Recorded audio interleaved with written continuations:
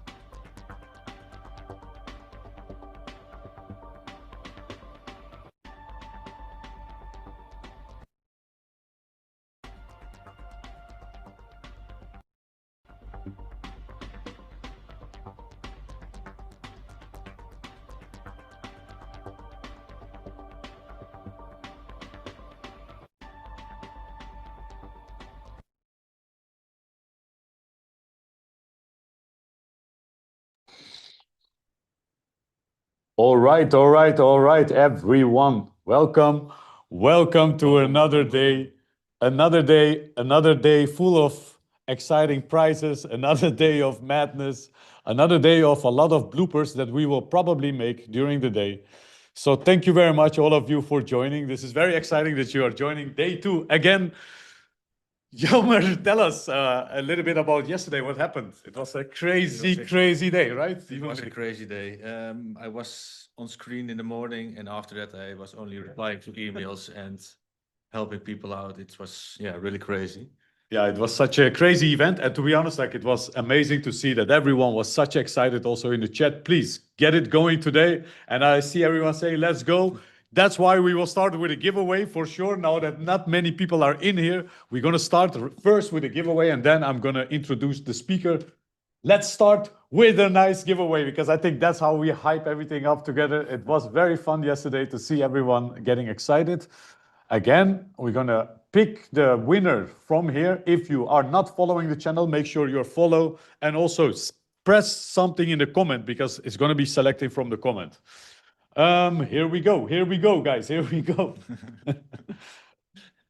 First of many. First of many for today. Like, here's the first one. What we are giving. First of all, let's say what we are giving away. We are giving away the UpSec bundles. One first, and after the talk, we'll give another one.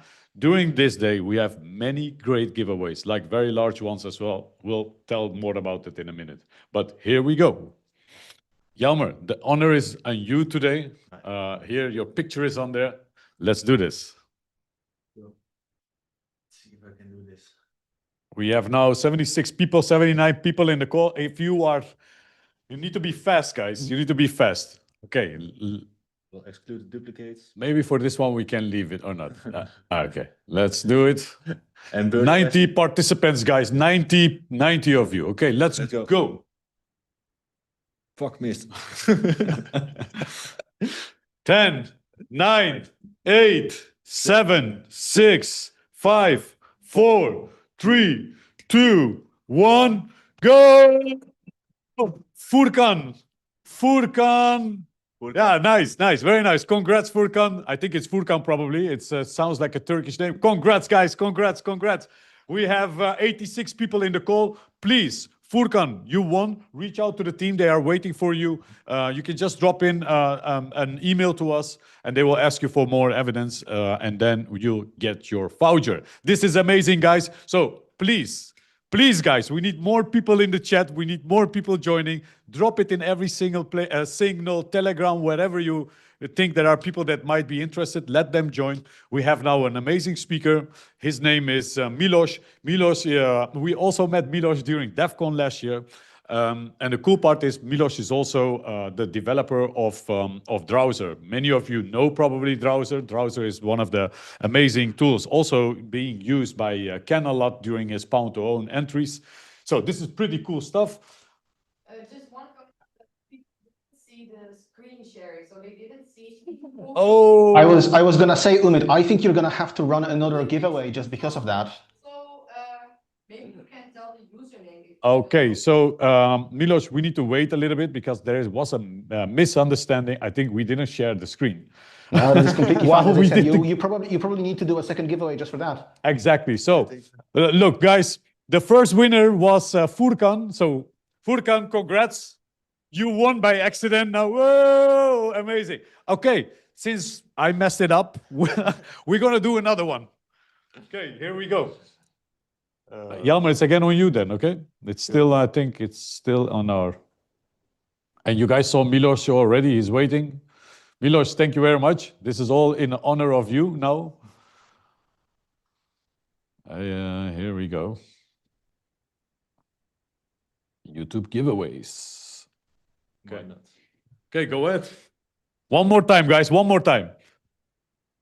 Not mess it up this time.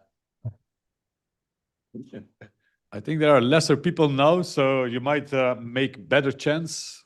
Saying I already got them. Pass it to somebody else. Okay, so someone else can claim it. We will do another then after this one. Okay, let's do this. Confirm. Let's go. And start. How many clicks do I need, man? 9, 8, 7, 6, 5, 4, 3, 2, 1. Hey! Fuad Zanraman, 744. Congrats, my friend. You won. Reach out to the team. They are in the chat. Many of our team members are there. Reach out to them. Reach out through contact@Mobile Hacking Lab, and they will give you your voucher. Thank you very much, guys. After this talk, we're going to do another giveaway, but let's now switch over to the most important thing of today, and that is Miłosz. Miłosz, welcome. Thank you very much for being here. How are you doing? I'm doing very well. How are you? Doing also great. Thank you very much. Thank you for taking part of this first conference that we are doing. Amazing to have you here. We met each other during DEF CON last year. We already discussed about some great stuff that we are probably going to do together. Not probably, we are already working on it. Maybe it's good for the audience to know Miłosz is, maybe you can tell a bit more about yourself before we move on to, because I cannot wait to tell more about your, yeah.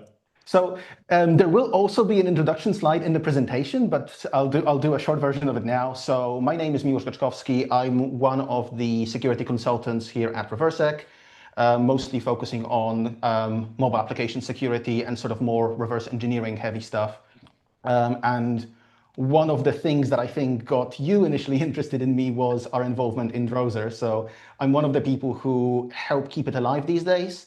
It's a fairly old tool. People from like the older mobile days remember it quite fondly. Nowadays, it still has a lot of relevancy, but the kind of base of testing tools available has obviously sprung out so much that it is no longer like the one and only tool that everybody's using. But it's still there, we're still maintaining it, and we've got some cool, exciting stuff coming up with it soon as well.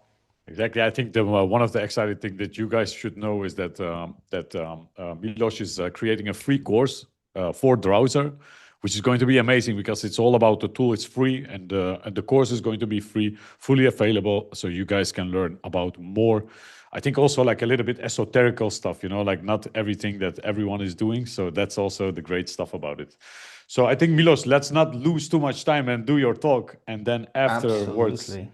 Let's do another giveaway, and we are excited to watch you. Do you have anything? No, I think good luck, and may the demo gods be with you. All right, see you. Oh, it's okay. I would not dare a demo in a talk like this. So Enjoy, guys. okay. So before I kick off, I just want to quickly make sure that everybody can see and hear me okay, and that everybody can see the slides. Yeah, you're good. Excellent. Right, in that case, let me figure out how to use a computer and let's kick off. So, welcome everybody. I'm very excited to be the kickoff talk today. I just introduced myself, so let me do it again very quickly. My name is Miłosz. In my current life, I am the mobile security lead at ReverseSec. I tend to do a whole bunch of weird things other than mobile. So I'd say mobile is probably like 70% of what I do, but occasionally I jump into weird things like the client testing. So think sort of more desktop applications rather than your standard web apps, occasional IoT stuff, especially for some reason, smart locks. And then I recently branched out into physical security, where we was just breaking into random offices and trying not to get too spotted.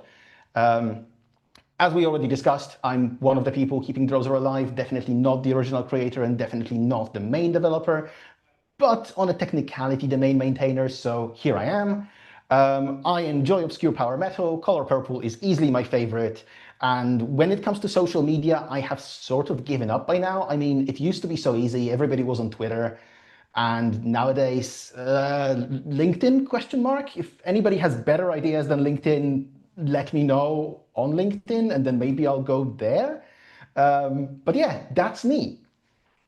So I'm going to be talking to you guys today about things that I consider to potentially be a little bit of security theater, things that vendors of MAM solutions promise and then sometimes deliver, sometimes not deliver. Now, before we jump into talking about MAM specifically, I want to make sure that everybody actually knows what MAM and MDM is. So I'm just going to go through a few definitions and through a little bit of information about what the terminology behind it means. And then we'll jump into a few semi-technical, high-level examples of things that we've spotted during our testing of these sort of solutions. I will mostly not be naming any vendors here because a lot of this is stuff that is still active, still conversations ongoing, but there is one vendor that I will name because they are actually doing things pretty well. So let's kick into MDM versus MAM. So if you think back to like the, let's say 2010s, or maybe even 2000s, if you think about work, it was a fairly segregated place. You would go into the workplace where there would be the computer, and this is where you access your work stuff. This is obviously not how we do things anymore. Work happens everywhere. The way we work has basically just changed. So instead of sitting behind a single corporate firewall, our data lives on phones, in our pockets, sometimes on coffee shop Wi-Fi networks. And to manage the potential risks of that,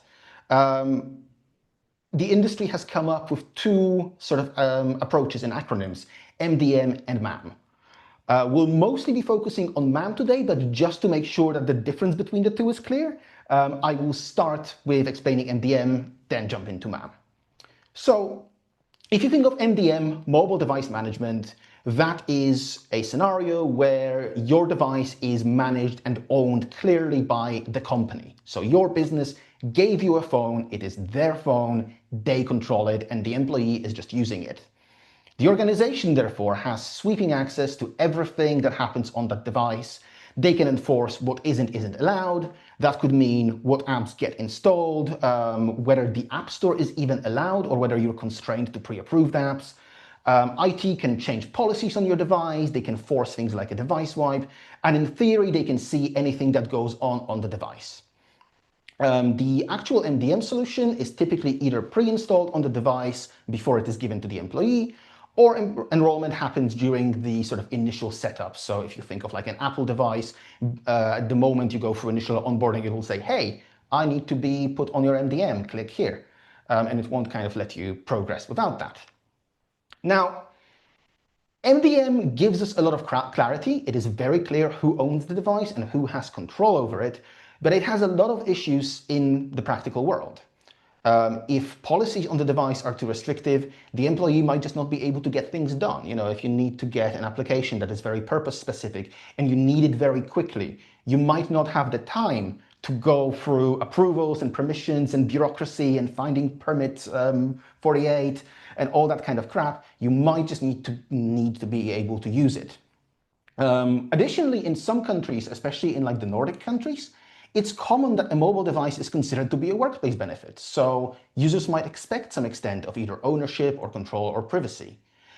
This approach is sometimes called COPE, corporate owned, personally enabled, although the abbreviation is much more fun, as opposed to COBO, which is corporate owned, business only. And realistically, any form of MDM, no matter how you want to kind of skirt it, only makes sense if the business owns the device, as in they paid for it, they are the owners, which means buying a phone for every employee. And that might not be the most cost viable solution for smaller businesses or for more cost conscious businesses. So there is a lot of temptation to look for less restrictive options, either for COBO or for like bring your own device scenarios. There's a temptation to just let users, bring their own devices or devices that they partially control, but that reopens the question of, oh, but what about security? And that brings us to the common alternative, which is MAM, mobile application management. So in MAM, rather than just controlling the whole device, we kind of create a sort of sandbox to protect just the corporate applications. And that will include a number of protections like, oh, you know, you shouldn't just be able to like open your email app and copy stuff out and paste it into WhatsApp. It might mean things like trying to restrict screenshots and screen sharing, so you can't just hop on Zoom and start streaming your emails. Typically, it means no file sharing between what's inside and outside of the MAM. But unlike with MDM, the company cannot control things outside of the containers. So they can block access to the container, they can potentially wipe the contents of the container, but they cannot control the rest of your device. This as a concept started around 2010, but it's really picked up during early COVID when suddenly, you know, for wondrous reasons, people were locked in their houses and just had to continue working with what they had. For a lot of people, that meant that suddenly They were just pushed into enrolling work stuff onto their personal devices. So that made MAM suddenly really, really big. And then it kind of carried on. And nowadays, it's often a preferred approach for companies. In theory, it provides the best of both worlds. The user has control of the device, or at least the majority of the device. The company doesn't have to buy a device for every single person and keep up with maintenance and keep up with upgrades and yada, yada, yada. There's no need to deal with complex processes if employee X wants to install TikTok, because they just can, because it just exists outside of the corporate container. And company data is protected. This approach, as any attempt at BYOD, has its problems, and it is not uncommon for people to say that you can't secure BYOD. I will probably be reinforcing that today, but I will be more focusing on sort of individual implementation flaws rather than the approach as a whole. So just to summarize quickly, if my slides decide to switch. Yeah, so to summarize quickly, the scope of MAM is corporate applications on the device rather than the device itself. And control is restricted. So IT get to manage the container. They have some visibility of device config, but if they don't like the config, they can't just change it. So they can enforce things, but only through access policies, not through direct modification. They can wipe app-specific data. They cannot directly action issues, as I just said, and the user is the ultimate holder of most control. The target audience here is BYOD and occasionally COPE. And in terms of implementation, we won't really get into these very much, but Android has its own implementation for enterprise work profiles. So that maintains kind of a separate user identity for work stuff as opposed to your personal stuff. And then that's, separate Unix users and all that goodness. Or what happens more commonly is people just write their own dodgy thing in Userland. So they will just come up with a way of enforcing those checks through applications talking to each other through IPC, inter-process communication that is, and they will maintain the kind of sanity of the container through communications between apps which themselves don't have very much privilege. Right, that was the boring theory. So why are we here? Now that you know the terminology, we will be focusing on MAM. We as a company have done a lot of testing of MAM solutions and individual applications that support MAM, as well as security applications that live alongside it. So think like endpoint defense protection applications. Some of them are better than others, but all of them have some serious issues. The two big platforms, Android makes an attempt. iOS definitely doesn't, but both of them really don't have the tools to provide all of the promises of MAM. They don't have the tools to provide all of the protection together with the security that an MDM or a more locked down device would provide. And what I want to do today is show you some trends that I found funny without naming specific vendors of the things that went wrong. And as I said, part of the reason for that is a lot of this is still ongoing. There are some conversations. I have friends in some of those companies who probably wouldn't be very happy with me if I went naming and shaming them. And on top of that, they do actually have a really tough job in there, because realistically what happens in these scenarios is you've got some bloke in sales who promised the world to large companies, and now the technical teams are scrambling to try and deliver things that are bordering on impossible. So let's jump into a few examples. I've got 3 of them today. They'll all be quite high level, but hopefully quite helpful. So the first example is a couple of applications that attempt to detect malicious Wi-Fi networks or malicious intercepting networks. So I'm mixing up a couple of cases here. We'll kind of pretend that they're one, but they're kind of two. You'll get it. But in both cases, we were asked to test a mobile endpoint and defense solution. One of the common problems in generally the world of mobile is, a user might connect to an untrusted Wi-Fi network, which might try to do something like DNS spoofing or person-in-the-middle attacks, or evil twin, which is a scenario where, a malicious network is pretending to be a network that you already know and try to extract credentials from that. Now, company X comes in with a great promise of, no problem, our security product will identify these malicious networks.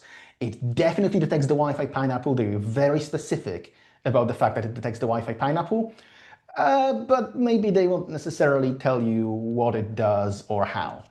And then there was product B as well, which said, oh yeah, we detect person in the middle attacks, just maybe don't ask us how. I love it when products don't tell you how they do things, so obviously we looked into it. Now, as you can imagine, stuff like this involves a lot of reverse engineering and a lot of time spent and often wasted on looking at things that make absolutely no sense.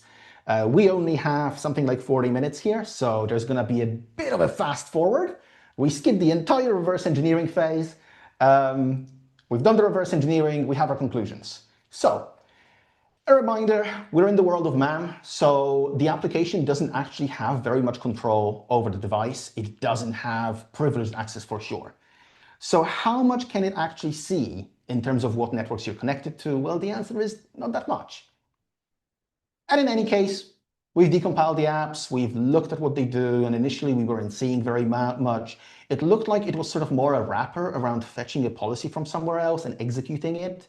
That could be a good thing, because it could mean that you can change your detection rules on the fly and you can pick them up dynamically. So it could become more robust over time without having to replace the application. Eventually, we found the config file that was being deployed at the time, and it looked like this. Now, this is a lot of JSON, which we will quickly divide into the 4 rules that are built out of it. And I'm going to zoom in on each one of them because I think this is probably quite small on your screens. So rule number 1 just said, oh, we'll detect a malicious network if something called OUI matches these characters 00C0CA. And I'll explain what that is in a moment. I see some laughs in the chat already, which pleases me greatly. There was rule number 2, which was looking for something called SSID, and it was checking for a string that goes pineapple underscore and then 4 hexadecimal characters. There was rule number 3, which also checked for the same SSID, but also had a rule around private IP addresses. So like what IP address is being handed to your device when you connect. And rule number 4, which combined that, but also added another OUI check of 001337. Now, to some of you, the numbers 1337 might stand out. That's understandable. So anyway, that was it. It was 4 rules, and we can explain what they are. So we have rule number 1, which checked the OUI. So that is the first 3 parts of the MAC address. They're typically used to identify a manufacturer. That's pretty clear the moment you look at it, as long as you know the underlying terms. Rule number 2 was checking for the SSID, which is just the name of the network. Like if you grab your iPhone and if you enable a hotspot, my iPhone by default would name it Miłosz's iPhone. You can name it whatever the hell you want. It was checking if the name was starting with pineapple and then 4 hex characters, something like pineapple 1234, pineapple 1A2B. Rule number 3 was the same as rule number 2, but it added additional matching on IP addresses. And rule number 4 was the same as rule 3, but it also checked the OUI. If any of these rules are met, then the network is malicious, and we warn the user and we go, oh, there be hackers, you must disconnect, this is bad. Now, the eagle-eyed amongst you might have noticed something fishy. I just said that this will work if any one of these rules is met. But rule 3 is an expansion of rule 2, and rule 4 is an expansion of rule 3. If rule 2 was met, 3 and 4 are already met. The 3 and 4 aren't going to matter. So actually, we've got 2 rules. And they look like this. So what do these rules actually do? And I will go over rule 4 just because that OUI mention is interesting. So let's talk about OUIs. Wi-Fi networks, and honestly network equipment in general, is identified by their MAC address. In the world of Wi-Fi, that is called the BSSID. It is supposed to be a unique identifier of a network device. It can be spoofed, it can just be replaced, but among people who play by the rules, you should be able to uniquely identify a device. So for example, my home Wi-Fi router is using a BSSID of C0FD84676967. That's definitely the right MAC address, by the way. And if you look up the OUI, so if you look up the first 3 sections, you'll see that my router belongs to ZTE Corporation, which is a random Chinese manufacturer. But it's correct. That is exactly who manufactured it. So the rules we were looking at were targeting two OUIs, and we can just look them up to find out what they were targeting. So 00C0CA was targeting a company called Alpha, which is a Taiwanese network manufacturer. They make USB dongles that some pen testers like for like Wi-Fi assessments because you can configure them to do a lot of stuff. And they also do just normal network equipment. So in theory, anything Alpha will be identified. And the second one is the default OUI for the Wi-Fi Pineapple, which is a common pen testing tool. But security testing tools and real malicious hotspots are not going to broadcast on a BSSID that is quite well known. The ones that they've listed are just the defaults, and you can literally just open up a Wi-Fi Pineapple. There's a box to change it, to set it to whatever the hell you want. So will this deter a real attack? Probably not. Does it technically deliver on the promise of will it detect a Wi-Fi Pineapple? Well, yes. If I walk into a room, whip out a Wi-Fi Pineapple, slap it on the desk and go, hey, here's a Wi-Fi Pineapple, I powered it on, oh, look, it's detected. Yeah, but it doesn't actually do anything. So yeah, promise is technically true, just not very meaningful. But I actually found the alpha detection more interesting. It's the same story. You can just spoof the BSSID. That is not difficult. Anybody who does network pen testing will be able to come up with tooling that will broadcast on whatever BSSID you want. But as I mentioned, Alpha make other network equipment as well, not just pen testing tools. So I kind of had a side quest. I wanted to know how many of them are out there. Like, how likely is it that this will trigger a false positive? So if you're just out and about, how likely is it that this product will start screaming about you, about scary hackers, when it's just like some business's Wi-Fi network? There's an easy way to find out. There's a fantastic crowdsourced project there called 𝗙𝗙𝗙. So it's a group of people who do something known as war driving, which is basically just going out and about and trying to get information about publicly advertised networks and send them to a crowdsourced database in one place. You should do war driving. Install the 𝗙𝗙𝗙 app on your Android phone and run it in the background. You'll contribute to a large map of Wi-Fi networks. So I reached out to 𝗙𝗙𝗙. They have some restrictions around commercial use, and I was kind of using it commercially, so I just wanted to clear it with them. They were like, no, we're completely happy. Please grab a map and you know, help dispel some FUD. So let's answer the question of how many alpha devices are out there, or at least where are they? And the answer is, yeah, there's quite a few of them. Now, this community is much more active in Europe and North America. So yeah, you can probably surmise that they're just everywhere. How useful is it then to warn someone every single time that your phone sees one of that? The answer is probably not very. So that's not great. So what about the other rule? The other rule out of the two that actually matter, because again, 3 and 4, we've just discarded straight away because they're covered by the previous ones, checks for the SSID, which is just the network name. It looks for pineapple underscore 4 characters, because that is the default name of the Wi-Fi Pineapple. Can you change the defaults? Yes, you can. There's a box for it. You type in your new name, you get that name. So pineapple1234 is not going to be the name of your malicious Wi-Fi that you're trying to capture stuff with. Now, this means a few things.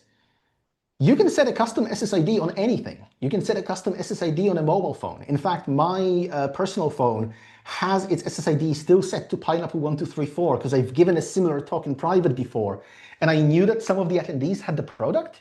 So I just set it to pineapple1234 and I started asking, hey, is this showing to you as a malicious network? And of course it is. It just says, oh, there's a malicious network in your area. It's called pineapple1234. You should be careful. It shows up on iPhones, like even in just the normal Wi-Fi listing. It's really funny.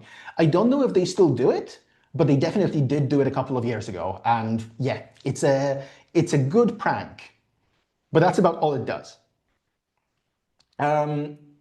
So slight pivot to a similar product that takes a different approach. Instead of looking for indicators of malicious Wi-Fi networks, this one checks TLS certificates. So it will make a request to an endpoint and controls, it'll inspect the certificate that is signed with, and if that comes back with the cert they know, they say it's good. If it comes back with a cert they don't know, they block everything. That's all it does.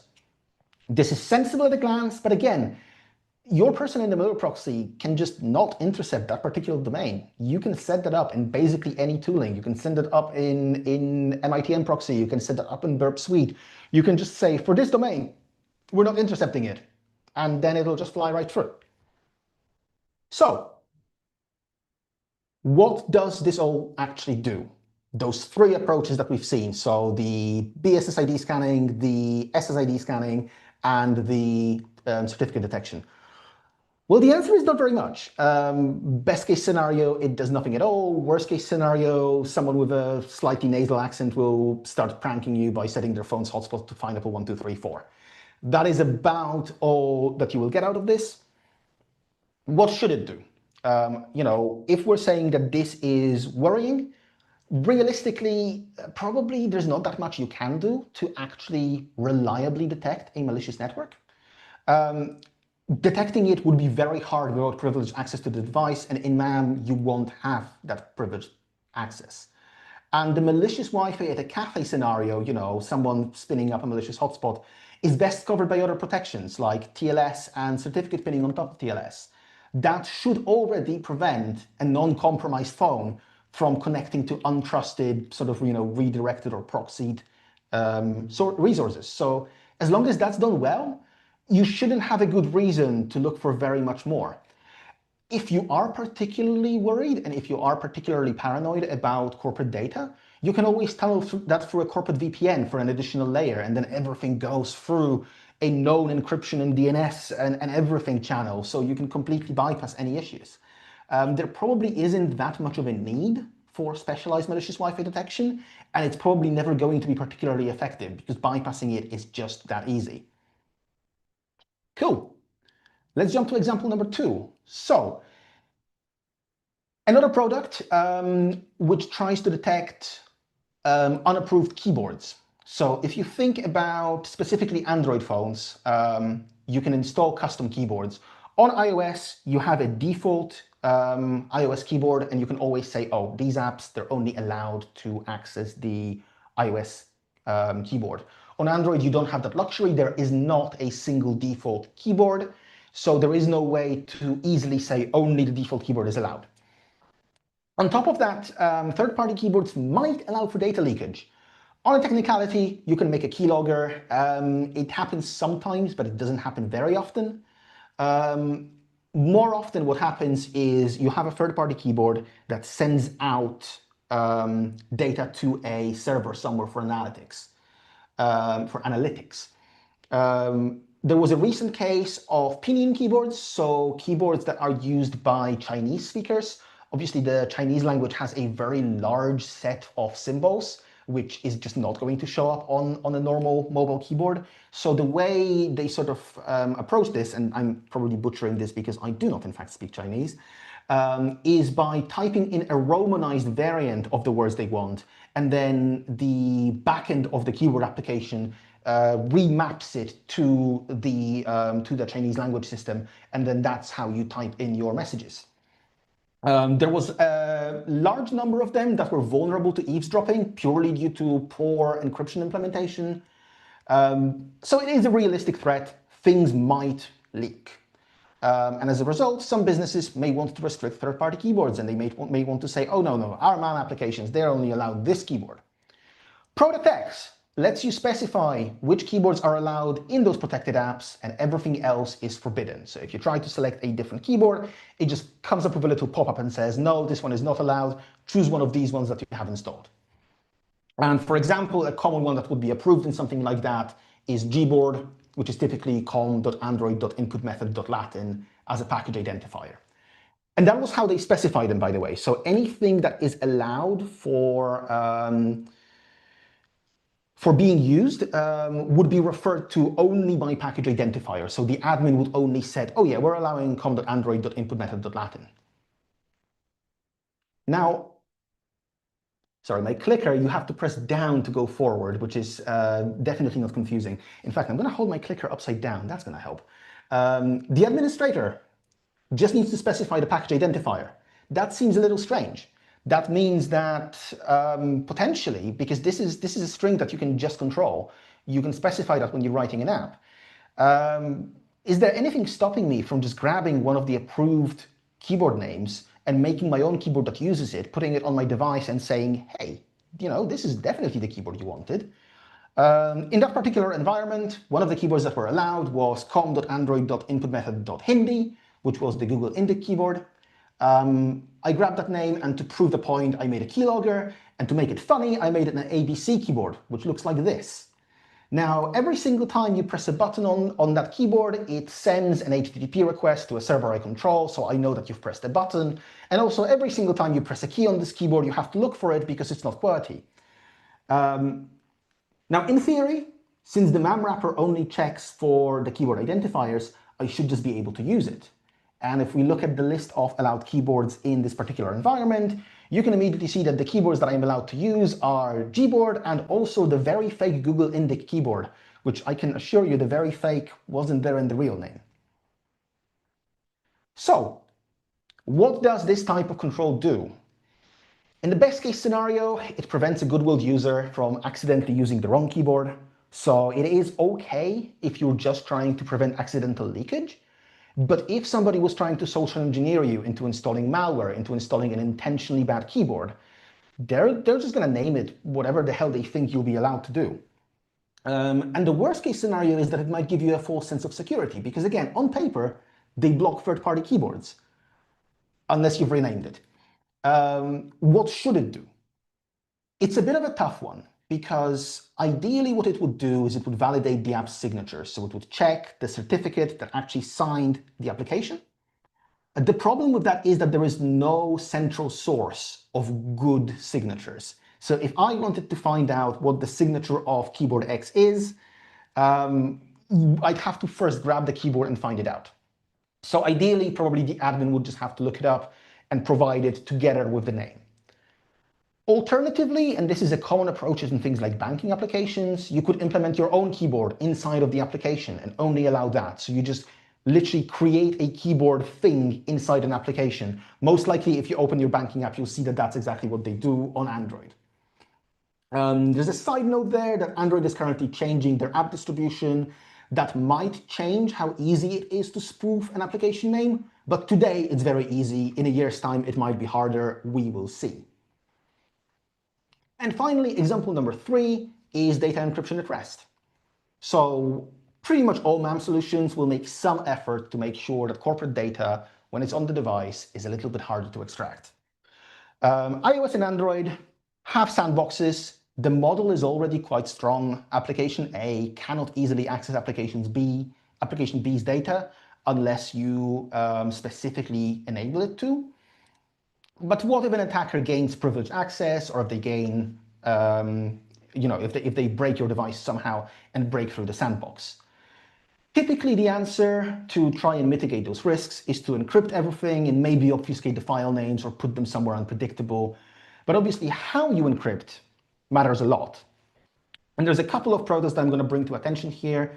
There is product 1, which is a mysterious anonymous product that I will not name, which generates a symmetric encryption key in the kind of main management app that controls the entire MAM. And all other applications can just talk to it over IPC and say, hey, can I have the decryption key, please? And then it just gives you the decryption key and you start decrypting. Okay, so it is encrypted. That's better than nothing. But what if you somehow get a malicious application into the environment, or if you manage to hook one of the applications with something like Frida and just ask for the key? It just gives you the key and you can start decrypting. So it's effective on paper, doesn't do very much otherwise. And finally, we move to a product I can name, because I'm going to be saying that it's doing good things. Yay! BlackBerry Dynamics, and everything I'm saying here is public. You can just grab their security white paper and you can see exactly how they do their encryption at rest, and actually how they do everything, because it's a huge security white paper with a huge amount of diagrams and technical explanations. Big kudos as well. That makes it so much easier to figure out what they're doing. The way they do it is they set up a password to access the container, or they use biometrics as an alternative. And then that's used as part of a key derivation function to eventually get the data encryption key. If you're not a crypto nerd, the short point here is that decryption is only possible if you have knowledge of the user secret, so either password or biometrics. Otherwise, it would be very, very difficult. You could try brute forcing the password or something like that. Here are the diagrams that they actually use to explain their encryption on both iOS and Android. I am not going to belabor the point. The point here is that they are using the secure elements of both iOS and Android. They are using them very well, and it would be genuinely really quite difficult to break that crypto without first having the user's password. Now, knowing about this, we really wanted to go back to product one and see if we could convince them to do something similar. So we spoke to the vendor and we discussed our concerns, and their response was something along the lines of, oh, well, you know, yeah, we do have a container password, but we're not going to check, like, we're not going to use it as part of encryption. We're just going to check it against the hash and use it as like a UI check. And we talked to our cryptology guys, and they don't really see very much of a benefit, so we're not going to do it. Which is a bit sad. It's not my favorite answer to get from people. I don't like it when we go to someone and say, hey, we think you could make your thing more secure, and they just kind of say, nah. But also looking at what they've been doing recently, they might be experimenting with it, so maybe they're just not telling us. And that finally brings me to my conclusions.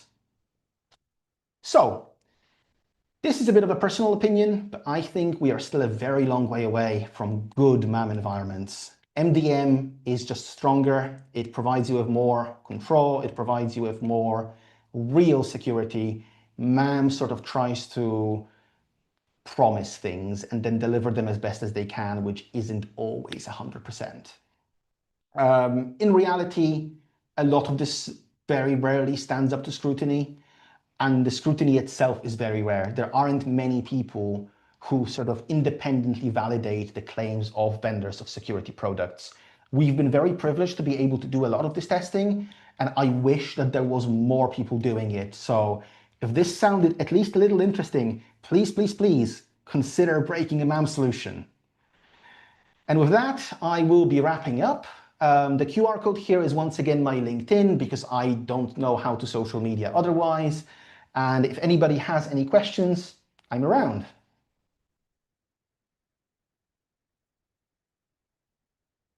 All right, all right. Thank you very much, Miłosz. That was a great talk. Thank you so much. Very in-depth talk as well. In-depth talk. We have a bunch of questions for you. They are coming. First of all, I want to start with BlackBerry, because indeed, BlackBerry is quite impressive, isn't it? They do some good stuff. It's genuinely, it's weird, because their products are quite niche. They're not, you know, they're not seen as extremely popular, but their approach to security, and again, if you look for the white paper that they've published and that they keep up to date, that shows commitment. There is a lot of stuff in there. Genuinely, I was in two minds about whether I want to name any vendors in this, and eventually I said, no, okay, they can have it. Yeah, I can tell you this also, yeah, from what I know as well. That's why I wanted to respond on that, because I looked into some BlackBerry stuff as well, and it is very, very impressive, like the encryption. I think in some countries, they were not even allowed to enter with these BlackBerry phones because they couldn't just get access to them. So for example, there were some countries that didn't even allow people enter with these phones. And at some point, criminals started using them because they were so good encrypted. Yeah, that was my part. You have any questions for Miłosz? Yeah, so you showed a few examples of doing it wrong. Did you use Droser for these assessments, or did you use any other tools? What can you tell about that? So Droser is best used for sort of testing inter-process communication between applications. So it didn't come up very much in this particular case. I think it's quite a niche tool, typically for things that are sort of apps that are designed to talk to other apps over exported tunnels. So it doesn't come up very often in this type of testing. No, most of it was jailbroken devices with Frida, and then obviously reverse engineering in a combination of JADEX and Ghidra. But it's kind of, a lot of it is staring at code until your head hurts, and then coming up with an idea, and then putting together a Frida script and trying to run it, and then repeating that for a few days, probably crying at a friend, and eventually you get to something that starts working. The usual way. Yeah. There is no shortcut for this stuff. So, okay, that brings me actually to another question because can you tell a little bit more about ReverseSec, the company that you work for and what you guys do? And if people want to reach out, because you gave a good presentation and most people that are in the audience might be interested to speak with you, how can they reach you? What do you guys do so they know how to get in touch with you? Sure. So ReverseSec are a global cybersecurity consultancy specializing in offensive security. We try to pose ourselves as kind of being a little bit more custom. So we try to do things that are a little bit more removed from like, oh, you know, here's a boring web app, go and do it. We try to be more bespoke, more sort of trying to solve difficult problems for clients. We do all sorts. Mobile applications is part of it, but it's probably actually by sort of headcount a small part. We have a product security division that does hardware testing. We do cloud, we do network security and operating systems build security. We do web applications. So yeah, we do a lot of that. We do also have an advisory function, so more, you know, helping people with their processes and with sort of their organizational security. We kind of do all sorts. And I already mentioned breaking into random offices. That is also a thing. You can find us on LinkedIn. You can find us on Blue Sky. I think we have an Instagram account, question mark. But I think LinkedIn is probably the best way to go. And then you can also find us on reversec.com. Amazing. So I think there are also questions from the audience. We couldn't just capture all the questions in here, but guys, drop in your questions for Miłosz. I see one there. I see Kema is asking, would you consider running banking and other apps that have sensitive data on a separate clean phone? Or is it okay to run the tandem on your regular day-to-day apps, TikTok, Facebook, LinkedIn? Okay, interesting. So I think this is always going to be a matter of opinion, right? If you install a malicious app on your device, then there's a malicious app on your device. If you have a phone that only runs like 3 applications that you know and trust, then obviously those are gonna be more secure. But is that worth it? It might not be, in my opinion. I would probably not do that. What I personally wouldn't do, however, and I know some people find that controversial and some people have told me that I'm crazy for it, is I wouldn't root or jailbreak my daily driver. I run it fairly vanilla. I run it on stock system, and I sort of trust that, you know, because I'm not doing anything crazy on it, I'm probably relatively okay. I install my apps from the official Play Store, and that's kind of, again, it's no guarantee, but it probably mitigates a lot of my personal risk. Your risk profile may vary. You may want to choose to do something else, and that is absolutely fine if you do. I probably wouldn't go as far as to keep my banking on a separate phone. Yeah, I agree. Don't jailbreak your own device that you're using on a daily basis. Don't do that kind of stuff. We won't recommend that. There's one more question. A lot of issues with still with MDM solutions. A lot of them have config, but by design. A lot of them are just config, but by design, like the example you presented. It's not a real question. I mean, a lot of MDM and MAM solutions share a lot of their implementation, but they are at least a little bit better in that it is harder to gain much of a privileged perspective. Like, for example, if you can't connect to the device via USB, if you can't enable USB debugging, if you can't ADB in, and that kind of stuff, the potential attack surface goes down. A lot of these vulnerabilities are still gonna be there in the code, but you might find it much harder to actually exploit them. All right.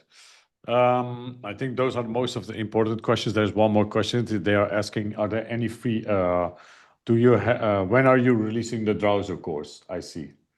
That is a great question. I look forward to our meeting tomorrow.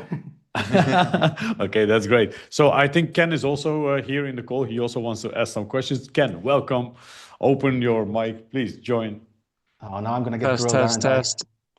Test, you're here. Cool. All right, good. All right, just a quick question. For the record, I am a big fan of BlackBerry. Yeah, so I'll just start off with that. The second thing is, so one of the examples you gave was you had this idea, or one of the vendors, they had this idea of, it looks like tunneling using, making sure that everything's connected with the SSL certificate. And that reminded me how BlackBerry has this proprietary sort of VPN thing. I forgot what it's called. But the question is that, like, I know BlackBerry has it. Have you seen other vendors use something similar? Because I was always a fan of that, and I'm just wondering if other vendors now use that as well. I have seen a vendor that implements that, but in the environment that we were testing, it was deliberately switched off. So I didn't get to see it in action, but they were basically doing a loopback VPN. So they were VPNing through the same device so that they could get a lot more analysis on the traffic and that they could apply filtering and that kind of stuff. So it seemed very clever. In the particular environment we were looking at, people were worried that that would cause a privacy concern because it was still saying, hey, your traffic is being VPN'd, and it was hard to explain to the user that it was VPNing through itself. So they kind of said, we're just not gonna take that risk. We're just gonna not use it. But I have seen that be attempted, yeah. All right, all hail BlackBerry. Thank you. Yeah, I think a lot of people agree with that. Like, BlackBerry is extremely, yeah, it's actually quite secure phone, to be honest. Like, anyways, for I won't the go. record, this conference is not sponsored by BlackBerry. No, exactly. They are not. We are not. But if BlackBerry wants to give me a device, I won't mind. Yeah, I'll join Maybe. you in that. Yeah, maybe this is a shout out to BlackBerry. Please get us some devices. We have some crazy people in our team that wants to break them and help you make them even more secure. And we have no money left anymore, so we We gave everything away, so we need some free phones from you guys. Ken wants to break them. Anything else, Ken, from your end or anyone else? Or else we're going to go for the giveaway. I think, Ken, people are very excited to see you back in the chat. They are just saying, yay, Ken, yay, he's back. And since you are back, maybe let's do the Android hacking course giveaway again instead of the AppSec bundle. Let's do that. I think people are very excited to see it. I want to congratulate the winner. Okay. Guys, you have a couple of seconds to go.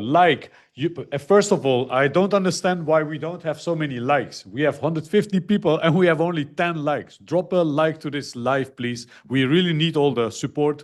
Please do this. Give a like and comment also. Like and subscribe. Please do that. That's the least that we are expecting for this free conference that we're giving. Please do that right now. Drop it as soon as possible because we are going to select the winner right now. Let's take the. Don't forget. Someone was saying yes.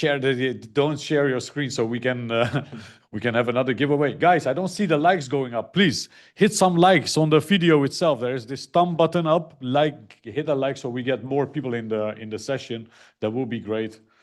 The more, like I said, if we get more people in the live session, every 100 we will do another course giveaway. So if you bring more people in, we'll get more. Here we go. Okay, here we go. Let me share and Miłosz, thank you so much for the talk. That was very exciting. And we are excited for the course that's coming. It's going to be a full free course for everyone. I think everyone is going to like it. To be honest, in the past, when I started doing mobile testing, one interesting thing is that when we had to do some tests, I was just learning at that time. There was I was learning that from one person, the mobile testing part for like banking stuff, and he was like using a browser in a very special way, you know, like I'll skip that for another time, but it was very cool. I learned that at the first time when I got in touch with browser.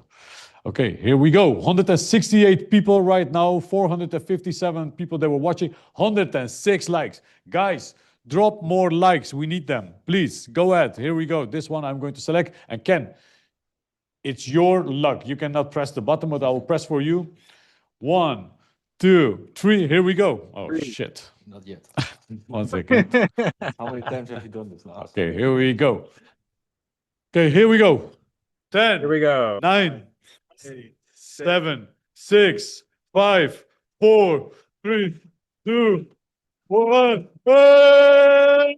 Muriel OBTC. Congrats, my friend. You won. Reach out in the chat to the team. And we will actually make sure you get your prize. You can reach out also through contact@mobile-hacking-lab.com. Also, for the people who didn't win, we have a lot of deals ongoing, 75% discount that we have never done before, not even on Black Friday, nothing. We just want to promote this event, make sure that there are a lot of people watching the events together with, so that we have a great event together. Thank you so much. Let's go and do another one. We do another giveaway because we promised another upsec. So we're going to do that on top of this. Here we go. Again, I don't see much likes coming in the video. So let me refresh. Maybe it's my screen here doing that. Oh, 109 likes. Guys, we have 168 people. Drop in likes. Drop in likes. We need more likes. And here we go. We're going to do a CIPT giveaway. Since this guy's face is the whole time on it, on all these videos, it's on you the honor to give it away. Oh, nice. Thank you, Ken, also for the questions. You guys are amazing. Let's go. Let's do this. Good, let's go. Let's try again. The mouse. Here it is. And you can use the Control-V, by the way. The video is there. All right. The applications. Applications. We go for the YouTube giveaway.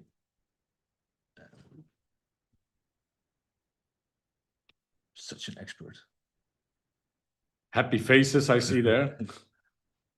Come on, guys, likes. We need some more likes. That's really, we need that so that more people get into the session. We will do also more giveaways with more people in the session.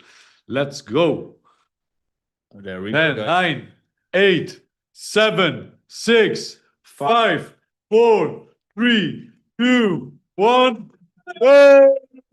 Flexible Kid. Congrats, my friend. Congrats. That's an amazing name. Congrats. Really, really nice. You won also a CAPT exam bundles. Reach out to our team. You'll get it in a couple of minutes. Also, guys, we have something very crazy that's going to happen in a couple of minutes. We have a talk that's coming that is again about from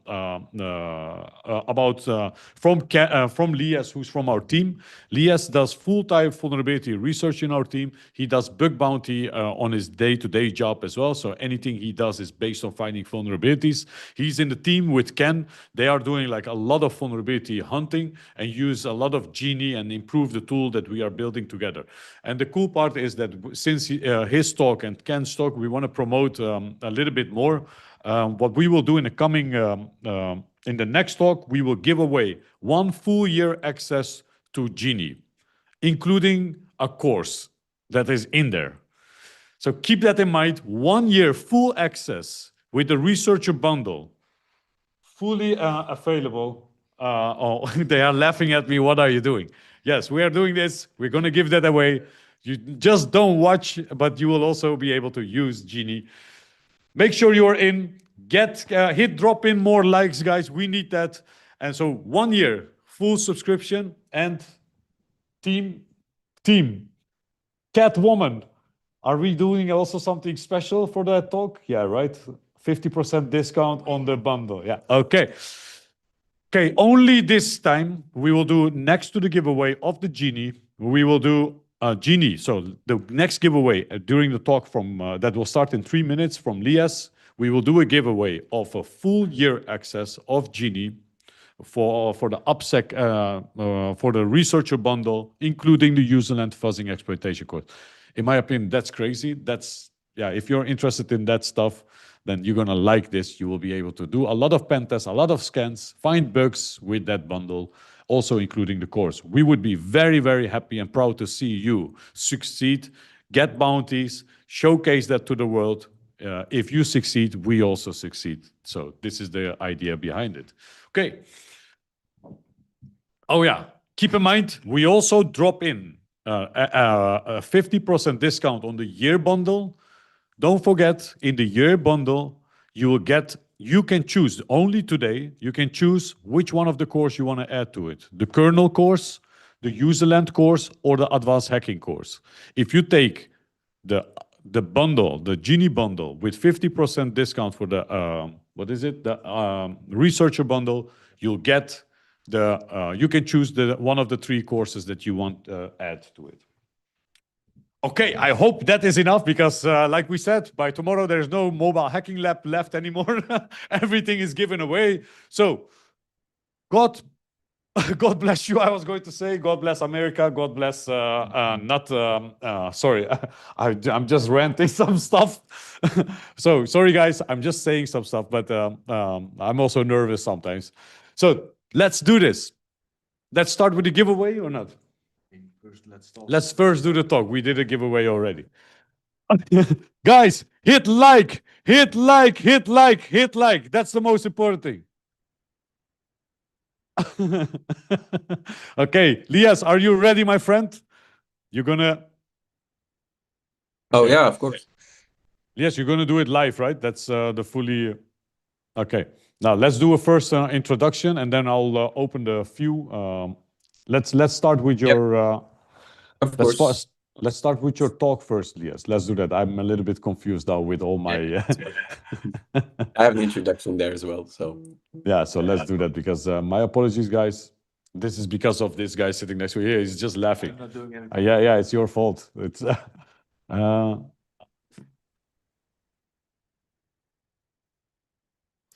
Hi everyone, thanks for joining today. My name is Lyes. I'm a full-time bug bounty hunter working exclusively on mobile apps. I've been doing this for almost a year now, and before that I was an Android apps reverse engineer for almost 6 years and Nielsen IQ.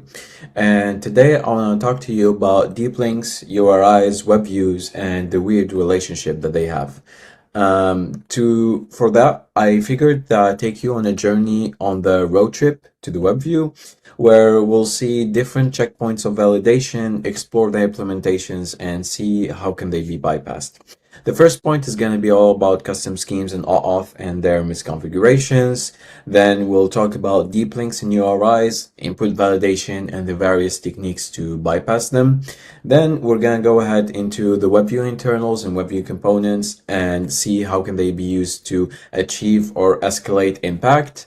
And lastly, in Beyond the WebView, we'll see how a WebView can be used as a gateway to compromising assets that are outside the app, and see a very interesting example about this from a very fun finding.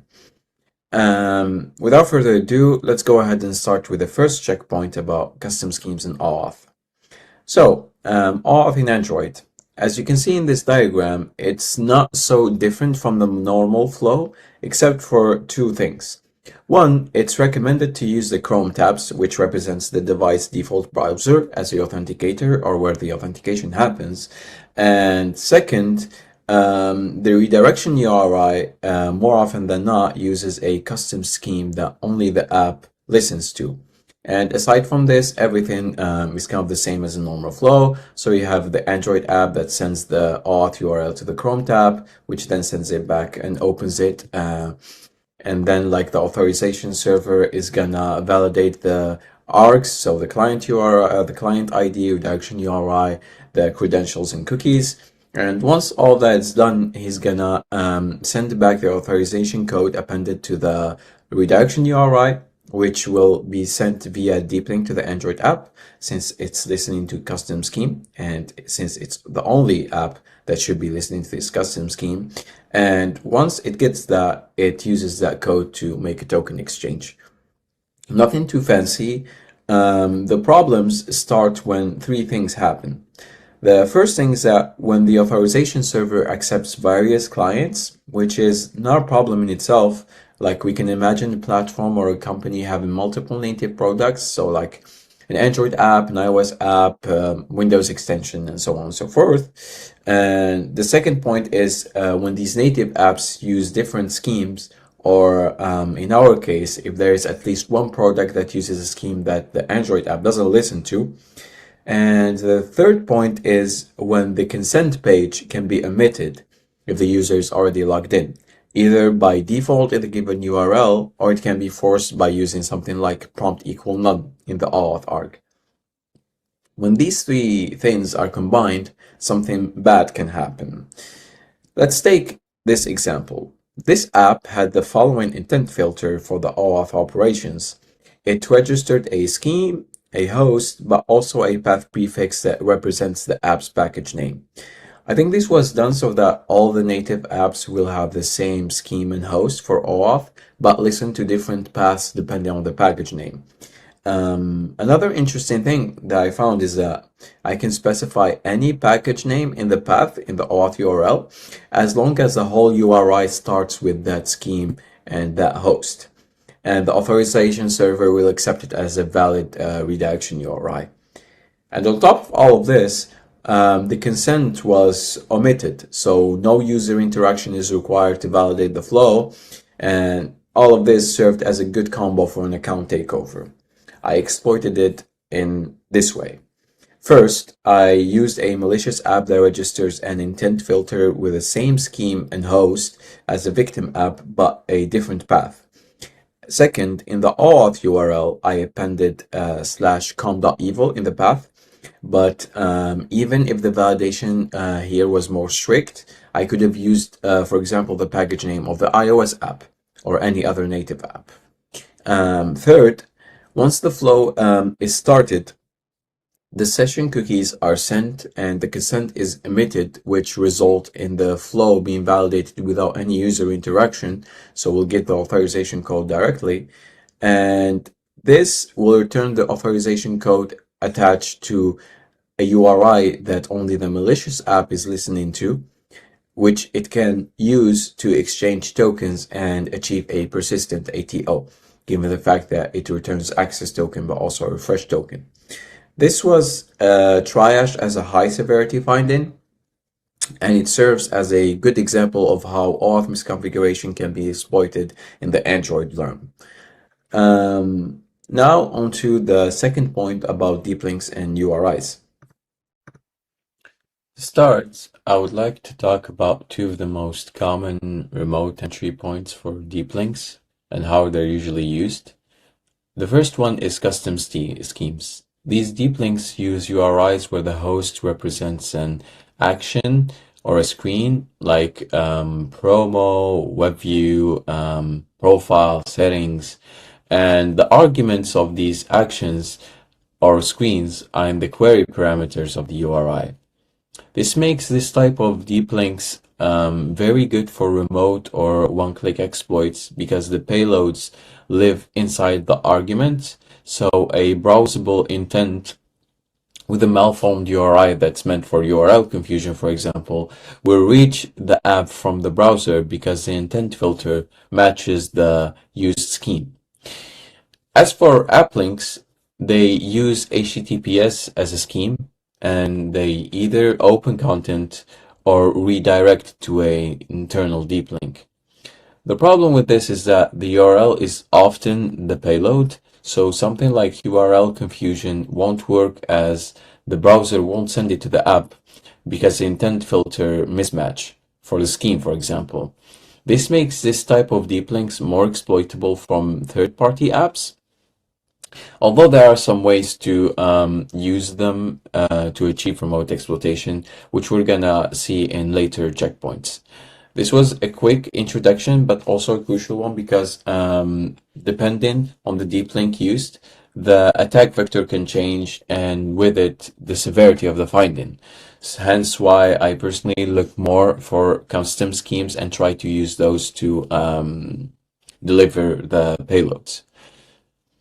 After the entry points comes the validation, and the first type that we're gonna see is host-only validation.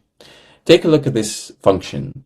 It takes a URI, extracts the host, checks if it's whitelisted, then depending on that, it either loads it by returning true or rejects it and throws an error. Now, the problem with this is that it's only checking the host, right? Which is one part of the URI. And this turns out to be a costly error sometimes, because there are multiple parts of the URI that are crucial. And throughout my journey in the WebView realm, I encountered three main ways to bypass this protection and achieve some impact. The first one is using non-HTTP schemes. As I said, the host is but one part of the URI. Another crucial part is the scheme. assuming the host victim.com is whitelisted, this function will accept any URI where the host is victim.com, right? Including URIs where the scheme is the JavaScript scheme, for example, which when loaded in the web view will lead to arbitrary JS execution, which is not so good. The second point is URL confusion. Sometimes parsers disagree on what the host is for a given URI, and crucially on what the scheme is, as we're going to see later on. This can lead to an attacker loading a URI with the host A, while the parser in the validation function thinks it's host B, a whitelisted host. We'll delve into this in a bit more. And the third point and the last point is a special case of the first one, which is the content scheme. When it's used, it makes a persistent bypass even in later checks, like in JS interfaces, for example. But the downside is that a third-party app is needed because of the need of a content provider, which can only be implemented in an Android app. To delve a bit more into this, here's a quick comparison between the content scheme and other schemes. The content scheme changes the actual URL of the web view to an attacker-controlled one, making the web view live at this new URL permanently, or like for the session of the web view. Whereas the JavaScript scheme, for example, executes the JS code, but does not change the URL, which means that it won't pass any potential subsequent host checks, like for example in JS interfaces or in other internal components. The result of this, a URI with the content scheme will pass any further checks, whereas others will only pass the initial one. Here's an example of how the scheme can be used effectively. We have this diagram where a malicious app is trying to exploit another app that uses a web view, right? The first step is to register a content provider in Manifest and set the authority of this provider to a whitelisted host. The second is to trigger an intent that sends a URI, a content URI with the whitelisted host, which points back to the content provider, right? The target app then goes and checks, starts doing the URL validation. It checks if the URI contains a host that is whitelisted, which in this case it is. And once that's done, it starts the web view. It sends content allow access to true, which is crucial to load in content URIs, and then loads our malicious URI, which again points back to the malicious app. Once this is loaded into the web view, it's going to request a file stream for evil.html, and this file is going to be sent back by the malicious app. So it's basically going to send some malicious HTML and JavaScript that the attacker control. Once it gets to a web view and it's executed, the attacker can now have JS execution in the target app as a valid URI and can bypass even further checks like in JS interfaces. A concrete example of this was a crypto trading app that implemented this type of validation. And once the content URI was loaded, I used a JS interface to retrieve the user profile and with it the user tokens. This allowed me to achieve an account takeover, and the issue was ultimately triaged as high. Another type of insecure URL validation is minimal scheme validation. I encountered two types in my journey. The first and least common one is using a blacklist, but it's not restrictive enough. As you can see in this example, which was taken from Real Finding, they're blacklisting the JavaScript, the file, the data, and the about schemes, but they're allowing the content scheme, which can be used as previously shown to not only bypass the initial validation, but have a persistent bypass. Although this case is less frequent, it's still worth mentioning. The second more frequent one is using HTTP as a prefix. It takes an object URI, checks whether the scheme starts with HTTP, and if so, it proceeds to host validation. My guess is that they use this to check for HTTP and HTTPS at the same time, but it can lead to URL confusion in some cases. And about the URL confusion, let's look at this example. This snippet was taken from the implementation of the class Android.net.URI, which is widely used. And upon investigating, we can notice three things. The first one is that anything before the two dots, the first two dots, is considered as a scheme. So it's not a matter of having a valid scheme like HTTP, HTTPS, FTP, and so on. Literally any string before the two dots is considered as a valid scheme. The second is anything afterwards is considered as a host. So how the getHost method works is that it takes this function, the return value of this function, it adds 2 so that it passes the 2 slashes of the first 2 slashes of the URL scheme, and it then anything after that is considered as a host, or like it's where the host parsed from. And the third point is that when the protocol is considered missing, the browser prepends the HTTP protocol by default. So this URL will load it into a web view, will have the HTTP protocol prepended to it, making it a valid URL. And importantly, changing the host from victim.com here to testscheme.com here. All of this leads to a bunch of confused parsers. Let's take this flow, for example. An app that does validation by checking the host and minimally checking the scheme. What happens is that, let's say a malicious app sends this URL, right? It starts the URL validation in the target app. So the first thing is the scheme check. Does the URI start with HTTP, or does the scheme start with HTTP? If we check here, yes, it does start with HTTP, so this one returns true. It goes then to the host check. Does the getHost method returns victim? So how does this work is that it takes the first 2 dots, adds 2, and then starts parsing the host. The host is indeed victim.com, so it also returns true. And the whole whitelisting URL method returns true. Once this is loaded into the web view, it adds the appropriate protocol, as we've seen earlier, like it adds the HTTP protocol into the URL, making it a valid one, and it loads it into the web view.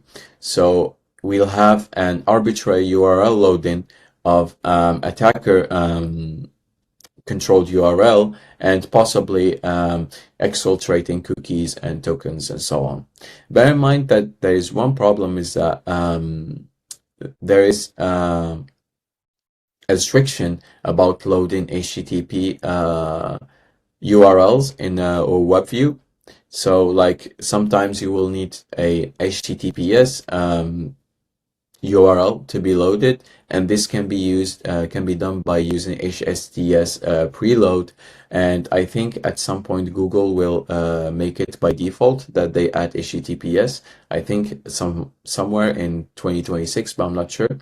But just bear in mind that sometimes this will fail because you'll need a HTTPS URL to be loaded, and to do this, like there are some HSTS preloaded domains in the browser, so bear that in mind.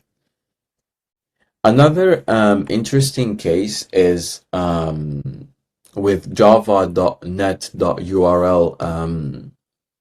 class, which is also another equivalent of the Android .NET.URI, but a bit more secure. And how does this work is that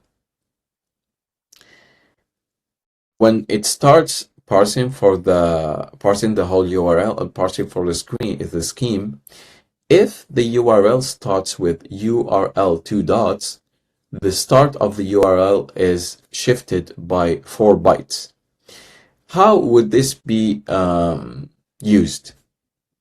Let's say an app receives the following URL, and in its validation process, it doesn't want to load like FTP URLs, for example.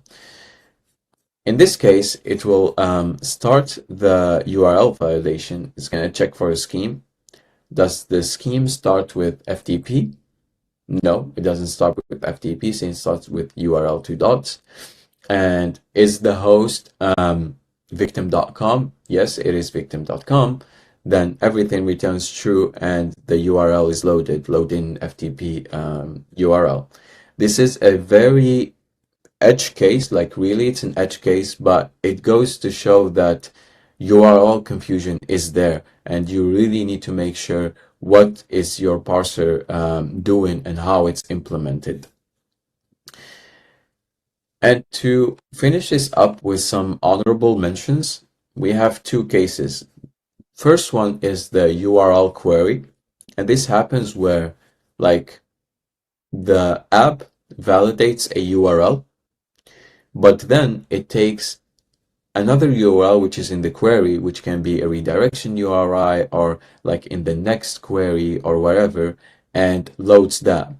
This is not rare, but also not frequent. Like you can encounter this in your research for sure.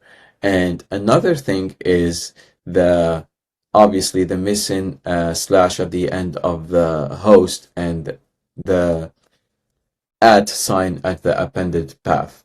And how this happens is that when an app has a hard-coded host or a hard-coded domain that's missing the slash, the trailing slash at the end, and it takes a path from the attacker or from the intent and appends it to that host. This can be seen, for example, when loading the support chat or the help center. So they always append their path to the hard-coded host, but in case the attacker supplies like a path that starts with the @ symbol, it will render the hard-coded host to user info, and the real host will become the attacker host, thus bypassing the whole hard-coded host thing and loading the attacker's URL in the web view. So these were kind of honorable mentions that you see also from time to time. And now on to the 3rd checkpoint, which is the WebView internals and the WebView components. For this chapter, we're going to explore 2 scenarios. The first one is when the attacker URL is already loaded. We're going to explore the common attack vectors and how to use them to achieve an impact. And the second scenario is in the case we got to this point but our URL wasn't loaded, meaning that we couldn't bypass the previous validation checkpoints. In this case, we're going to explore some of the approaches that we can use to achieve some impact, either by loading our own URL somehow or by using other techniques that don't require a URL load. Let's start off with the first scenario, and more specifically with exposed JS interfaces as an attack vector. Sometimes the web view exposes some Java methods to the JS layer, meaning that we can call them straight away from our web page and execute some Java code inside the app. This exposes the Android APIs and gives us a chance to execute code that isn't usually available in a browser. While looking out for these bugs, I usually keep an eye for 3 types of JS interfaces. The first type is the token providers. There are some JS interfaces that you call, and they simply return user data that often include user tokens. This is used in KYC operations, for example, and when loading partner services from the same platform. As we can see in this example from a banking app, once the URL was loaded, all I had to do was call the get method, the method get user profile, and register a callback that receives the result and exfiltrates it through the log function. This was triaged as a high finding, for example, just because like a URL was loaded and I was able to get the tokens without any user interaction. The second type is the file sharers. They are used to share content around apps or between services and the victim app. The problem is that sometimes they rely on the fact that the loaded origin is trusted because it already passed the URL validation, and because of that they don't implement some sanitization on the file name, which can lead to a path traversal and potentially arbitrary file write. In this example, the share content function basically takes a file name and a URI to write into. I used that to overwrite a React Native update bundle and achieve a one-click RCE, which was triggered as a critical since, like, again, there was no user interaction and this had a path traversal and there was no validation whatsoever on the Dario URI. So arbitrary file write to RCE. The last frequent type that I see is HTTP requesters. They take a URL and they send an HTTP request to it. The problem is that in doing that and assuming that it's a trusted API or a trusted origin, they attach all the authorization cookies and tokens to the request. So if the attacker uses his own URL, he'll receive the victim's cookies and tokens and achieve an account takeover. In this example from another banking app, a KYC related WebView exposes this get KYC status method that takes a URL and sends a request to it, a GET request, all while attaching all of the good cookies and tokens, which enables an account takeover. This was also triaged as a high severity finding due to the fact that it was a one-click and with no user interaction. Another interesting attack vector in WebViews is intent redirections, and it happens as follows. The first thing is that the should override URL method inside the WebView accepts intent URIs. Like as we can see here, if they're checking that if the URL stands with the intent scheme, it's gonna parse that string into an actual intent. So it does accept intent URIs. Second, there is no package or component validation. Usually, like if something this sensitive is implemented, you'd want to have at least some validation on the package or the component that's targeted so that you don't allow the targeting of internal components or restricted components. But as we can see here, they're just using intent.resolve activity to try and resolve whether the activity is whether the activity is resolvable or not. But in this case, the activity is always going to be resolved because it's targeting a package that exists and a component that exists, which is an internal component in this case. And the third point is, again, there is no validation on the data that's going to be sent or the extras that are going to be sent. The mix of these 3 points will lead to basically an intent redirection.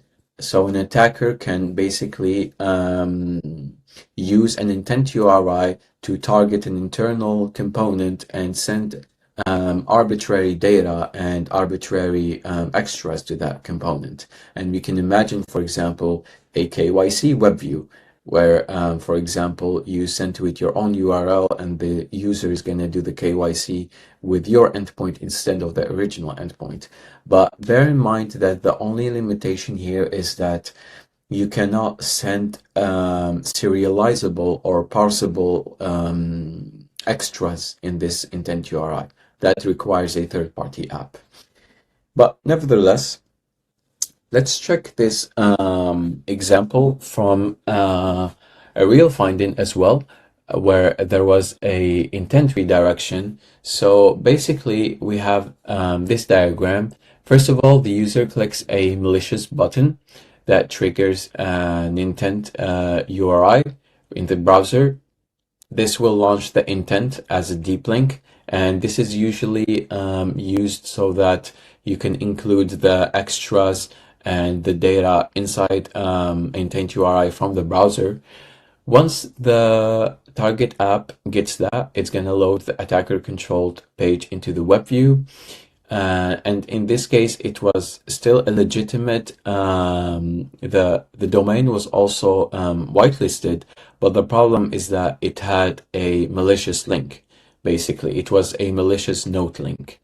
So that one is displayed to the victim clicks it, which triggers a redirection. And in that redirection, instead of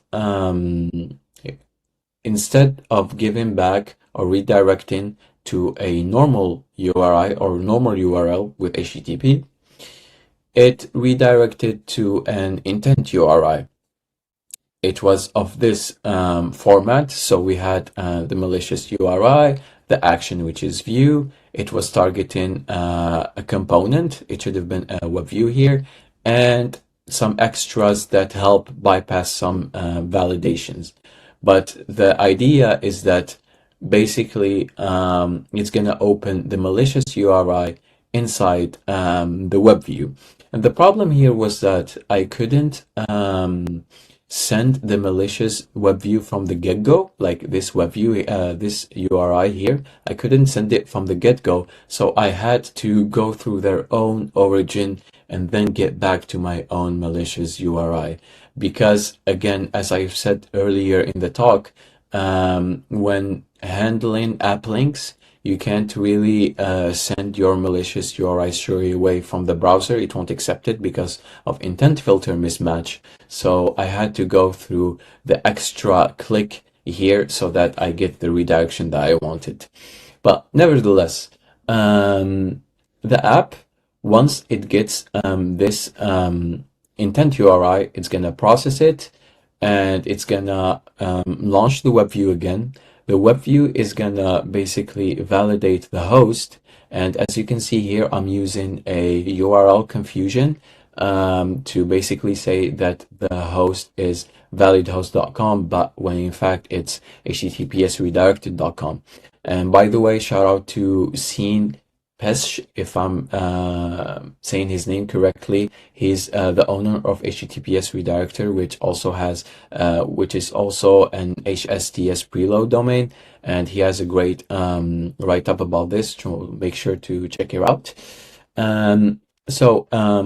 Once that's done and this URL, this malicious URL is loaded into the web view, it also appends a session token to it, and it loads it. So in the end, in the web view, what we're going to have is this URL.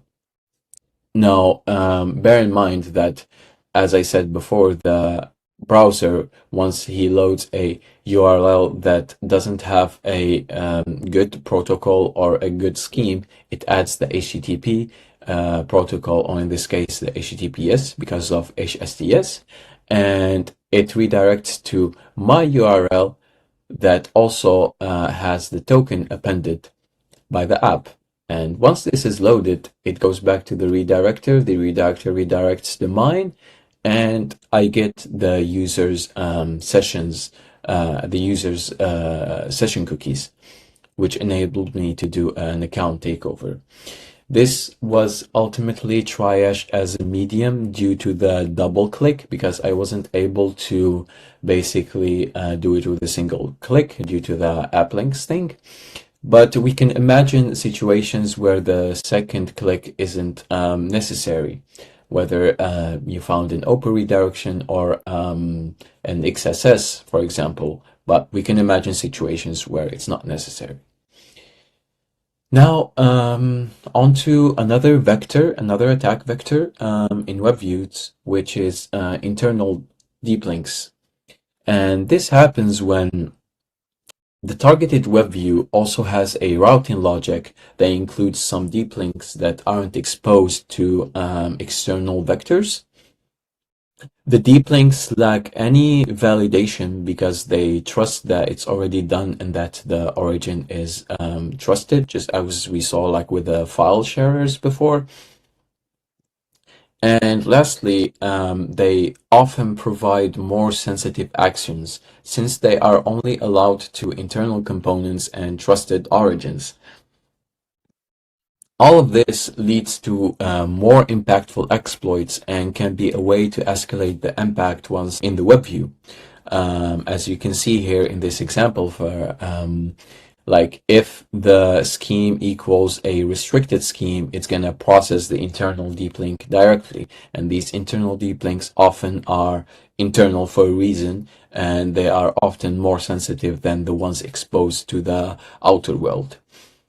We'll go through a good example on this by the end of the chapter. Now, I want to take you through the second scenario where we weren't able to load our URL in the web view. Let's analyze this code here for a bit. Sorry. First of all, we can see that the URL was indeed validated using this function, like in the initial loading. And we're going to assume that the validation was done correctly. So they validated the scheme correctly, they validated the host correctly, there was no open redirection. And this means that we cannot include our URL in the initial loading, right? But as we can see in the should override URL loading method, any consequent URL is not validated. So a redirection, a user click, or something similar will get any URL into the web view, since there is no validation in the should override URL method. So if an attacker finds an open redirection or figures out a way to include his link in one of the trusted web pages, just like we saw in the example before, he will be able to load his own URL into the web view and potentially compromise it. Although this is not a sure method, like it's not sure that it's going to work all the time, because there are some constraints that are outside the app, like an open redirection and stuff. It's good to keep in mind when doing research. Another good bypass is when the web view reads the deep link from the URL. Let's say that all web views are probably properly validated. So the URLs are properly validated in the initial loading and even in should override URL loading.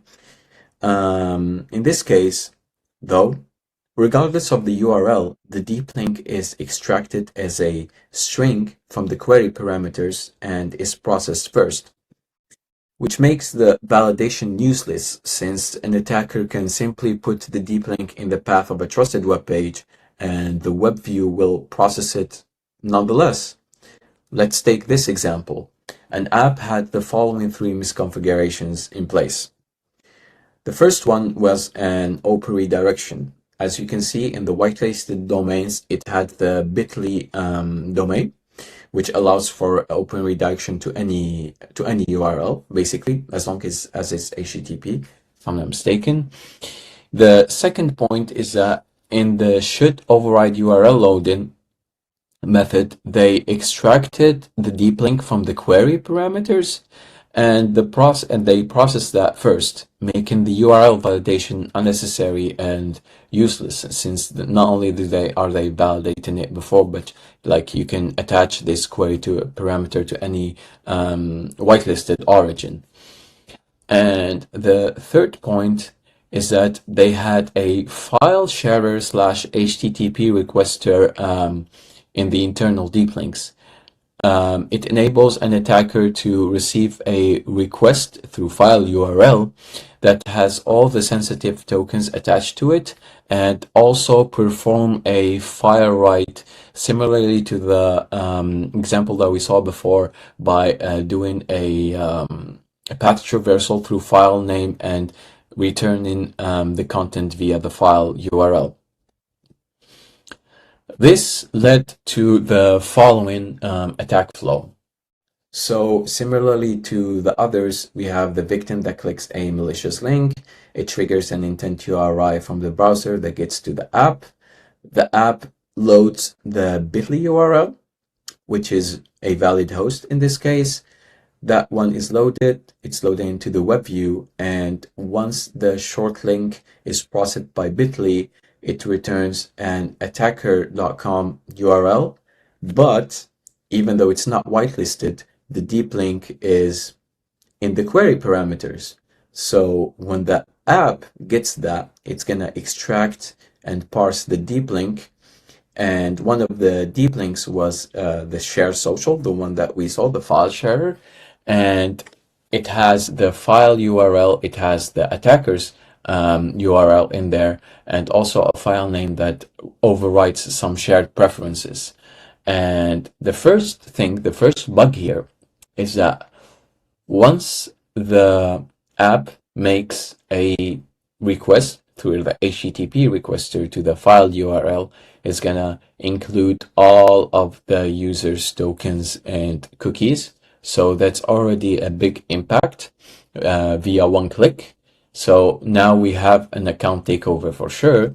But not only that, but the attacker can basically replace a shared preferences file that has the API hosts. So like when this app was trying to make a request to an API, it tweets which API to use from this shared preferences file. So if it wanna like talk with the payment API, it's gonna check what is the host of the payment API here.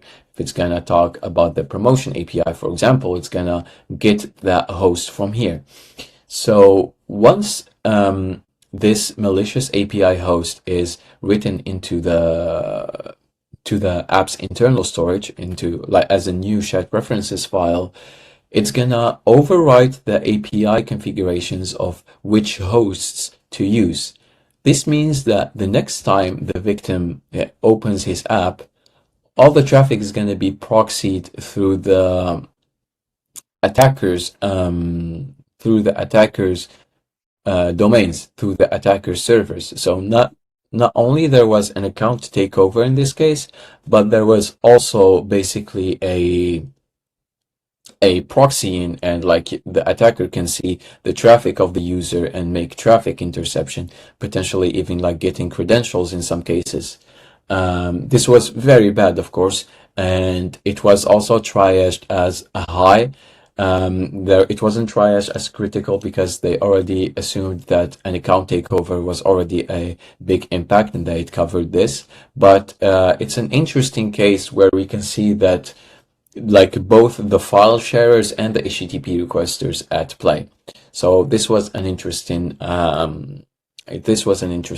example. And now on to our last point in the journey, which is beyond the web view and how we can use a web view as a gateway to cross-asset vulnerabilities. For this last chapter, I want to talk about exploiting assets related to the app by exploiting the way they use the web view. As we can see here, the app contains a lot of components. We have stored authentication tokens, JS bridges, custom routing and deep links, custom API calls. And the web view stands in the intersection of all of this.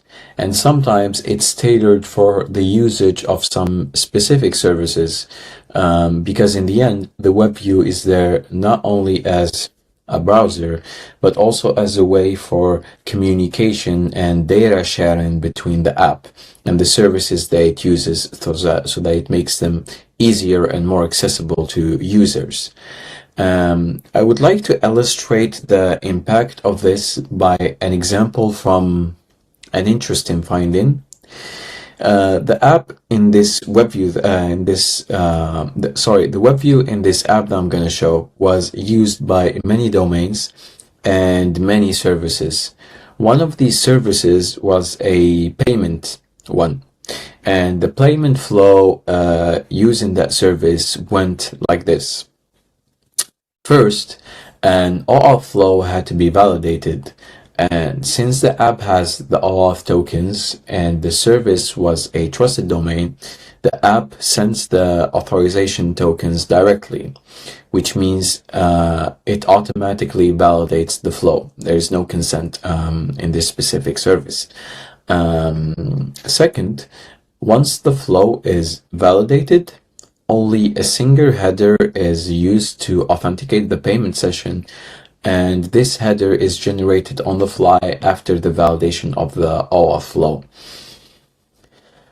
And lastly, a JS interface served as a storage for that header so that the calling page can retrieve it and complete the payment flow, so that the user can interact without having to re-authenticate all the time.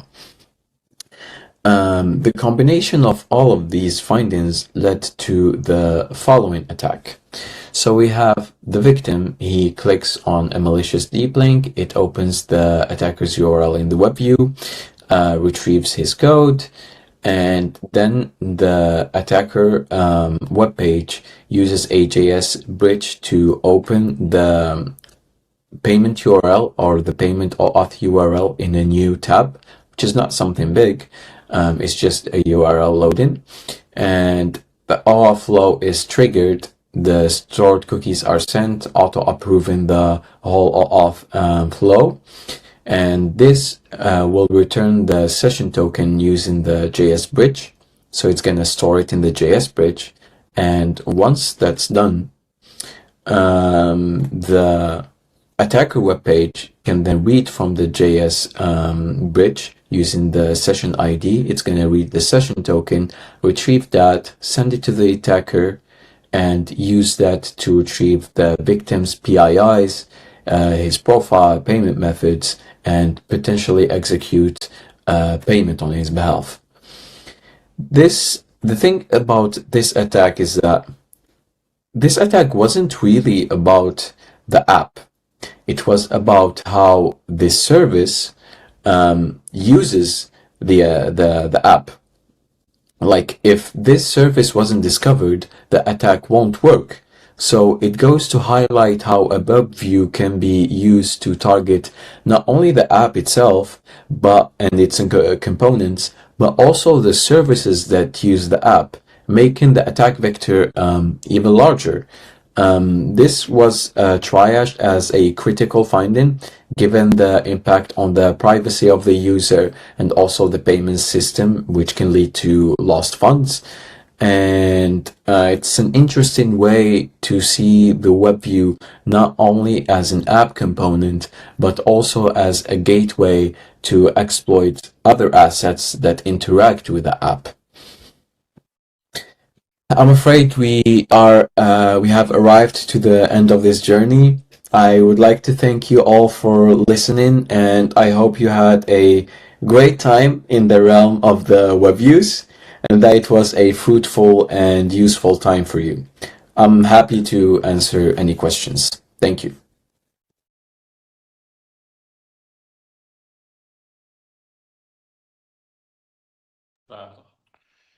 Hey, thank you very much, Lyes. How are you doing? That was an amazing, interesting talk. So let's do one thing before I again close the call. What I did yesterday, that would be a stupid mistake. So thank you so much, Lyes. Sorry, the audience was a little bit distracted by Arno, because Arno was typing the whole time in the chat.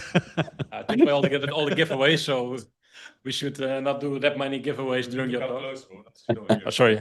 Yeah, I said because of all the giveaways we did, so we should not do all those 99% and all those crazy. I blame Qian and Furkan for this. You guys are. It's your fault. You guys are doing this. And by the way, Catwoman, you're fired. But let's go back to your talk. I think let's announce this. We will actually do a giveaway in a couple of minutes so that people know, hey, people, again, we have 180 people in this chat. I haven't seen 181 likes for this live. Please drop a like in the thumbs up part. Please do that. It's very important for us. And also start chatting a lot in the chat because right now the prize giveaway will start. Anyways, Lyes, let's start with you. Thank you for joining this session. And also, like, we are very great to have you here. Let's talk a little bit about yourself because you're doing like daily vulnerability research in our team.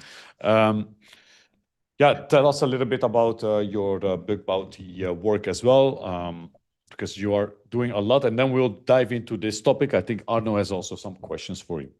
Of course. As I said at the beginning of the talk, I started doing bug bounty like 1 year ago after basically 6 years of doing reverse engineering on mobile apps.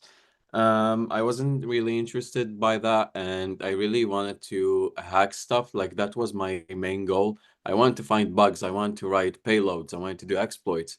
So at some point, I decided to quit that, start doing bug bounty. I'm doing it mainly on mobile assets, on Android assets. It's a lot of reverse engineering, reading code, potentially writing code also. And as of lately, like with 𝗙𝗍, that's been more easier to say. Like as Ken was explaining yesterday, it really helps like with the reverse engineering part. So that's nice, especially when you have like a lot of deep links. They get messy really quick. So that's a good one. But yeah, that's my life basically. I read code, I reverse engineer it, and try to find bugs. I think a lot of people that are in this call also admire people that do full-time bug bounty. Lyes is part of our team, but he's also doing full-time bug bounty next to. We got in touch with him because he's one of the greatest guys that we saw that does bug bounty. You got some great prices as well, right? You got some great bug bounties these last couple of periods. Yeah. You don't have to mention them. I know it's a little bit. Yeah. The But we know disclosure. Yeah, go ahead. Sorry. As I was saying, like the problem with maybe mobile bugs is that the disclosure is not always possible due to compatibility, because sometimes like they would fix a version, you know, but the problem is that many people will still have that version. So like if I disclose that, it would be maybe impactful. So I think that's why the disclosure is not always possible, unfortunately. Otherwise, I would have loved to include more details in the talk, but you know, it is. We know we know the bugs. We have seen them, so we know exactly what's going on. Very exciting stuff. So one thing that I want to ask you quickly before I give Arno the word about the JavaScript bridges with authentication stealing. Do you see that a lot, like OAuth token stealing through the JavaScript bridge? So nowadays it is. Well, I see it frequently. I'd say that I'd see it frequently, especially when there's like these big apps where they have like a lot of services connected. Like they can simply like send the tokens in the cookies, so they use these bridges. I wouldn't do it that way, but they expose these bridges. And I think the problem always comes down to the fact that they trust that the loaded URL is trusted. It's a trusted origin due to the whitelisting process and the validation.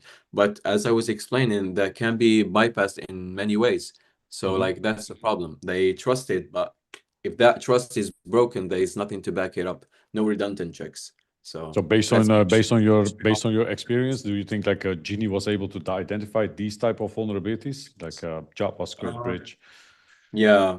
I mean, like, I think in my article, the one that I posted, he was able to find the file share. So, like, he can find these, like, because, like, it's not hidden or something.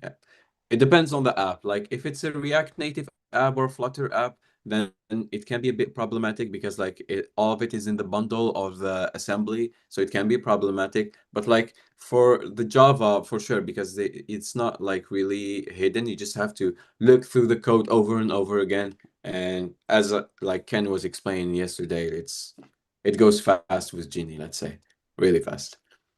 Thank you so much. Arno, you have some questions also, right? And then we'll move over to the questions from the audience. Please drop them in the comments, in the chat. Arno. Yes, Lyes. Yeah, we really like your work indeed. So I think you found a lot of nice bugs already. So Thanks. we have a couple of questions. Yeah, are there some real mitigations for this? For example, you said the difference between app links and deep links. So if a company would use app links, is it then already pretty secure, or do you still have bypasses for that?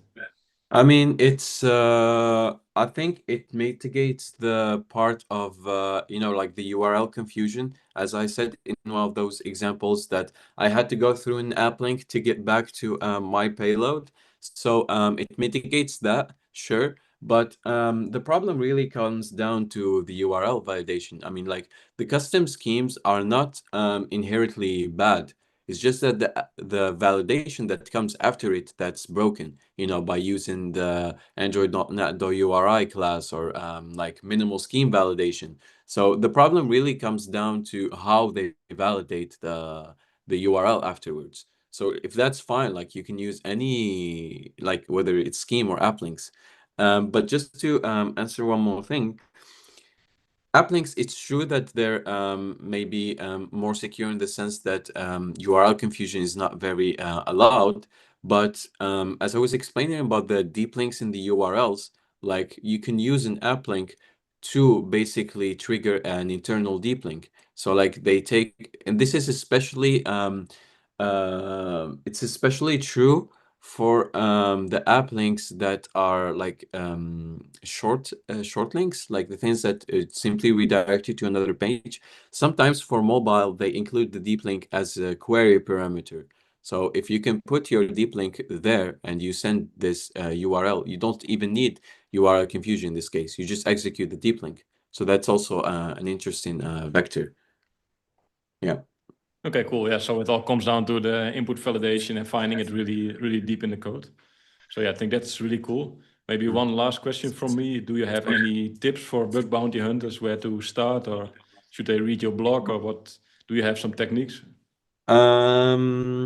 Well, when I started out, it was a bit messy, so I was just like messing with the code a lot and trying to figure it out. But that wasn't the smartest choice, of course.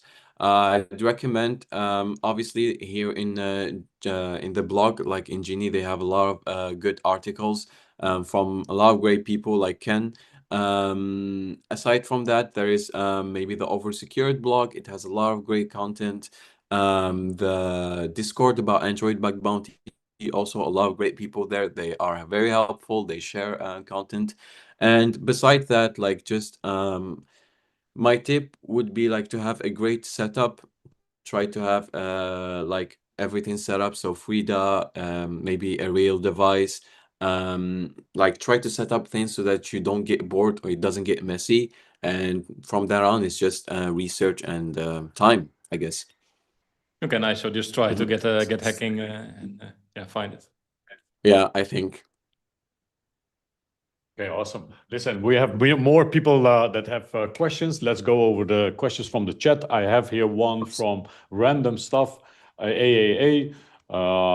He asked, like, specifically, how do you systematically identify all registered deep links, including dynamic constructed ones, track where they are invoked in the code base, and determine what parameters are needed? Well, for that, like, what I do is I try to identify like the deep link entry points or the deep link handlers. So that can be by like maybe checking where the schemes used in the app, or where the app links used in the app, like the domains. And from there on, it's really just reading the code and trying to figure out.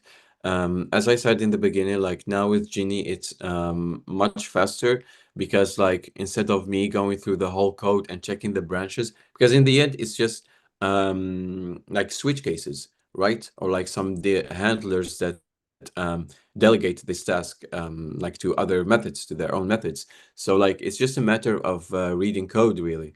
And this can get messy when like with big apps. Like I saw apps with over like 200 deep links, but my approach would really be to try and figure out the deep links that kind of lead to WebView. They kind of show from the name. For example, like a setting WebView won't, a setting deep link handler potentially won't go to WebView, whereas like a promotion deep link handler or a KYC deep link handler would kind of, it would make sense if it leads to WebView. So this was kind of my approach. But like now with automation, I can just like tell the AI to like go through them, and it goes through them much faster. But yeah, like to summarize, like you just find the handlers, find all the handlers, and then from there you go and check how the deep links are constructed, whether dynamically or hard-coded or through graphs. We need to go over to the next stuff, but I want to Yeah, tell you one thing is that maybe one thing you could give everyone one advice right now and tell them, if you do mobile bug bounty, what would you give them as a tip? Like I think you gave a lot of tips, but is there one specific thing that they should like keep in their mind and look at? Which looks like fruitful for you. Don't get frustrated. Like it's a times game, so don't get frustrated. Be patient. Have a really nice setup. Like have your setup automated in the sense that one command equals like one action. You don't have to go through many actions to do one thing. You need to do it like as simply and as efficiently as possible, especially in Android. And do a lot of research. Like do a lot of research. Read all the blogs there is. Read all the resources in this field. There aren't that many, but they are very fruitful. So do make sure to do that. And most of all, like automate as much as possible throughout your research. Amazing. So thank you very much, Lyes. This was an amazing talk. We are very glad that you joined us. A very great example as well. We're going to move over to the next talk in a couple of seconds. First, we promised to do a giveaway, so we're going to do that. It's going to be. So let's make this a little bit more exciting now. I'm going to raise my voice again. Lyes, thank you. It's on your honor that we are going to give this away. We're going to give 1 full year Genie access. That means full year scanning, doing vulnerability research, all for free, including a course from us as well. That will be the Userland Fuzzing exploitation course included in that. For the next coming, so we will do the giveaway in a minute, but just to remind you guys, Zelia, our team, the cat woman, she dropped in a discount. If you take the year subscription from Genie with the voucher, you can reach out to the team and you can choose from one of the 3 premium courses, the kernel, advanced hacking course, or the Userland course. That means you get Genie access plus a course with the 50%. The course is for free, included in there, but you get also a 50% discount on the year subscription, which is very great in my opinion. Okay, let's not lose too much time. We will give you a demo later on Genie as well, another one live demo, so you can see what you will get as well. But here we go. We're gonna do a live giveaway again. Hope you guys are excited. Please, guys, I can see the followers on here. Make sure to follow our channel. I will check actually for the next giveaway if you're a follower. If not, then seriously, we won't give the giveaway. Follow, comment, and also hit a like, and we will now select the winner. Let's go, guys. Let's go. Are you ready for this? Here we go. Here we go. Here we go. 1 second. I'm sharing the screen so we can all follow this all together. I mean, I don't know what Catwoman is doing, but I think she's making us financially go broke. So we need to think about this. Okay, guys, like I was explaining about Genie in a minute, if you can see here, usually the research bundle will contain but you need to have the annual, so you'll get 50% discount, and you can choose one course that we can replace here with any other course. Okay, that's it. Let's go for the giveaway. And please, guys, I see sometimes that people are not that happy that they didn't win. It's a luck thing. We cannot change that much on this. I hope everyone gets the chance to win something. This is really what we all hope here. So it becomes an exciting event for everyone. Here we go, guys. Comments, and this one I will do myself, because I believe Arno brings bad luck to some of you. I'm joking. Here we go. Arno for president. Arno for president, guys. Arno for president. Let's go. Let's go. Let's go. Let's go. Here we go. We have 183 people watching right now, live. Here we go. One winner, or we do two. What do you guys do? I can do two and then unique people. Yeah, two unique people. Yeah, we're doing this GD bundle 2 times. No, that's crazy. We cannot do that. Okay, you know what, guys? We're going to do that after a demo. So we'll do another one. So for now, let's go. And here we go.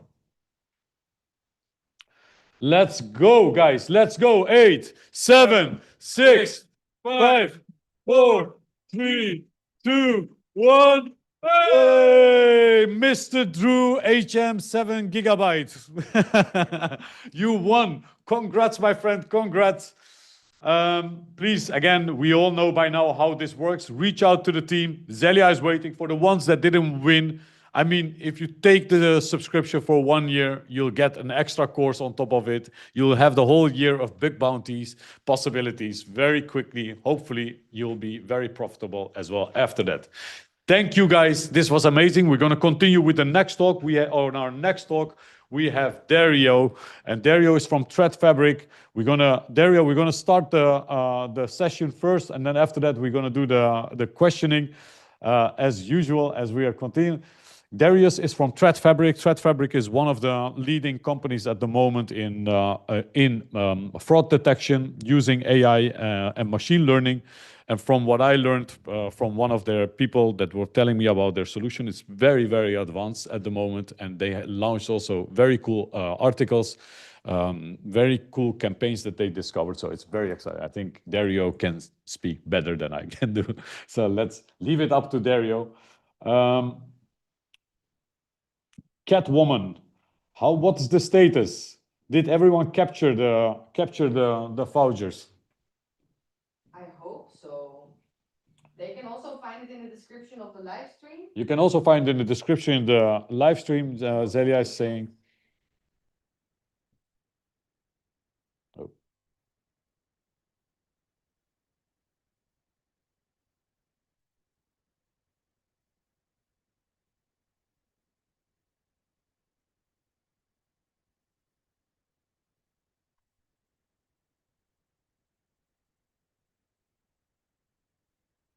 One second, guys. We have, again, one little technical problem we need to solve on our end.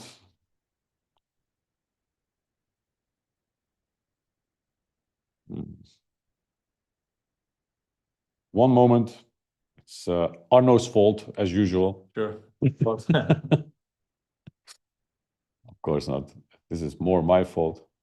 Okay, we have a little technical issue that we need to solve in a different way as we did last time. We don't have another choice for that.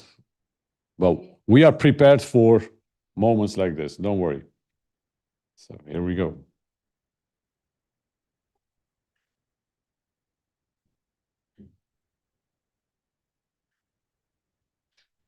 Okay. Good afternoon, everyone. Welcome to this talk from install to Exfil, an Android malware journey. My name is Dario Durando. I am a senior threat analyst at Threat Fabric.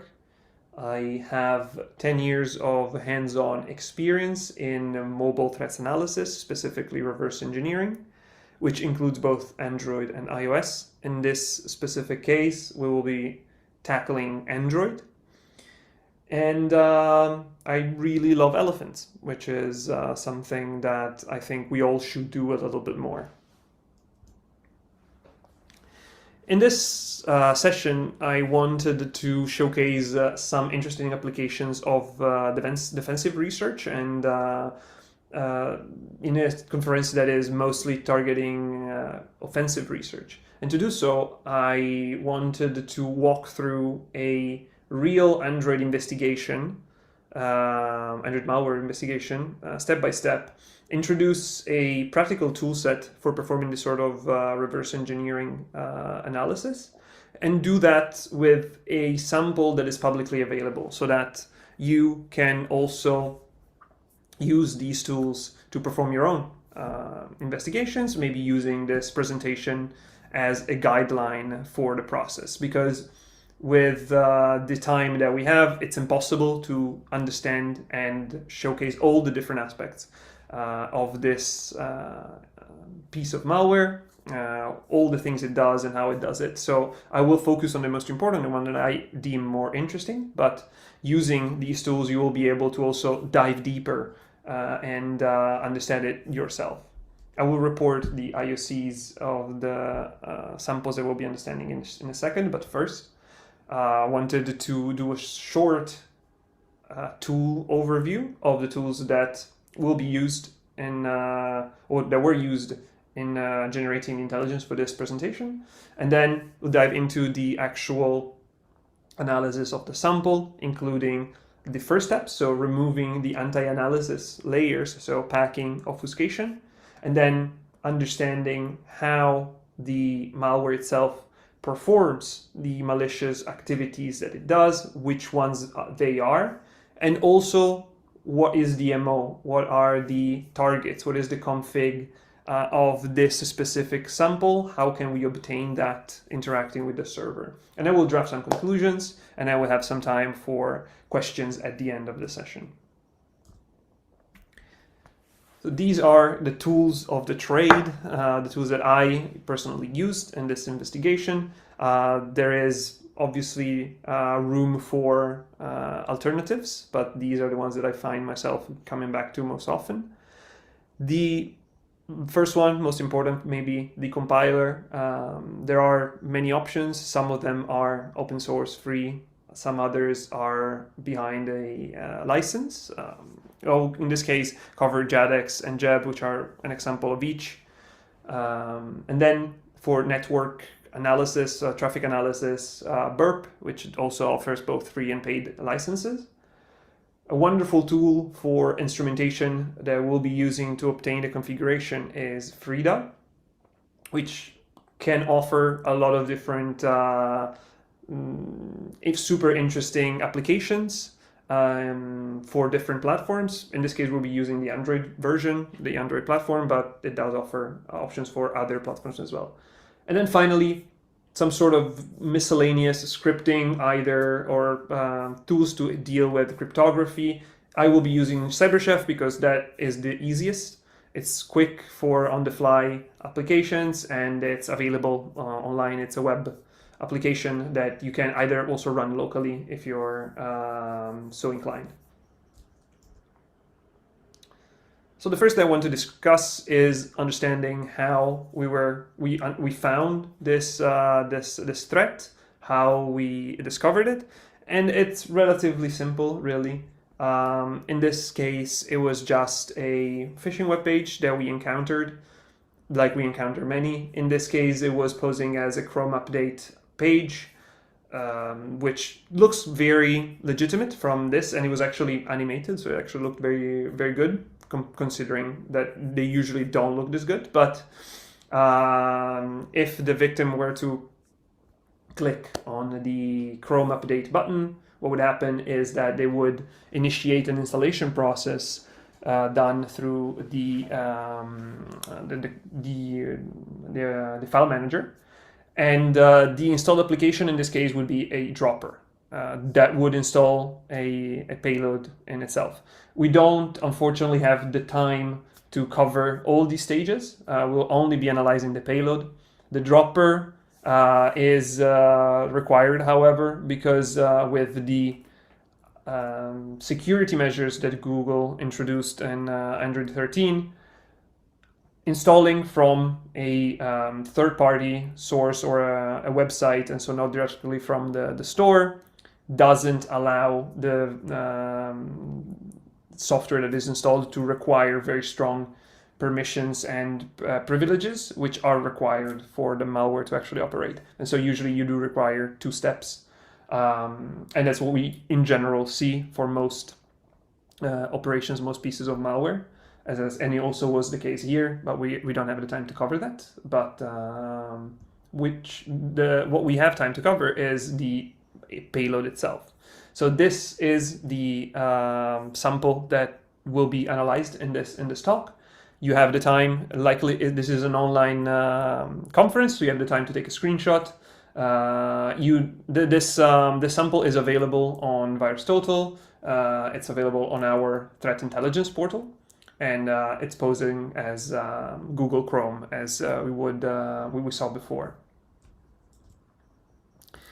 If we want to actually start with the analysis, and we'll do that right away, the first thing that we want to do is understanding where to look for interesting things. And the first place really to do that is the Android manifest.xml, which is a file that contains a lot of information about the application itself, all the components, the activities and services that are listed here are the ones that will be in the final application, because if they aren't here, then they won't be it won't be possible to launch them. They won't execute properly. So they need to be here. That it also includes the permissions and a lot of different privileges that the application might ask. And from here, from the start, we can see that there are a lot of activities and services. For example, here com.chrome.wupdater.rpa is the name of this activity in the second box. That if you launch this application on a decompiler, the ones that I mentioned before, you will not be able to find this because it won't be in the code of the launched application. What this means usually, it's an indication that there is some sort of packing happening. There's some sort of anti-analysis technique in place. This doesn't necessarily translate to malicious activity. There's a lot of legitimate reasons to have this sort of protection, defending your intellectual property from reversing. It's an absolutely valid reason for this. But the presence of accessibility services as well, which are also packed, so also the class is not present in the initial code, is usually a tell that there's something fishy going on, because accessibility services, first of all, are not required in Chrome, and second, they are very, very powerful privileges that will allow the application to do a lot of different things. The idea behind accessibility APIs in general, which are offered by Android in the AOSP, is to allow developers to create applications that are accessible to people with any sort of disability or impairment to access the phone in the traditional way.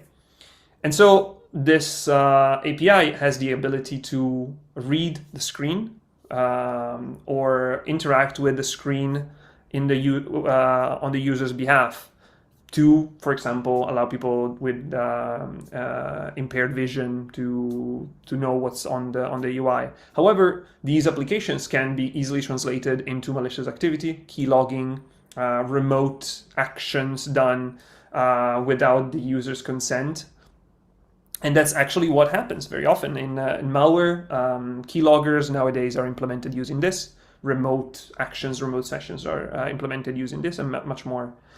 If you see on the screenshots, you will see this is the one on the left is usually some sort of lure that is used by criminals to convince the victims to grant these permissions. And the one on the right is the actual view that asks the user to grant these privileges.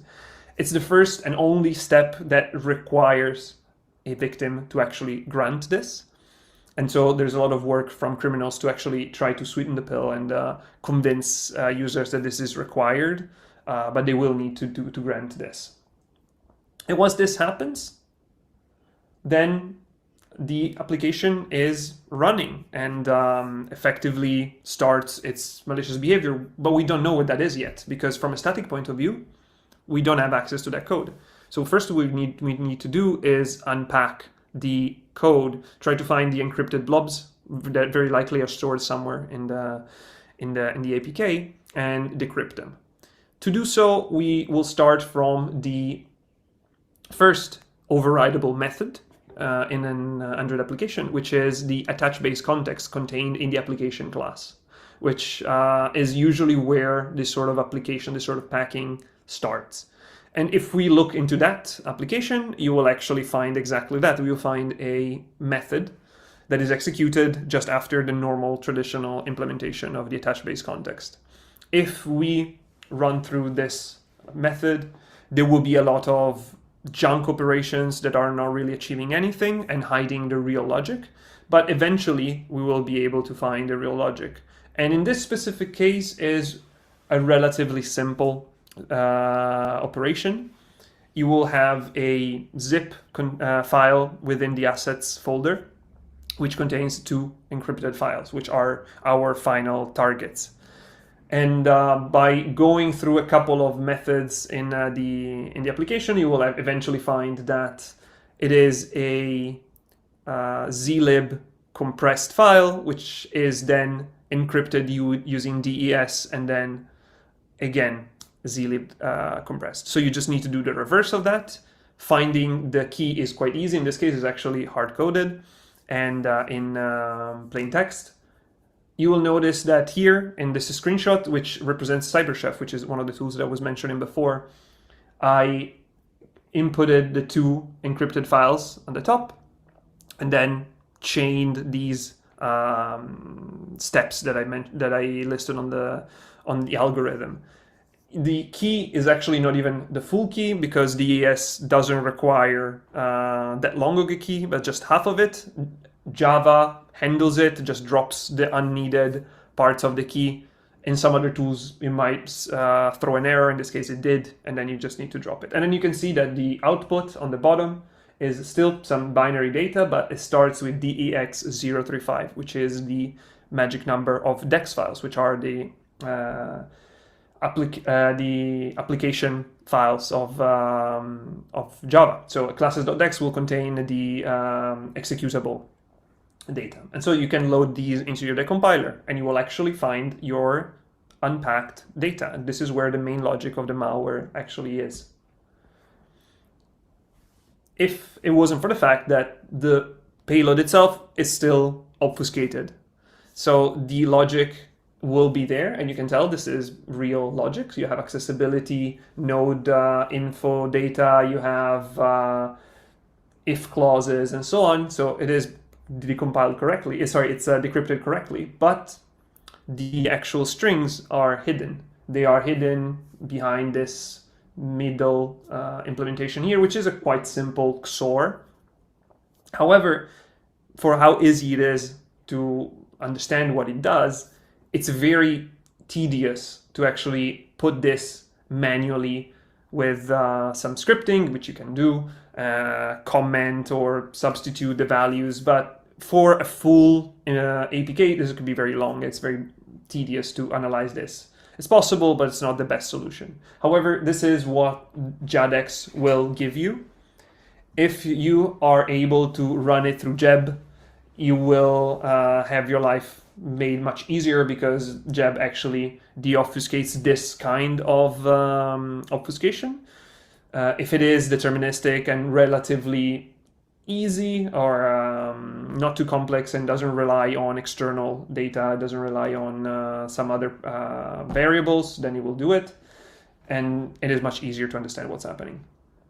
And the same applies for classes. Not all of them will be necessarily accessible or understandable. You have some random names. In this case, you can actually see there's a pattern of letter, then 2 numbers, one of them being 1.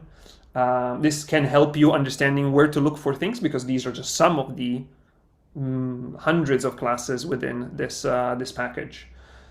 You can also rename them, obviously, in the compiler. So it takes a little bit of time. It can be a little bit tedious to do, but it is part of the job. But now we know where to look for the logic. We have the information that is accessible from the manifest, which gives us the services, activities, and receivers that we want to check out. And then from there, we can also check what the imports are in those and try to understand what each class does.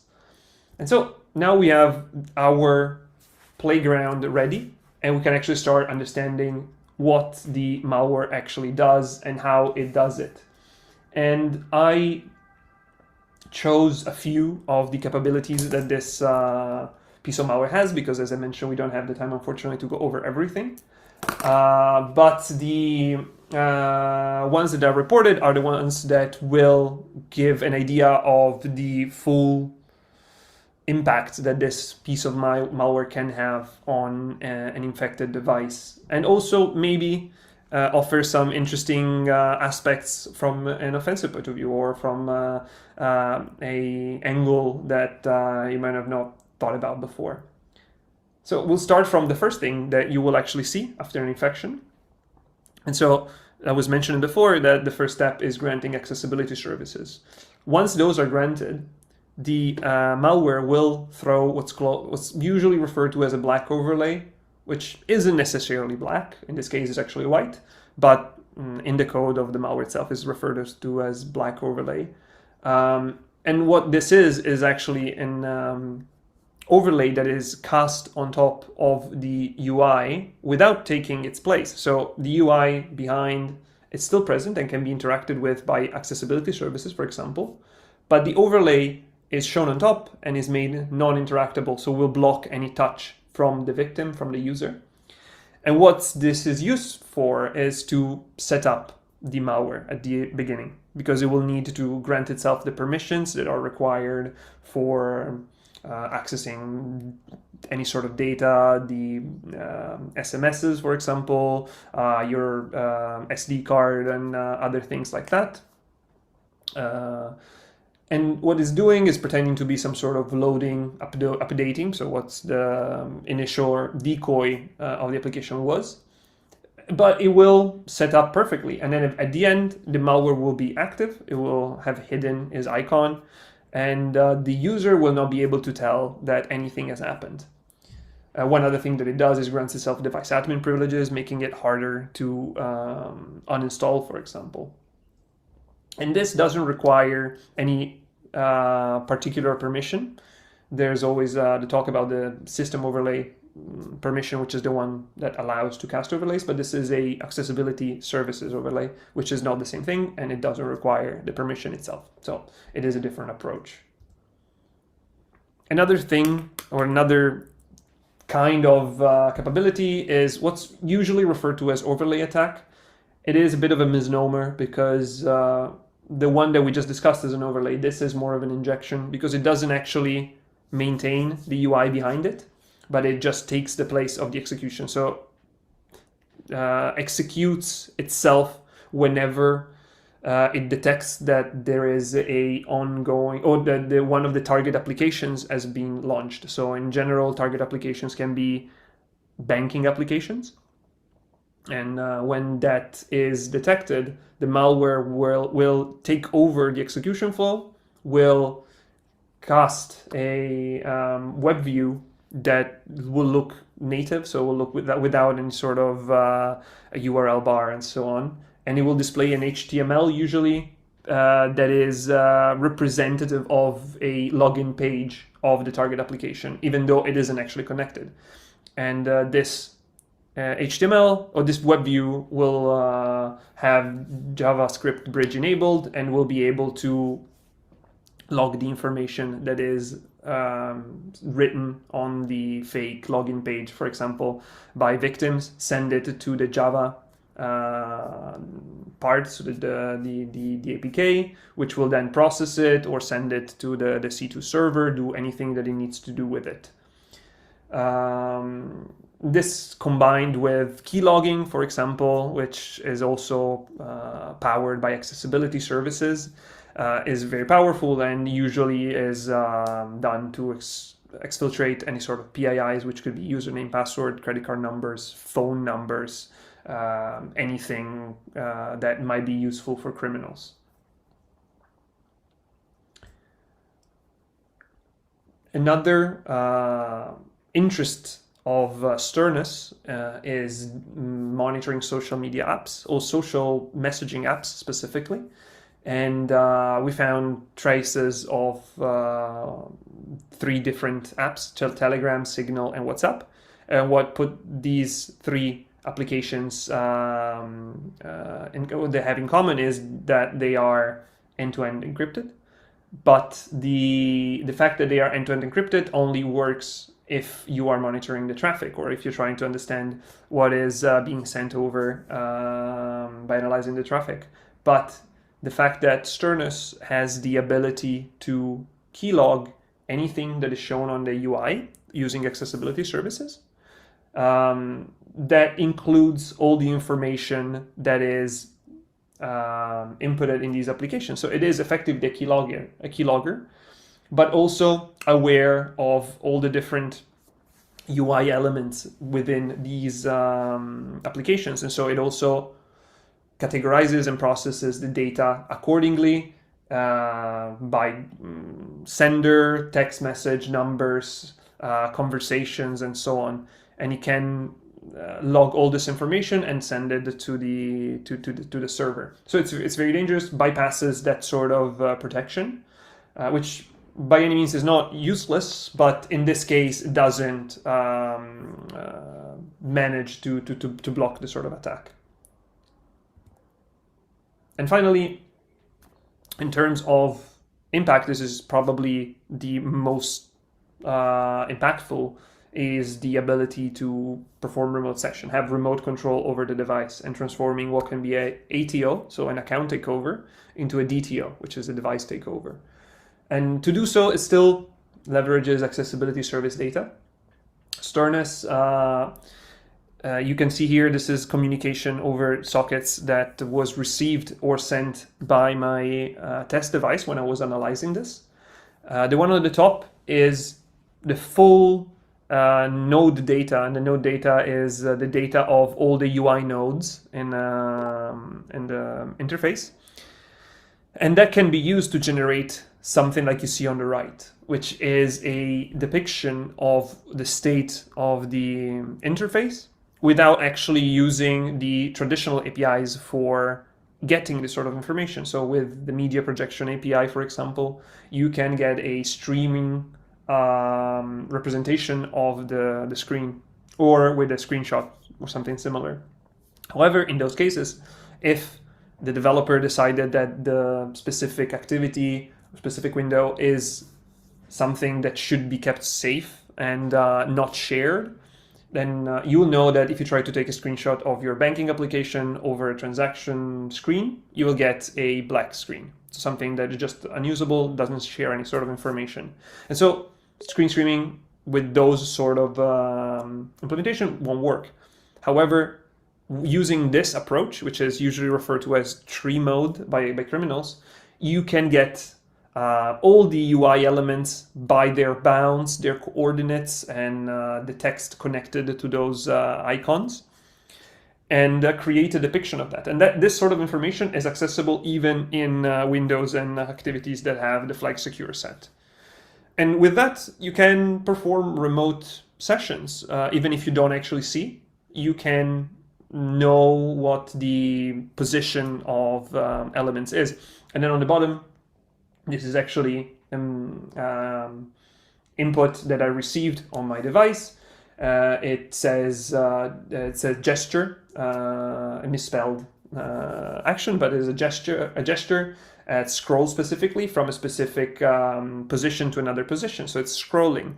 And this was among a long list of comments, and what was happening is actually that the criminal was going through my screen, my test device, and it was checking my application, checking my settings, and all this while my screen was blacked out because I wasn't able to see any of this using the black screen that we shared before. And so combining these two things, criminals can get all the information, the PIIs, and then use them with these sort of remote sessions to initiate a transaction, or obtain information, OTPs, messages, send a message really, because then you can open in the same way a messaging application, type what you want to type. So it effectively is like having the device in their hand unlocked. A bit less easy to use, but still the same kind of power over it. And I said that I wanted to discuss a little bit how we were able to actually understand what DMO is, the regions it affects, and what sort of information it tries to obtain.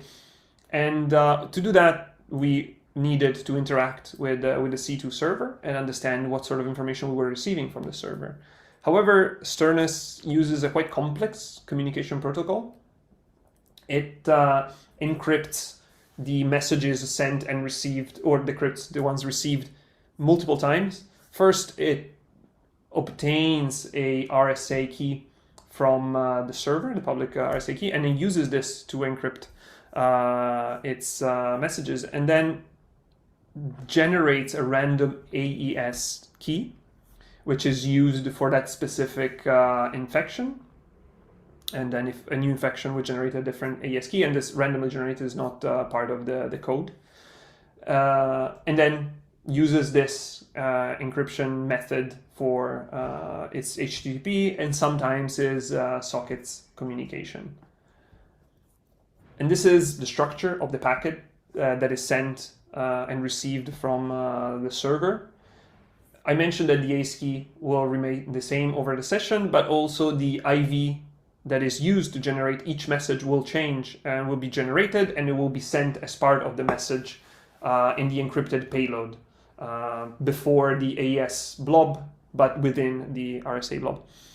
So as you can understand, it's quite complex to understand, if not impossible to understand, the actual text or the messages that are sent and received without we're just analyzing the traffic, because you need to have access to the AES key, which changes all the time, and so to do that you can't really log it from statically, you need to do it dynamically. So the way we decided to do this, it's the easier way. It was to actually use Frida, and to do so we created a Frida script, which is a relatively easy script. It doesn't do anything too fancy, but enough to understand what we wanted to understand. And in this case is that we knew from reverse engineering and static analysis that AES was used to encrypt the plain text and decrypt the plain text. And so what we needed to do was simply to overload the doFinal method, which is the one that does the encryption and decryption eventually. The one that receives or outputs the plain text, and simply printing to console whatever plain text was either input or output of those implementations. The one on the top is a part of this script, which is doing exactly what I just mentioned. And then on the bottom, it's actually the output of the execution of the application with instrumented implementations of the doFinal method. So which means we just needed to attach the Frida server onto the device and then onto the application, launch it, and then we got all the nice text, all the nice information that was exchanged between the server and the application, which it was a very complex C2 protocol, but eventually quite easily bypassed with this simple script. And so there is a lot of data that is sent, information about the device, information about the security patches the device was on, for example, the state of the USB port, so if it was charging, if it was connected to something specific, a lot of different information. But eventually, most information was understanding the targets and how those are targeted, for example. And here, among that big blob of data, we were able to find overlays. And so these are the overlays that are shown to victims whenever a target application is launched.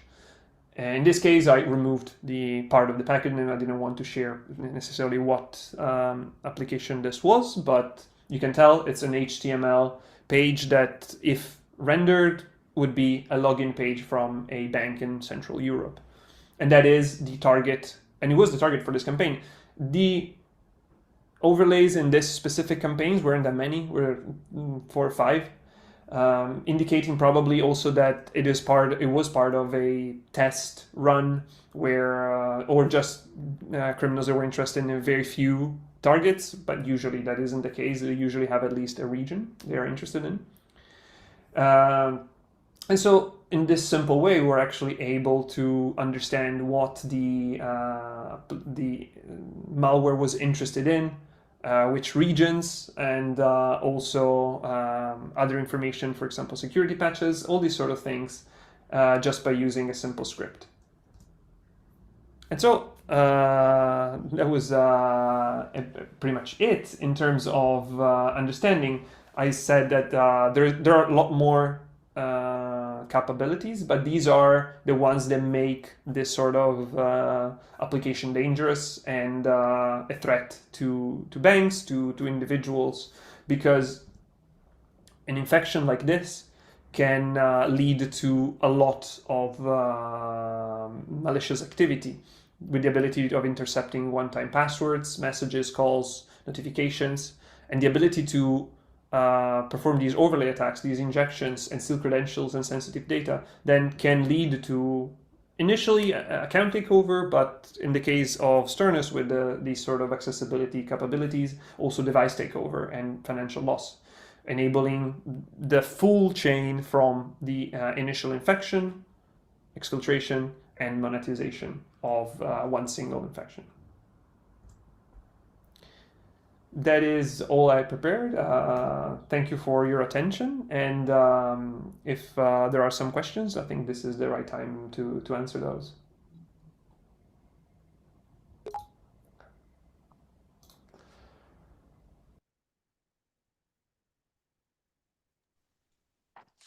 Okay, welcome back, guys. Welcome, everyone. So this was great, amazing. Thank you very much, Dario.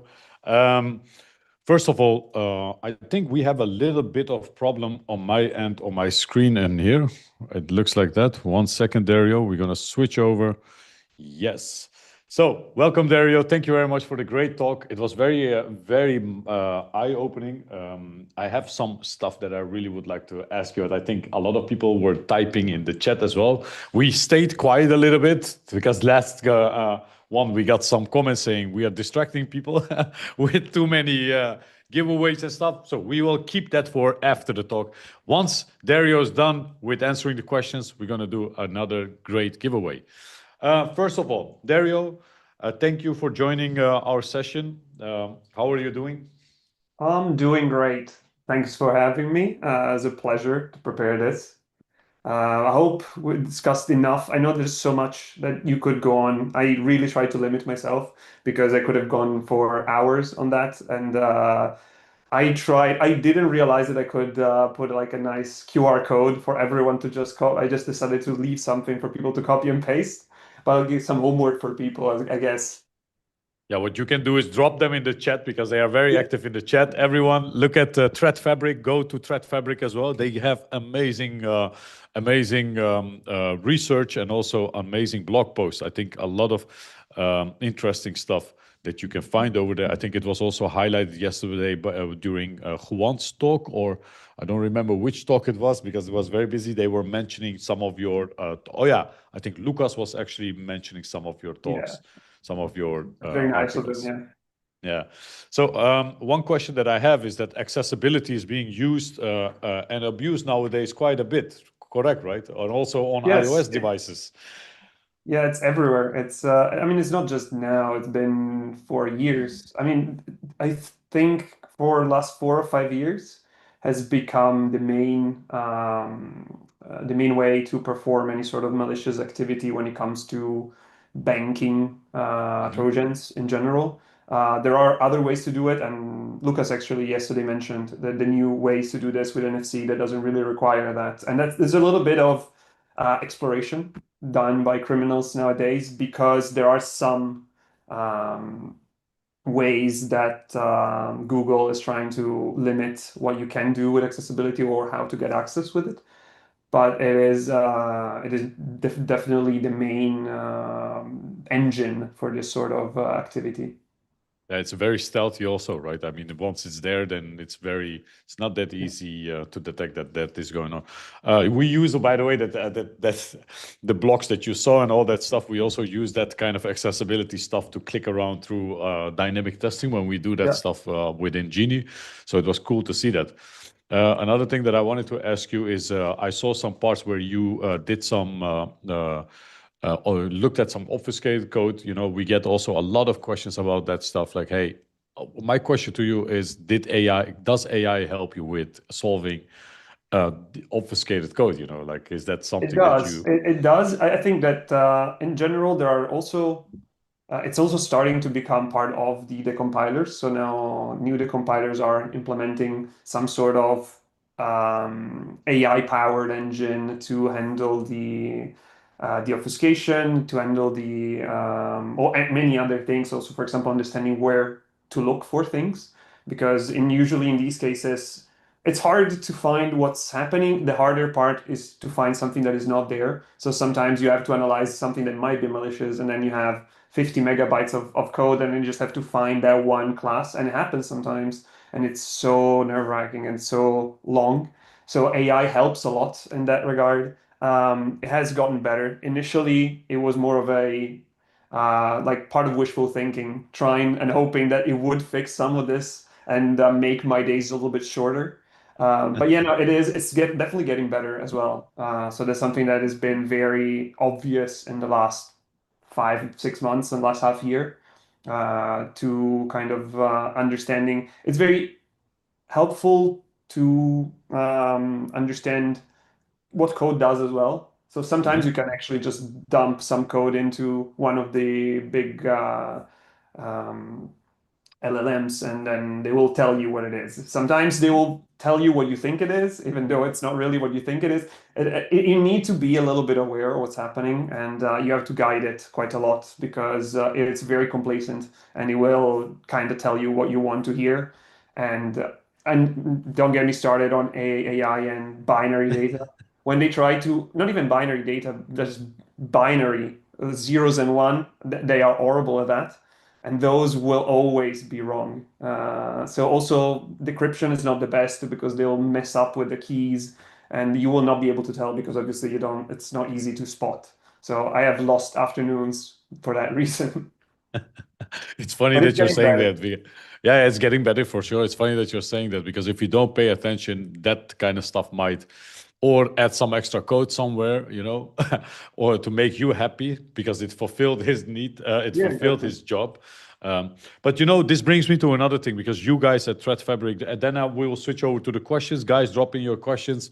One more question, then I'll give you again the word. This is something that is on my mind. You guys at Threat Fabric do quite a lot of work but you also do machine learning to detect advanced fraud, like behavioral stuff. If someone is acting weird on his phone, that's already a signal, right?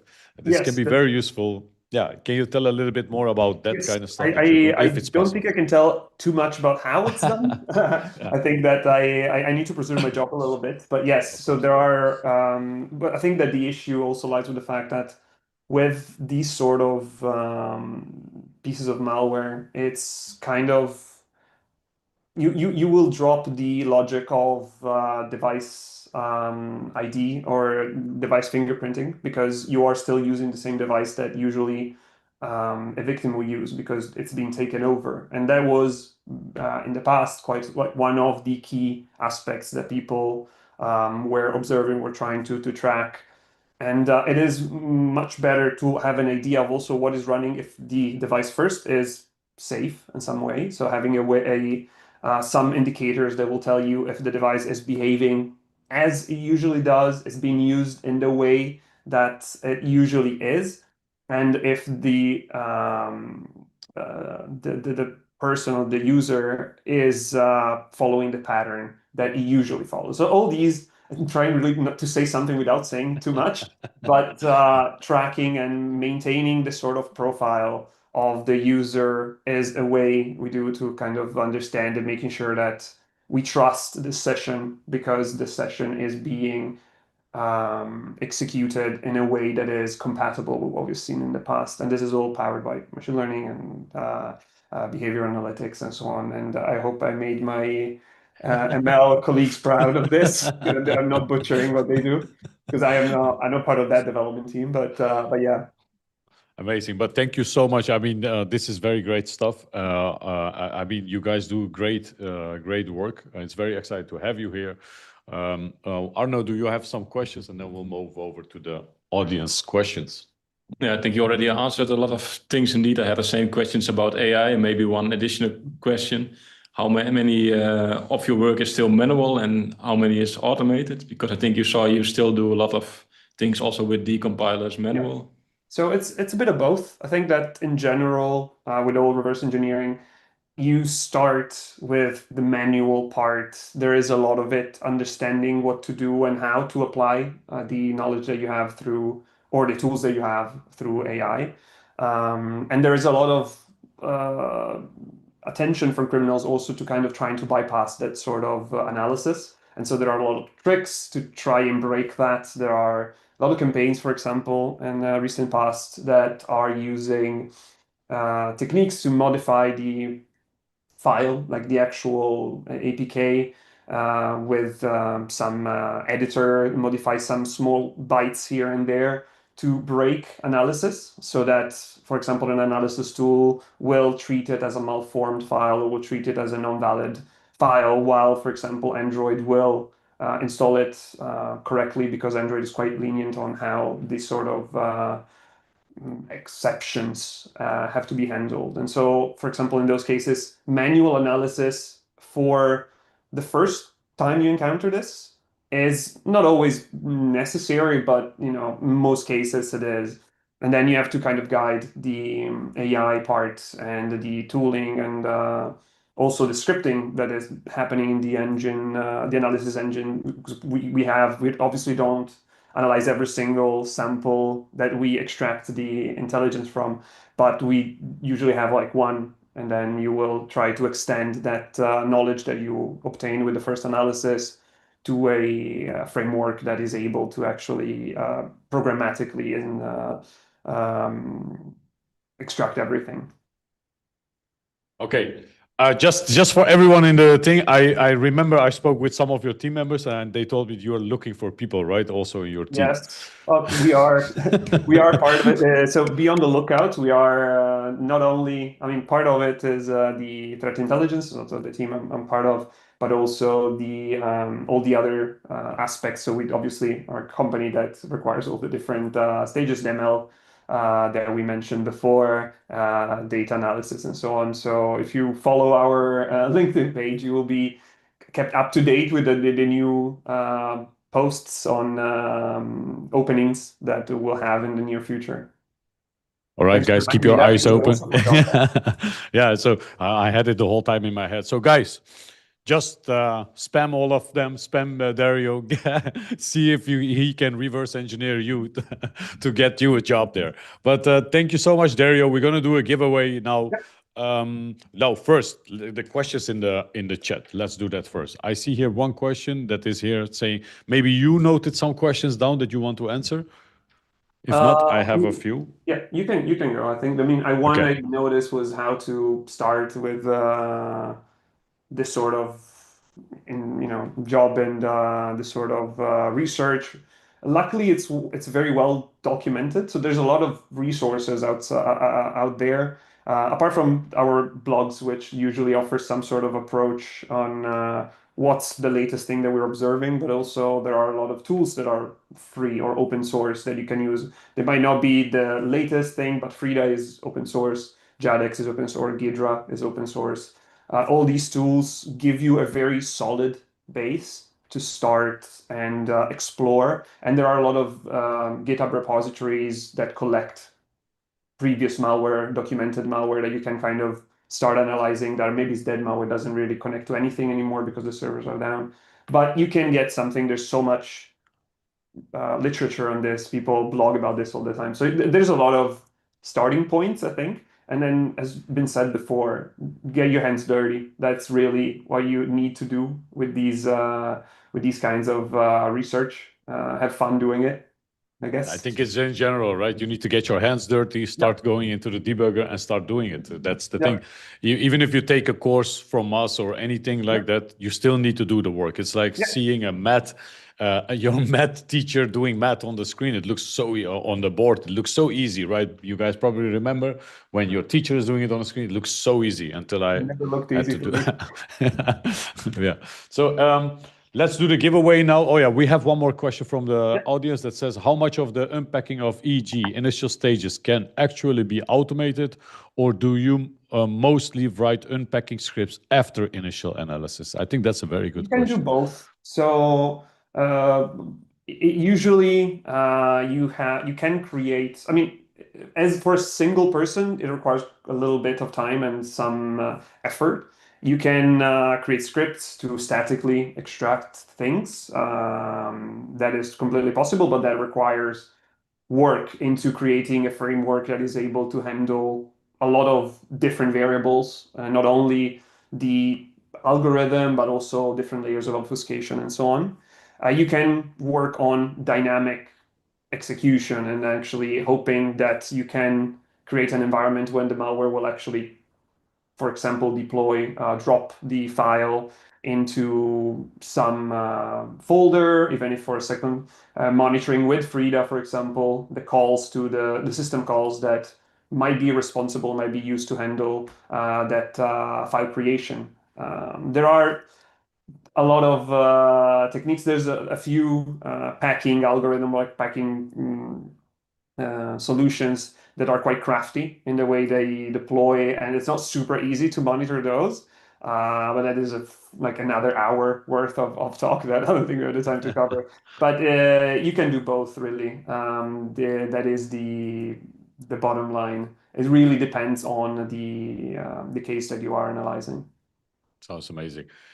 Look, thank you so much, Dario. This was an amazing talk. Very, very good talk with a lot of interesting stuff. I have also a lot of other questions like about overlay attacks and that kind of stuff and many other. But maybe we can invite you for another session and we'll do just a normal, like a technical video. We take one sample and go over it. Chat, let us know if you like that. Then we will actually use that. Did I really talk to the chat like that? Oh, shit. I'm turning into something else. Okay, thank you. Yeah, I'm becoming a Twitch streamer. Thank you so much, Dario. We're going to do the giveaway. You can stay still here. I saw Andreas open his camera, guys, so he's ready for it, I guess. So, Dario, Catwoman, what is it that we are giving away, Catwoman? We are Mobile hacking lab. Every day. No, just please, what are we? Yes, because everyone is such a fan of Android hacking course. I see yay can. So, guys, you're okay with this? We do an advanced hacking course. Dario, what do you say? Advanced hacking course or kernel course? What is it? Advanced hacking course, and maybe I should also put my message in the chat. Your message? Okay. No, I put a message, so I'm also eligible for it. Okay, we can discuss about that after the call. That's you are always eligible. But thank you so much. We're gonna do the giveaway now, guys. Drop in all your messages. Make sure you like and subscribe. Also, please follow the channel. We really need your support. We will be dropping more stuff, doing more of these events, but we need more supporters on the channel. Correct, right, Arno? We spent a lot of our free time, all of us in here, to do this together with you guys. We would highly appreciate if you drop a like and also comment in the chat. With the comment, you will make chance of winning. Here we go. I sound like someone who's doing an auction. I guess this is a bit of an auction right now. Here we go, guys. I'm going to share the screen. We're going to do this again together. Dario, thank you so much. Here we go. Arno, you want to do it again, or should I do it now? Yeah, you can also do it. Okay, guys, this is for later. Oh. We have one advanced Android hacking course again. Yes, one advanced hacking course, guys. One advanced hacking course. If you already won, let me remind you, if you already won, we will not give this again. You know, that doesn't make sense. Of course, someone else will win. We'll do another giveaway again right after it. Another comment picker, just to make sure. Here we go, guys. It's your chance now. Make sure you're in there. Nice picture. Arno, you look great here for president. Arno for president, guys. 182 likes. Please drop more likes and more people. Get them in here. Okay, here we go, guys. Here we go. Ken, your course is going, my friend. Okay, like that, we have a lot of participants. Okay, we're going to exclude the duplicates now. Here we go. Here we go. Here we go. 10, 9, 8, 7, 6, 5, 4, 3, 2, 1. Yay! Miss Hulkan 4664. Congratulations, my friend. Congratulations. You won. I hope you're in the chat. Congratulations. Cheering. Hey, congrats. Congrats. Here we go. So I hope you're watching and seeing this. Guys, drop in the comments also what you want to see for the next giveaway. We will do some extra giveaways. I'll promise you that. Next talk again, that's for sure. You want to give away something else? No, let's continue with Let's continue first with the next talk. Guys, please drop in the chat what type of giveaway you would like to see in a couple of minutes. Then we can discuss about those as well. Congrats, congrats. Congrats, my friends. So here we go with the next talk. Our next speaker is, let me see just before, Andreas. He is going to speak about, you want to introduce Andreas and stuff? Go ahead. Yeah, sure. Yeah, You need to come closer or else. yes. Yeah, so the next speaker is Andreas. He also has a really nice topic about digital forensic and incident response. So he has a lot of experience and a workflow, especially for Windows in this case. He's using a tool called Velociraptor. I cannot pronounce that tool. Velociraptor. But yeah, he will pronounce it correctly for you during the talk. And also next to this, he also created a hacking lab. We could not include it in the CTF because then you only had 1 hour to install and do everything. But in this talk and after this talk, we will share the link to the hacking lab. So you can also do your own investigations or so-called forensics on Windows. So, all right, thank you very much. It's not your talk, my No. friend. Arno thought it was his talk. No, next time you can speak, my friend. It's your. Let's give Andreas the word.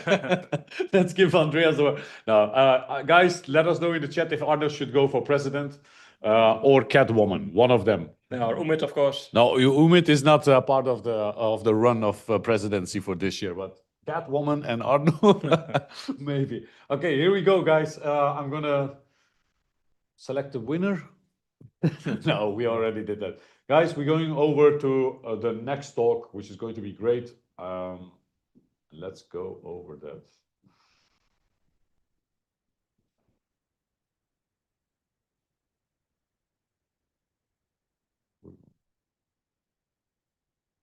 Waar is die van hem?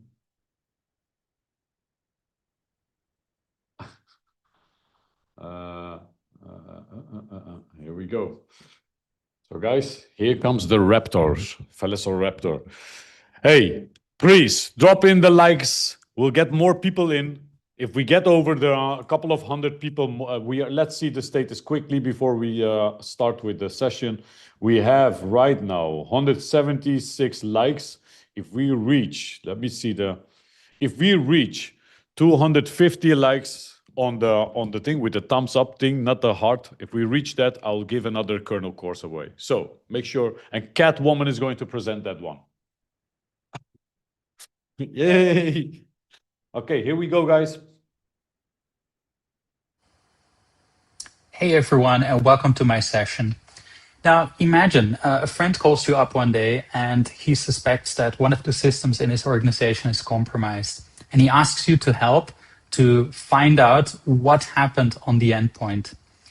And specifically, he wants to know in a short amount of time if the system is indeed compromised and what the key things were that happened on the endpoint. This is exactly what we're going to cover in today's talk. So I'm going to do a demonstration of a rapid response effort using Velociraptor.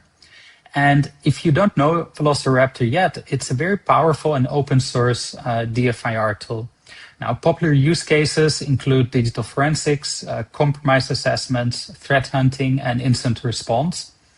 And you can use it across Windows, Linux, and macOS. And it's very powerful whether you're using it on one system, hundreds, or thousands. It operates with a client and server model, and put simply, we ask questions and the enrolled systems respond.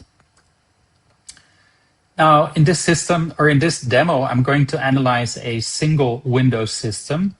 I'm going to be using its built-in hunts, its notebooks, and its query language called VQL to filter results. We will then export and analyze results in Excel, create a basic timeline of notable events, and I have recorded all of the steps so that I can cover more in less time. Now, the backstory of the simulated incident is that a friend works as a digital transformation consultant at an architect firm. Now, one morning around 10 to 8, the MDM server is under high load, and he spots a username that does not make sense. Your friend did not create it, and most likely neither did the IT manager. In fact, he's on holiday. Now, the MDM project is really important for your friend because it's his responsibility, and he calls to ask for help. The indicators of compromise that we have are the backup admin user as seen on the login screen, and the high system load that he noted as he walked into the office early in the morning. And briefly after he noticed it, the high system load stopped. Now, some key questions he would like to see answered are around the backup admin user. So how, when, why was it created, who created it, and about the system load. So what may have caused the high system load resulting in fans spinning loudly on the system? And what else can we find out, and what should your friend do next? Now, the high-level triage approach evolves around identifying a time window of notable events, search for other events within that time window, see which login session is suspicious, and identify what might have caused the high system load, then look for persistence mechanisms, and create a timeline with our findings. So let's get started. All right, so let's get started with the investigation. So we're currently on the home screen of Velociraptor that you can access by clicking on the logo. What I'm going to do first is look at all the systems that are enrolled. Now, currently, we're just analyzing a single system. We can see the internal client ID. We can see that it's connected and polling the server for jobs or for hunts to execute. We see the host name, and we can see here in the FQDN that it's enrolled with Tailscale. Now, this is going to be material to our investigation, as we can see later. Now, to start a hunt, we go to the hunt screen, and we click the plus icon to start a new hunt. Then from the list of artifacts, we can select a hunt that we want to run. Now, in situations like this, where I'm doing a triage, I always want to understand which users are present on a system. So what I'm going to do is use the all users artifact. It's called Windows sys all users. And what it does, it collects all the users that are present on a system using two different methods. Next, it's very useful to prefix or to write a meaningful description, and I always prefix the name of the hunt with the current date, and if there are some parameters that I configure, I add them after. Now, since we're just analyzing a single system, I'm always going to be checking the box to start the hunt immediately. Then many hunts allow you to configure some parameters. In this situation, this parameter is fine, so I'm going to leave it as it is. Also, in most hunts, the default resource specification or resource limits are just fine. So I rarely change those unless I have a good reason to do so. Now, this next screen, I typically skip this. You can do a quick review of what is going to be sent to the client. And once we're happy, we can launch it.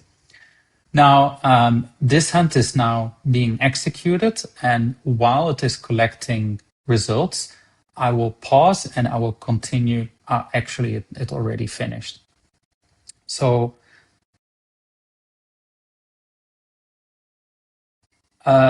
we can see here on the overview tab that the hunt was scheduled and that it finished. We can see on the clients tab that it took less than a second to execute and that 10 rows were returned. Now we can look on the notebook tab to see what was returned. As you can see, we have 3 records here and 10 rows were returned. And the reason why we only see 3 is because in the VQL cell, which basically calculates what is being shown in this notebook, there's a query that filters out common user IDs. That is fine for this hunt, so we're going to leave that as it is and just look at the rows that were returned. So the first one is the deploy user, and this user was created during the golden image process creation. And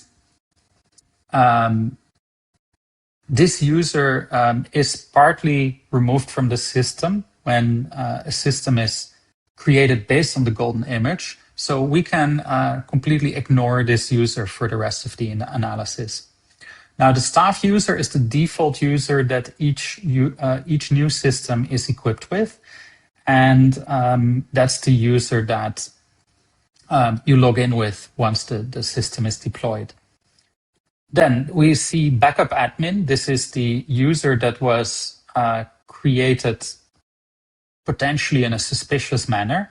And what is different between the staff user and the backup admin user is that there's no metadata about the profile. And because this profile directory was not written or modified, there's also no last modification time or timestamp.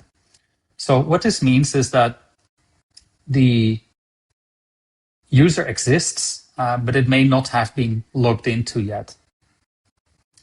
So to continue searching for the time that the user was created, we're going to run a different hunt.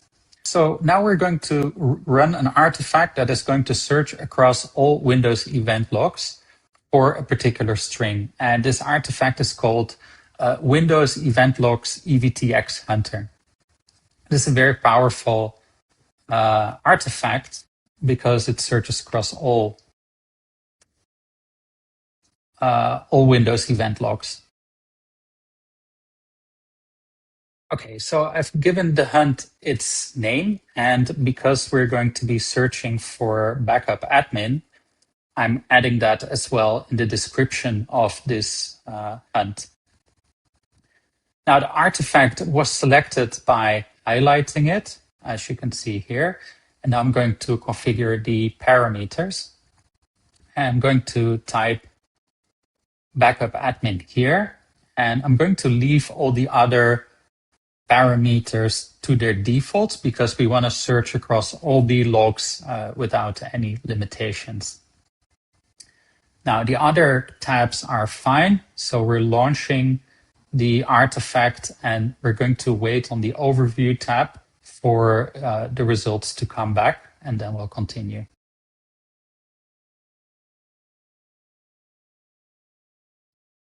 All right, the hunt is done, as we can see here. And if we look on the Clients tab, we can see that it took 31 seconds from the start of the hunt. and it returned 11 rows. So let's have a look in our notebook to see what was returned. Now, if there's no data visible in the notebook, but you know that rows were returned, you can click on the name of the hunt. Then the VQL cell that calculates what's being shown to you in the notebook opens, and then you can hit save and run. And now the results are visible in the notebook. Now, what we can see here already in the very first event data details are that the user was created using NetUser. So the user backup admin was created, and in the second event, we can see that it was added to the local administrators group. And here we have the timestamps. So this happened on the 23rd of February at 5:56 and 5:57 respectively. We can see that the entries came out of the PowerShell operational logs. So that means that the adversary or whoever did it created this user, this local admin, using PowerShell. We can also see that the logged in user that is responsible for running these commands, or under which session these commands were run, was the staff user. So now we already have a lot of information that we can start recording on a timeline. So I'm going to create a timeline in Excel, and I'll show you once I have recorded those events on the sheet. Okay, so we have added the two key events of interest to our timeline, and we have recorded the timestamp, the involved accounts, the source that we found the events in, then the specific key message of the events, the comment explaining what happened, and we also described what artifact we used to find these events. Now let's run a next hunt and see when this session, this staff user session, was created, and see what other events we can find. So the next hunt we're going to run is the RDP auth hunt, and this hunt will find all events that are related to remote desktop authentication. Now, as you might know, events relevant to RDP are being stored across different log files, and this artifact pulls the relevant events from different log files and presents them to you in one result set. So we're going to save the artifact name in the hunt description, and we are not going to configure any parameters here because we want to see all the different RDP logs that can be found using this artifact. So we'll launch the hunt and continue once the results are in. Okay, the hunt is finished, and on our Clients tab, we can see that it took less than 3 seconds after the job was picked up, and that 35 rows were returned. Now, in our notebook, let's review what we can see. Okay, so let's export the results to Excel and review it in Excel for some easy filtering and sorting.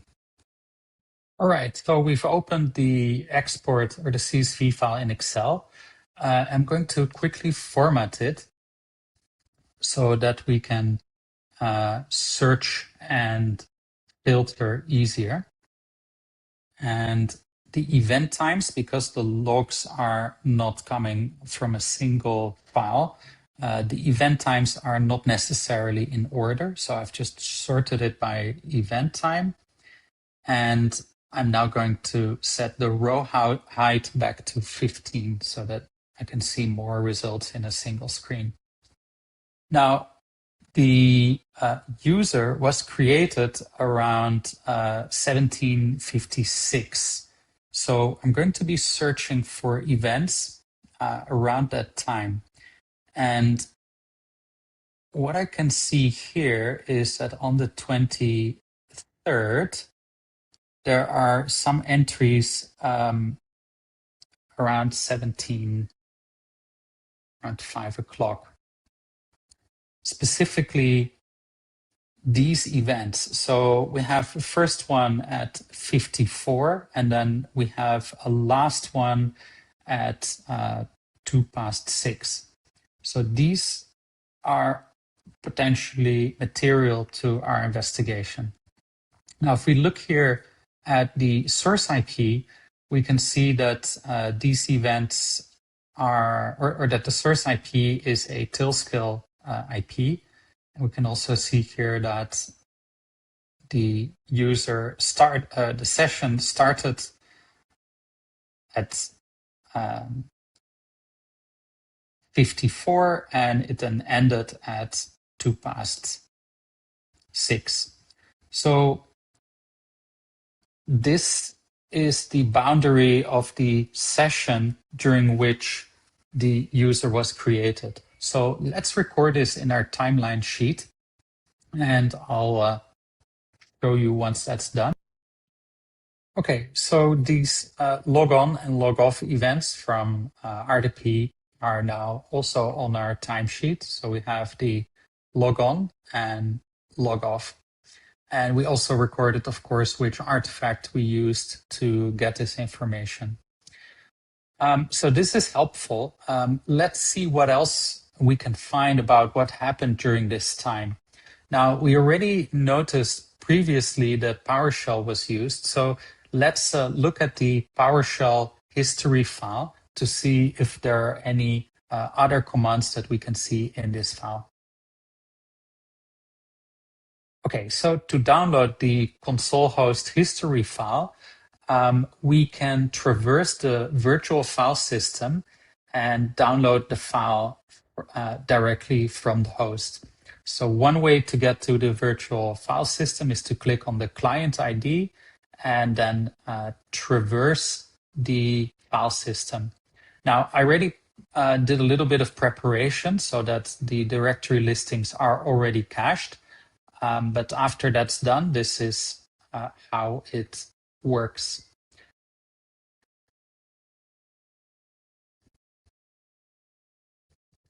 All right, so we're in the PowerShell PS readline directory, and the file that we're interested in is console host history. We can collect it from the client, and once it's collected, we can view it as hex or as text. As we can see here, there are several commands that were run, and the first few collect some system information. The second one checks if it's part of a domain. Then this command checks the characteristics and permissions of the user.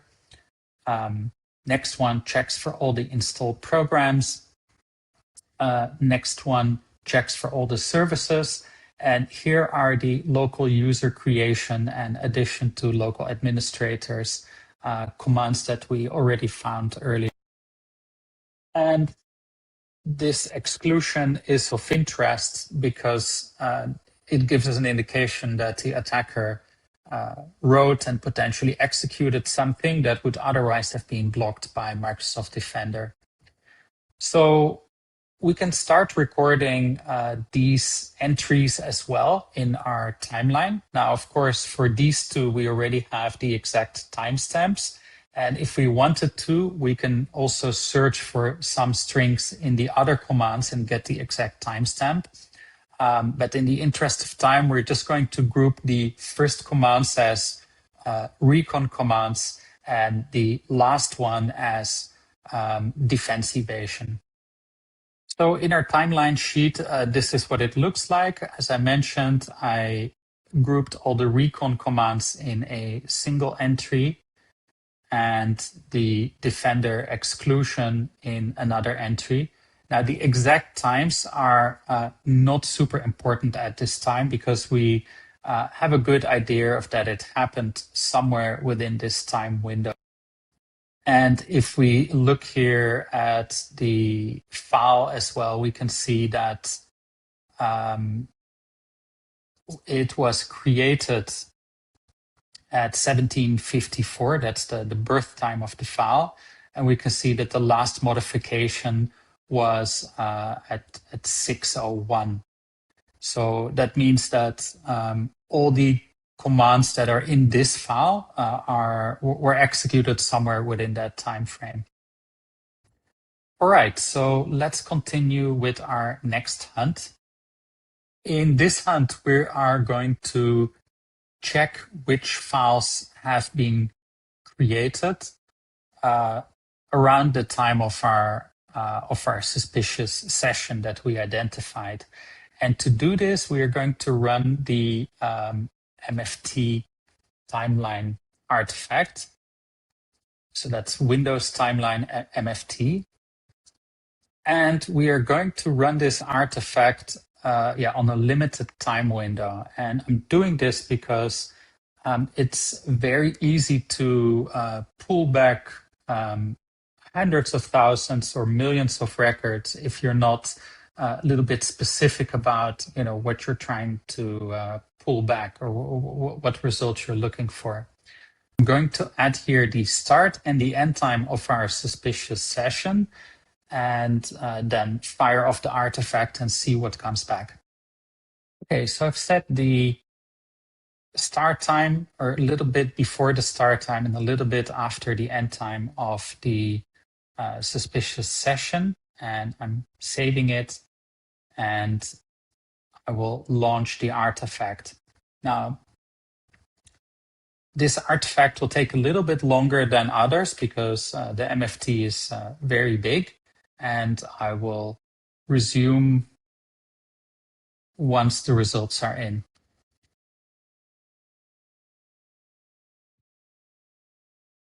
Okay, the artifact is done. And on the clients tab, we can see that this took just over 3.5 minutes, and that it returned 1,600 rows. Now, if we go to the notebook, we can see here that there are, of course, a lot of different entries. And if we expand the message field a little bit, we can see that there are a lot of different types of messages. So we have, last modified time, last access time, created time. Now, we are actually most interested in this quick triage to understand which files were created by the adversary. So to filter our data set, I'm going to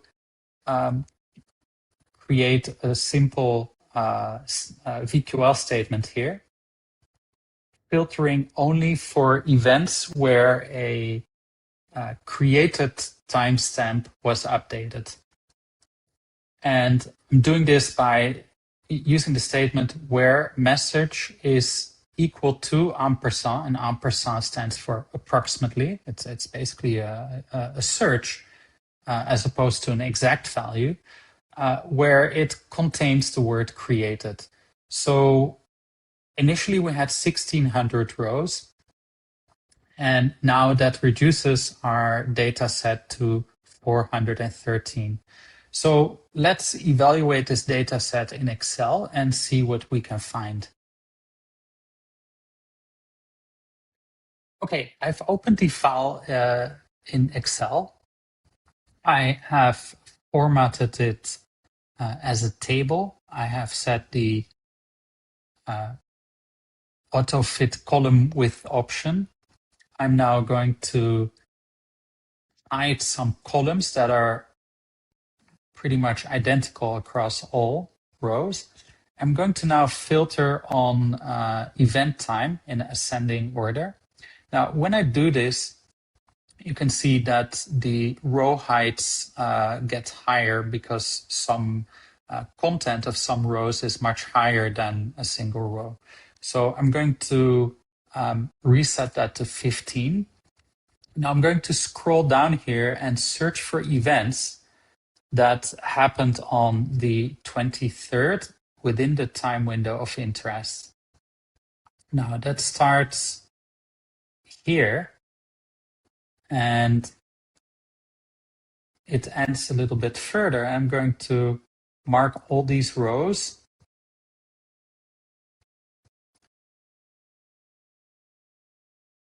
with a particular color to make it clear that I'm, that these happened within a time window of potentially suspicious events. Okay, so I'm going to set the cell style to neutral here. I'm just going to search here. Now, if you recall, earlier we spotted the defense evasion that is pointing to the app data roaming Microsoft path of the staff user. So let's see if we can find any entries that match that.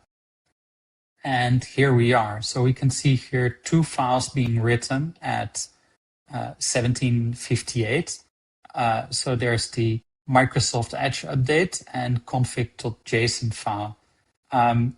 So these are definitely, these are most likely uploaded by our attacker. So we are going to note these for further investigation. Additionally, a little bit further down, we can see here in the tasks directory, we can see that a new task or a file is created called Microsoft Edge Update and Microsoft Office Update. Now, the Microsoft Edge Update looks also to correlate with this binary that's written here that is called Microsoft Edge Update. So let's note these findings in our sheet and then try to build out some more context about what these entries are, what it means. Okay, so we have added the 4 suspicious file creation events to our timeline. For the JSON config file, the Microsoft Edge Update exe named binary, and 2 potential scheduled tasks. So let's have a look and see if we can find out more about this binary and see what it is, assuming that it's not a legitimate Microsoft Edge Update binary. All right, to find out more about exactly what those files are, we're going to run another hunt using the file finder artifact. And as the name suggests, you can find files. You can find it using many different ways. And currently, I'm just going to search explicitly for those 2 files and get more information to build out context about what we're dealing with here. All right, so I've named the artifact, specified to start it immediately. And here I'm going to specify the files that we're going to find. All right, so I've specified the names, and we also want to pull the files back to the server, and we want to calculate their hashes. So with those defined, let's start our hunt and see if we can build out more context. This hunt completed very quickly, took less than a second, and we got 2 rows returned. So let's have a look in our notebook to see what's there. Now, as you can see, the 2 files were collected. And what I'm interested in most at this time is the hash of the binary. And here here in this column, the hashes are shown. I'm going to take the SHA-256 hash and search for it in VirusTotal. And here we see that we're not dealing with a Microsoft Edge updater, but we're actually dealing with a coin miner. So that could quite likely explain why there was a high system load.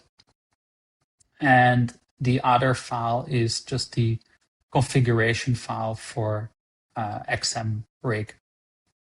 Okay, so with that, let's have a look at the scheduled tasks. And to do that, we're going to run another hunt relevant to scheduled tasks. The system task scheduler artifact can help us here. So let's set the description of our hunt and just fire it off. And I'm not going to change any parameters here. I just want all the scheduled task information to be returned to the server. All right, the results are in, and this is another very fast hunt. It took less than 6 seconds or less than 7 seconds, and we have information about 226 scheduled tasks. And I'm removing the limit 50 statement here, and I'm just going to have a look here. So the first 2 tasks that we can see here are already those tasks that we are interested in. And to make it easier to export these results to, or move those results to our timeline, I'm just going to export it as a CSV, then open it in Excel and analyze it further there. All right, so I've opened the file in Excel. I've formatted it, saved it as the same name as the hunt description. And the rows or the events are sorted by registration time. And here we can already see that those that there are 2 scheduled tasks that were registered within the time window of our suspicious session. And one is Microsoft Edge update, the other one is Microsoft Office update. And the first one launches the Microsoft Edge update binary, which is a renamed crypto miner. And the second one kills any processes that have the name of the Microsoft Edge update.exe. Additionally, we can see here that the start boundary is and for the first task and 8 a.m. for the second task. Now, if you think back to our storyline where our friend noticed the high system load at 10 to 8 and it stopped shortly after, this start boundary for those 2 tasks where this one fires off the crypto miner and this one stops it would explain that. So now we can take those results and put them back in our timeline and then see what we end up with. Okay, so now that we've confirmed that the 2 files that were written to the quick launch directory are related to a coin miner, and we've confirmed that the 2 scheduled tasks are related to starting and killing the coin miner, we can update these entries here. So that's what I've done here. So I've updated the source of all the different confirmations of the different contexts that we built out, and also the artifacts that we used to obtain that. So with that, we have really done a quick triage, and we have analyzed a single malicious session, built a good understanding of what happened during the session, and now we can respond back to our friend. So let's go back to our presentation and quickly recap what we did. So the summary of our findings so far is that we identified a time window with notable events. We found a number of commands that were being run using PowerShell. We found the suspicious session during which those commands were run. We identified the crypto miner and have a good understanding of why the system load was so high. And we found scheduled tasks that will start and stop the crypto miner. And we also created a basic timeline with some initial findings. Now, of course, there are still a number of open questions that we didn't get to answer during this session. For example, around 𝗘𝗙𝗀, who installed it, when was it installed, which other hosts are enrolled in the 𝗘𝗙𝗀 mesh network. Of course, we expect that the attacker is also connected to that mesh network. Also, if the attacker had valid credentials or if they brute forced their way onto the victim system. Also, what other actions did the attacker perform? Like, how were the scheduled tasks created? Did the attacker maybe search for or exfiltrate any files? And how were the crypto miner and reconnaissance output files transferred in and out of the system? Now, some recommended next steps would be to update the company owner about the findings so far, disconnect the MDM system from the network to prevent further compromise using the same method. Then investigate the 𝗘𝗙𝗀 setup and find if more corporate systems are enrolled. And if that's the case, immediately disconnect those from 𝗘𝗙𝗀 to prevent additional breaches. And investigate those systems for signs of compromise too. And once that's done, we can continue the analysis of the MDM test system to answer any open questions. And after the analysis is complete on the MDM system, we could take a forensic image and then reinstall it from scratch.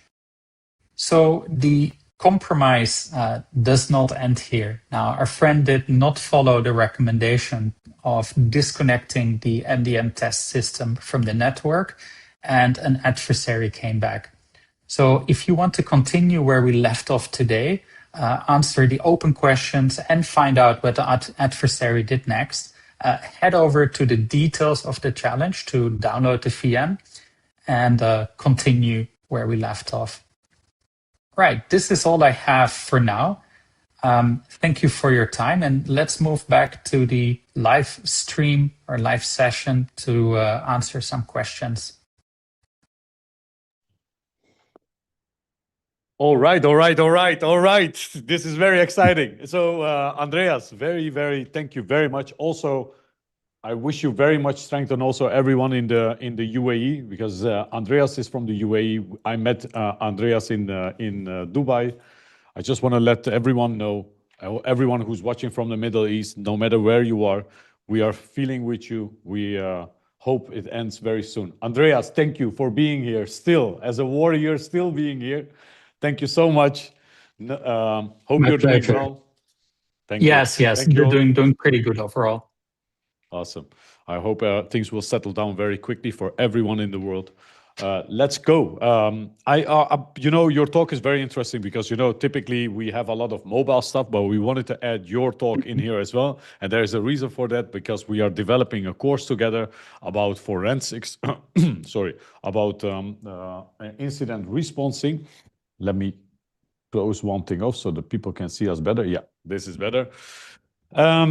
We are developing a course together with you. That's where we are going to launch in a couple of weeks right now. Most of the stuff is being developed right now.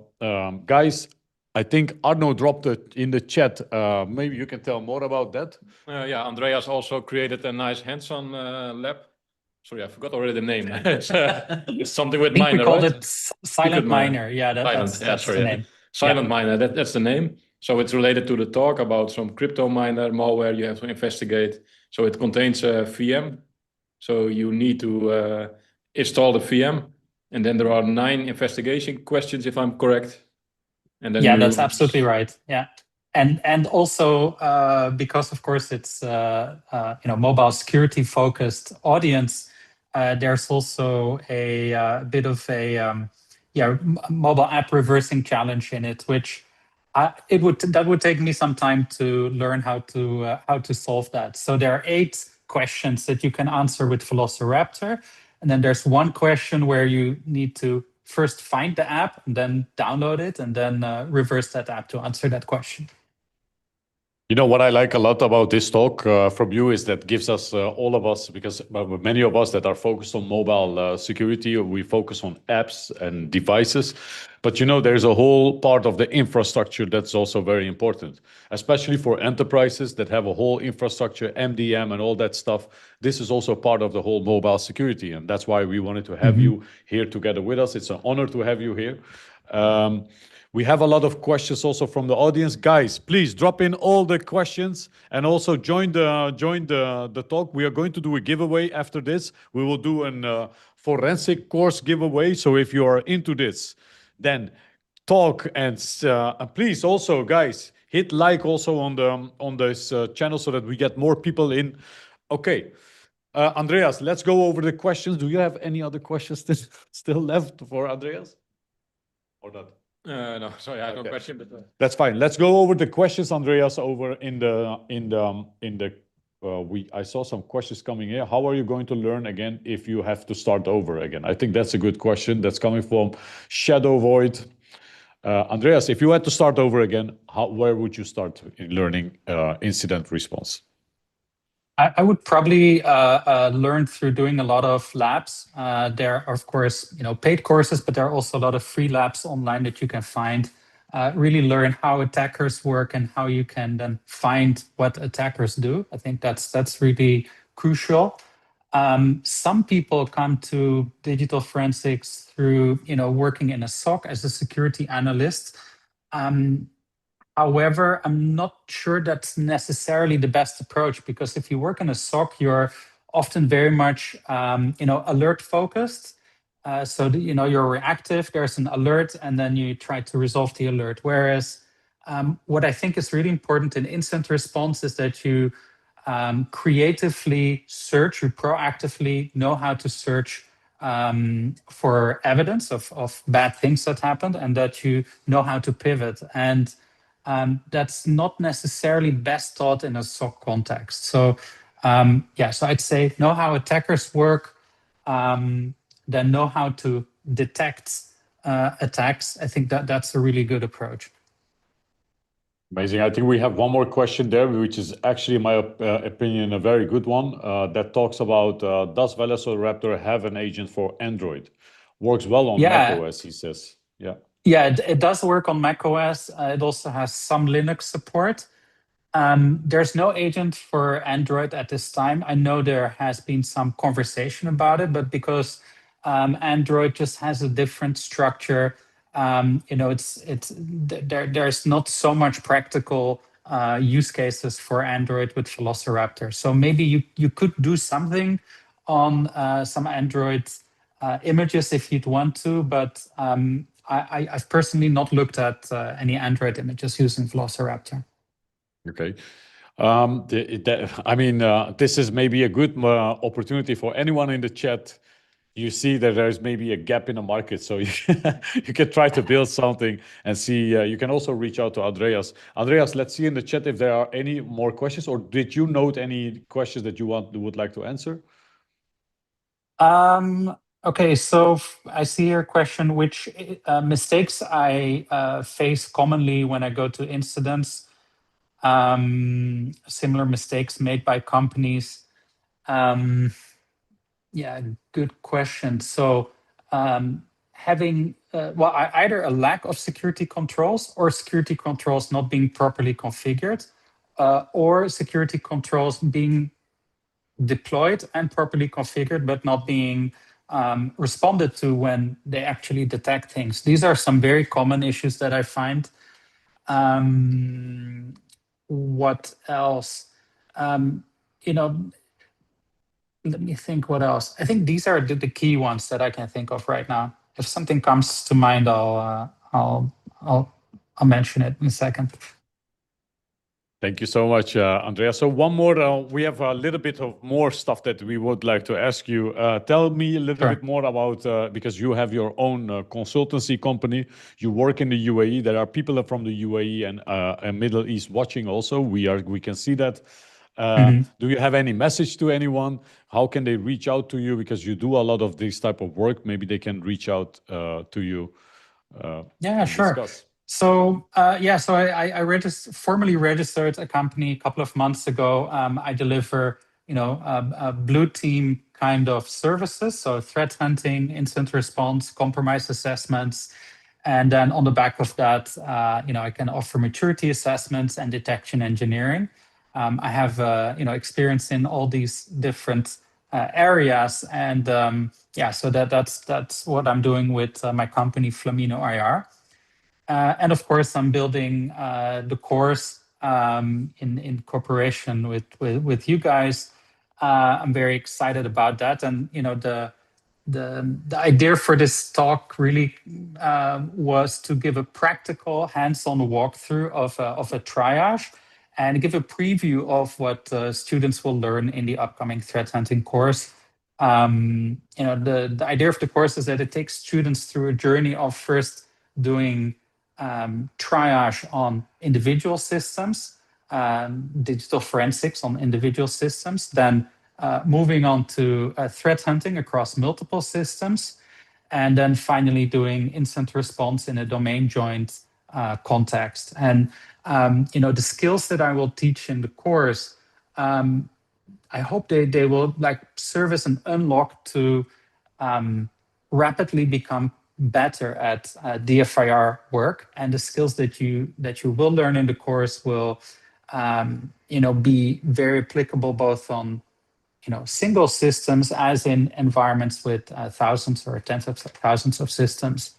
The tool set that I'll use is the exact tool set that I've used in very large environments. So. Thank you so much. So I have one more thing to say. Andreas, are you also available for live courses beside the courses that we are giving over here? I guess that's possible, right? People can reach out to you for live sessions maybe in your area and that kind of stuff. Yes, absolutely. I can teach a live course, no problem at all. Yeah. Amazing. All right. I see a lot of things ongoing in the chat. You can stay and watch the giveaway. We will do, sure. I see a lot of stuff. People are asking, can you do another Userland giveaway? I need to check our Catwoman here. Catwoman, can we do another Userland giveaway as well? Do you think it's possible? Yes, of course. Oh, yeah. She says, of course. Okay, guys, you should be very happy about Catwoman. Catwoman for president. Okay, here we go. First, we'll do the forensic course giveaway, the one from 𝗥𝗙𝗙 yesterday. Catwoman, can you drop a link so people can find that course so they know what it is? We'll start first with the forensic giveaway. Yeah, sure. And then, Arno, the Userland. Yeah, then the Userland, indeed. People are asking for it. So let's do one more. Yeah, okay, we do it one more time. Let's see. I received some mails from some people that say, hey, I didn't want anything. I'm really sorry. We're doing our best to get people win as well. We give a lot of prizes away. Hopefully you win. This is the only wish that I have, that everyone gets a good chance to win. Okay, here we go, guys. Please hit like, comment. Please, this is very important. Subscribe to our channel because I don't see many of you subscribing actually. This is very annoying. Subscribe to the channel, and we're going to do the giveaway in a couple of seconds. I don't see the subscribing going up, so we might stop the giveaway. Only one people have to. One or two people did the following. So guys, hit the like button and get more people into the thing. Go, go, go, go, go. Here we go. Okay, let me share my screen.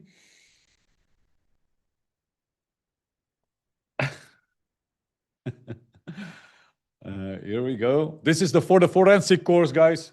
We are going again. I hope I won't share my screen like I did yesterday by accident. So let's see. Here we go, guys. Keep on chatting. Keep on chatting. This time, This time, listen guys, this time what I will do, I will not remove the duplicates. So chat as much as you can, as active as you can, you'll make more chance, I guess. So do it. Get banned by YouTube. Get banned by YouTube. That actually happens if you post. Okay, here we go. Here we go, guys. Here we go. This is the first forensic giveaway for today. I'm not removing. Oh, nice picture again. Less people are joined. We have 1,180 people that watch together. 196 likes, guys. You can do better, man. Come on, drop the likes. Here we go. Here we go. Here we go. Load the comments. Catwoman, come to the back. Catwoman, Catwoman, Catwoman is coming, guys. Catwoman, she's gonna bring the luck. Woo! Okay. Meow, meow, meow. Meow, meow. Meow, meow, meow. Okay. One, Meow, meow. 2, 3. Oh yeah. Here we go. Woo! 7, 6, 5, 4, 3, 2, 1. No. You're too flexible. Flexible kid, you're too flexible. We're gonna do another giveaway. We will reach out to you with an alternative because you already won. We promise we will not do that again. Flexible kid, please. We'll reach out to you in a minute. You guys have contact with Flexible Kid, right? I remember. Okay, Flexible Kid will reach out to you. You guys are lucky we're doing a giveaway for one more time because Flexible Kid already won just minutes ago. We want to make it fair for everyone. Flexible Kid will be speaking. We're going to do another giveaway for the forensic course, guys. Here we go. And then after that, the Userland. Yes, the Userland is coming, guys. Here we go. Drop in the comments. Drop in the comments. Continue, continue, continue. 125 people watching. I see 153 on my left, so it's kind of interesting. Here we go. One more winner.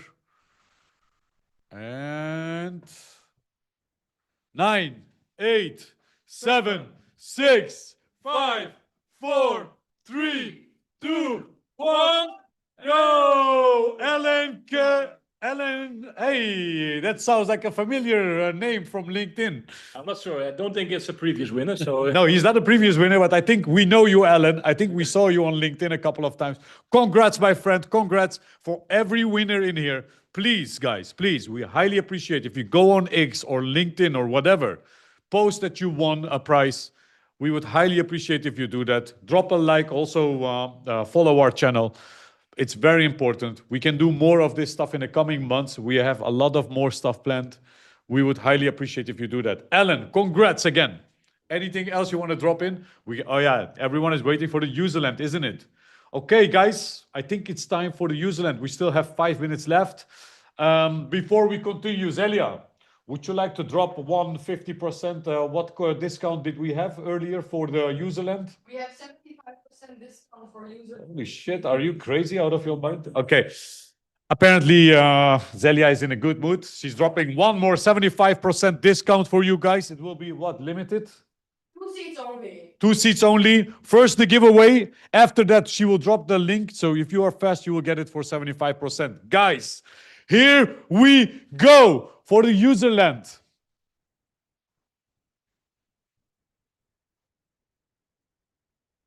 Oh, no, it's Secret Mania. Userland, guys, Userland. Drop in the comments, like. Here we... Huh?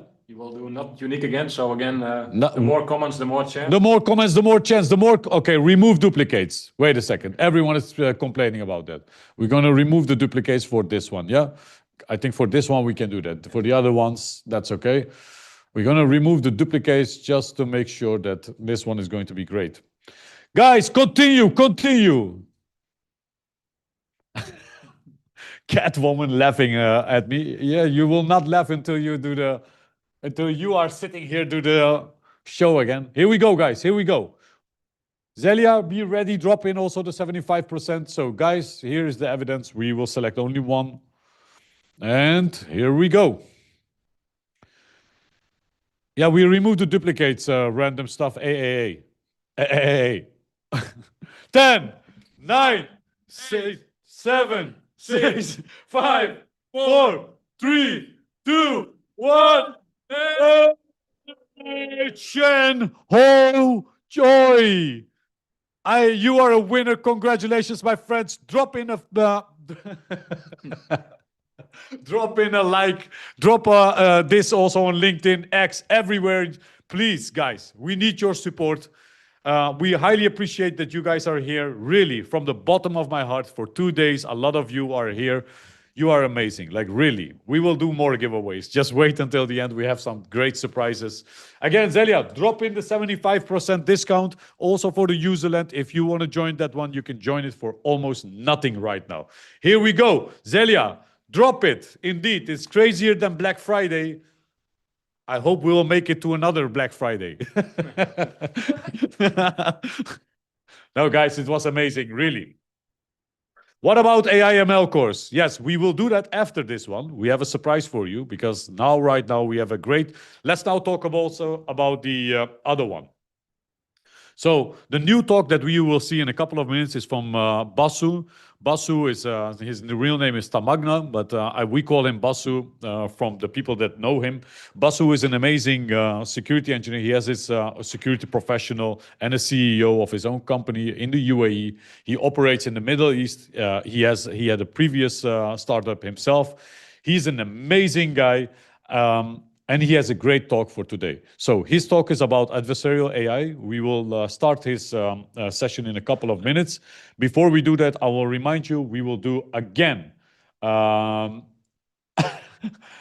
random stuff. You're saying that would be funny to see if we get bankrupt because of this conference. If you guys continue like this, we will be bankrupt for sure. We need a new investor. So investors, if you're in this call, we need you. But anyways, let's continue. We will do 2 giveaways after this call. We have amazing giveaway for the talk that Basu is giving. Basu is creating a live adversarial AI course. I watched some of his material. It's just unbelievably really good, very relevant for this time. So we're going to invite him in a call. And after that, we will do 2 giveaways. One for AI/ML course, and the other one for the live seat for his live session course that he will do. Sound a bit... Okay, guys, here we go. Basu, are you ready? Hello, can you hear me? Hey, yes, we can hear you. What's up, my friend? How are you doing? Hey, by the way, guys, Basu is a hero. We need to just drop it and hearts for Basu, because Basu, right now you're still in Saudi Arabia, right? You got stuck. Yes. So Basu lives in the UAE. During all this happening, he got stranded in Saudi Arabia. If you are in Saudi Arabia, invite him for a cup of coffee because he is now in your place. Thank you so much. He's an amazing guy. Basu, let's not lose too much time. Let's kick this off, and we're going to give some giveaways for your course as well, right? Great. Okay, amazing. Am I audible? Everything is fine, right? All good. Yes, everything is fine. Awesome. All right. Thank you so much. I've been observing you guys. I love the energy. I'm so glad to be here. And let's just get started. This is kind of a very interesting talk, which I kind of wanted to give. So just to give you a background, this talk is about, it's a reincarnation of a talk which I gave earlier. And let me know if you're able to see my screen. Yes, we can. Is my screen visible? Is it in a presentation mode? Yes, you are in presentation mode. Everything looks fine. Okay, great. Thank you so much. So yeah, just a background of so basically way before this ChatGPT and all this came into the world, when the COVID hit early 2020, that time, I was obviously again there was a lockdown situation all over the world, and then I was sitting home, and obviously as a techie, as a builder, what to do, something we wanted to do. So I had this weird idea of, why is there a way I can clone myself? So I kind of came up with this very, kind of my own research in terms of how I can approach in a way I can create my own personality in the digital world, and that can actually talk to somebody. So It was early days. It was very challenging, and that's what we will go through this. This is going to be a very light talk. It's almost end of the day. I know there's amazing talks was there. You guys probably have, had so much fun. So I wanted to keep it light, not too technical, but also give you like the importance of, why this is very important on that, right? So, so those days, it was a very novel concept when I built this, and obviously there was a lot of challenges I faced. Now, fast forward today, it's way too easier, and I think then I'm more worried about the fact that now even a script kiddie can do like a very sophisticated attack because of the technology and the AI how it has been advanced. And this is the idea of and we've been seeing this kind of incident of how this actually lead to kind of two major kind of attacks happening in the world in terms of impersonation and deepfakes. So a quick rundown of me. Who am I? Yeah, so I've been in the industry for more than 20 years now. Right now, I have my own company called DataSecure. We are into cybersecurity. One side we do. So our concept of my vision personally is security for emerging technologies. So we do a lot of R&D in terms of AI, blockchain, and try to come up with how to secure, how to protect all these things. So one side we obviously do consulting. Also, another is training, and I'm so glad to be part of associated with MHL that and we're launching this course together. So AI/ML security, identity fraud protection, AppSec, blockchain security. These are the areas I do, and I am a tech founder. So I love building stuff and being part of the community aspect. So before I get into this, I have some disclaimers. This presentation is for education and defensive purpose only. I don't encourage any kind of, not doing any kind of fraud or impersonation or illegal activity. So while these techniques actually kind of has a potential of getting misused, but then obviously the idea is we together as a community learn from it, right? Creating deepfakes without consent is actually is not recommended. It may violate local laws.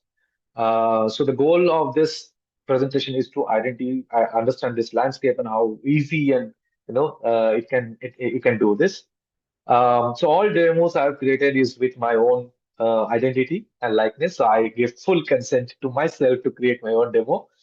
And the real world attacks is from public sources. And I've used various tools, which I'll be explaining what and how. I'm not a promoter of those tools, which I just used as part of my preferences, what I feel is good for myself, right?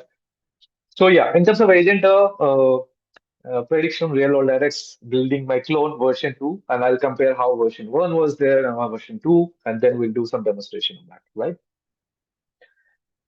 So yeah, I think my prediction was, when I was building this, that in 5 years, technology will be so advanced that this will actually can lead to massive social engineering attacks.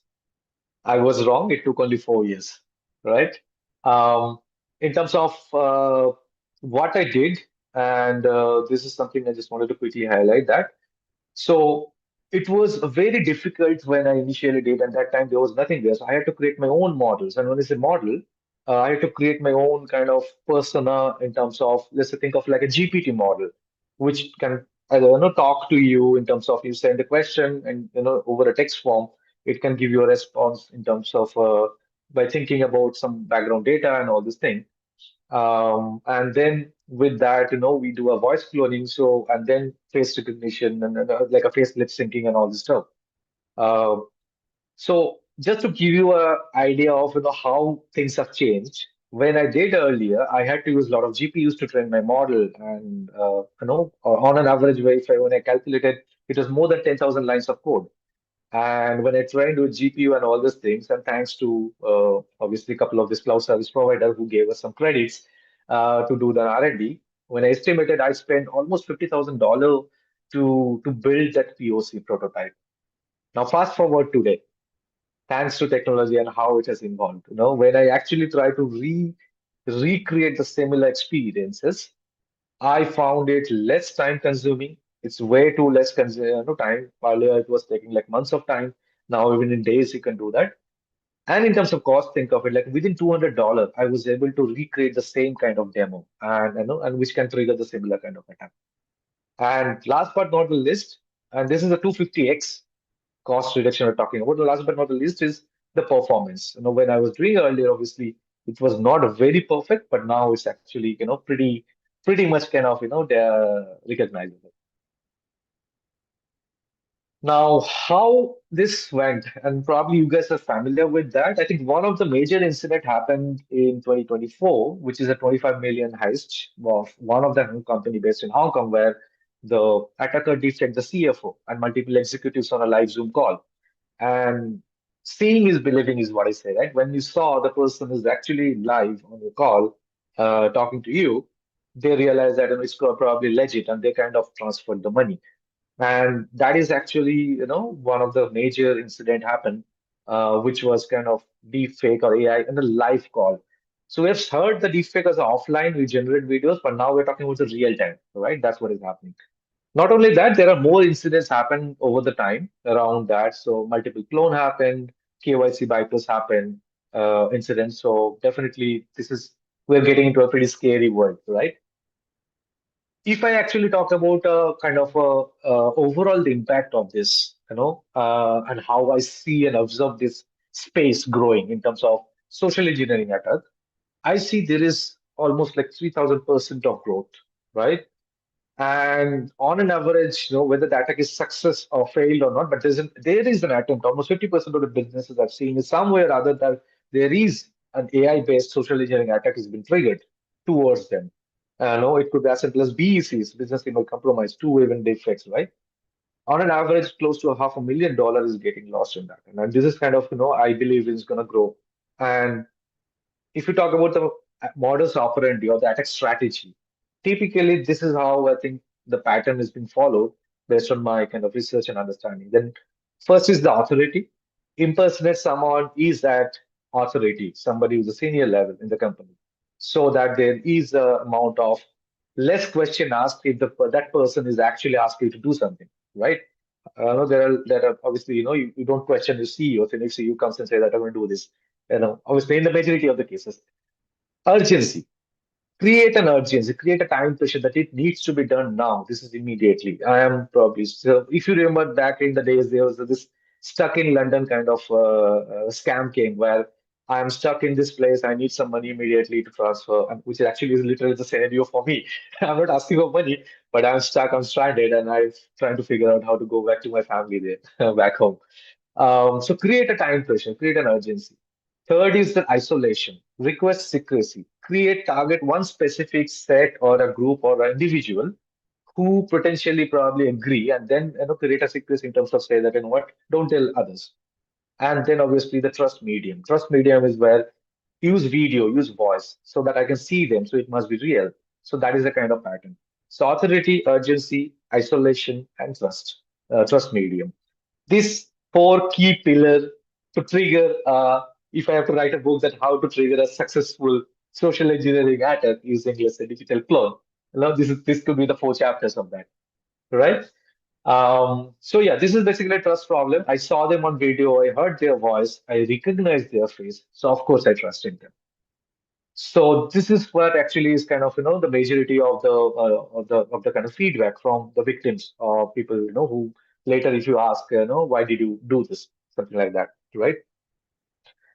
Because this evolved into human psychology at the end of the day, right? So it's not a basic thing. We are actually trying to trigger. Social engineering is all about human psychology at the end of the day, right? You're triggering some basic belief factor in every individuals, and you're addressing and you're actually targeting those belief factors, and then creating an exploit on top of it. And that's what is about, right? So coming back to today. Now, the approach before that, I wanted to quickly show you how the approach was earlier. And then I will just quickly switch how I did it today. So you can see how drastically it is different than how it was done previously and how it is done. So I'll just switch to another presentation and just let me know if you know. So the approach of this is overall is there are 3 components to this. One is I call it the brain or the text chat engine. Second is the voice, and third one is the face, right? So the way it works is first I create a brain, and when I say brain is like how I can replicate my brain. So for example, if Umit is talking to me versus Umit is talking to my clone, he should have the similar experience, which means the clone should know in terms of my persona, my identity, that what Basu is, how he works. It's not about my accent or my voice. It's about the way of talking, right? It's about maybe the kind of words I use. Like let's say I call him with bro, right? So the agent also has to call with bro, right? Like that. So the way it actually was there, I'm just gonna quickly check. Is everything all right? My screen is visible, right? Just a quick Yes, check. everything is visible. Yeah, you're doing Brilliant. very great.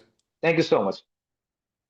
So the way I did it earlier was this is a supervised learning. What does that means? I have kind of extracted all my conversations I had with different people in different channels, which is WhatsApp, Facebook, LinkedIn, maybe some chat group or other chat messengers, Telegram. I've exported all of this data, which essentially gives historical data of how Tamaghna Basu speaks to other individuals over let's say over a digital channel, right? That's first number one.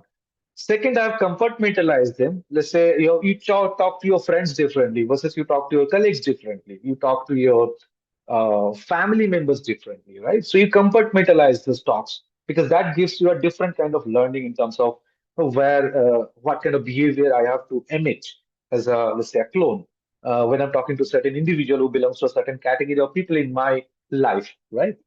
And then on that, I have tried to build multiple models. Think of this is like a equivalent of building like a mini chat GPT, a transformer model, a sequential model, where I actually kind of create a model which knows that, okay, now this is how the conversation, and based on this conversation, this is how I should respond as an AI model, right? So that way I've created an engine, and this is called Brain, which generates thoughts. So if given an input, a question, it generates an answer, and this answer then goes out of this engine. So this is the brain. And there are different steps. I followed them. It is no longer valid, so I'm just skipping them. It was very exhaustive approach. I had too many components, too many libraries, and that's how I blew up all the money when I tried to build it that way. So you can see there are too much of lines of code, different framework, and I've used. But essentially that I had multiple components to handle multiple type of conversations and all the things. Now, with that, I connected with WhatsApp and Telegram, and so that you can do a text-based chat. That was number one. So first part is you build brain. A second part is voice. Now, second voice is the voice cloning aspect, which is basically now I have to clone my voice, and in a way, so that then tomorrow it's like a text to speech. Now I have my voice, which has certain dialects, certain audio, some kind of my the voice tone, my language impact. Like I'm a Indian, so my English is Indian with Indian accents and stuff like that. And then this voice should take a text input, which is my brain is saying in terms of, okay, this is the thought or this is the sentence. It should generate another voice with the same voice with this text, right? So this becomes a voice output of me talking a specific sentence in my own voice. This is the voice cloner audio synthesis engine or the voice, right? So this again I have built, and I try to use a lot of open source models, CycleGAN and Tacotron and all these things, and trained it to my own. And you won't believe for this, I had to record almost 60 hours of my voice, over a period of time, reading different sentences, expressing sad voice, happy voice like that, and then train the model. And after that, also, obviously, it was not a very great model. So imagine the kind of effort went through that, right? 60 hours of recording of your voice, just imagine, if you have to do it. It's very painful, very frustrating. So that we did voice, and then after that, I moved to face. So face is where comes all this together, right? So what I did is now we have a video. So I recorded one video of I'm just staring at the screen, like that, and then there is a model was there. LibGAN is one model. Then Web to Live one model was there. So with all this model, we have created like an ensemble model. Ensemble learning is like an approach of stacking multiple model, and then you try to improve your result. And the idea is, you have a video, you have a voice, and then you feed in that voice to the video, and you do the lip sync, so that as a result, it actually lip sync and it will generate the final video of you talking and saying the response. This itself was a big challenge for me because this takes at least 2 to 3 hours to generate one video. when I tried that time. So it was not real time. And my problem statement was I want to create a real time clone. So I had to do a lot of caching, lot of optimization and all this thing. And that also cost me a lot of time, energy, and money. So long story short, this was my all we tried, and we tried different videos of that and all this thing. But now, fast forward today, you don't have to do all this heavy lifting, my friend. Okay, so this is like becomes a super easy for all of you. Obviously, few tools are commercial tools, so you have to pay for it. But again, as I say, what I've kind of used for like almost 50,000 plus $1, that comes down to hardly, what is that called, like $200. Okay, so if you understand the approach, how I did what I did, without not getting into too much of complexity of AI and machine learning, there is a brain, which is like a GPT. Now there is a voice cloning, which is now the clone your voice, send this audio, it will generate our output voice, and then the lip sync of send the voice, send the video, it will lip sync it. And this entire pipeline, as I say, it was very challenging to create this fast forward manner to real time. Now comes today, thanks to all amazing world of LLMs and all this thing. What I did try to build as a GPT that become much simple. So my goal here was like, how we can make this in a way which is simpler, easy to build, is cheaper. However, it should also have a better quality because thanks to all the GPT and all this model, somebody has done the heavy lifting and just offering this as a SaaS platform, which is like you can have a $10 subscription, $20 subscription, you can do all this by yourself, right? So what is this? So this is where we use now instead of brain, that all this transform model, I used GPT, one of the GPTs, and you can decide what model you want to use.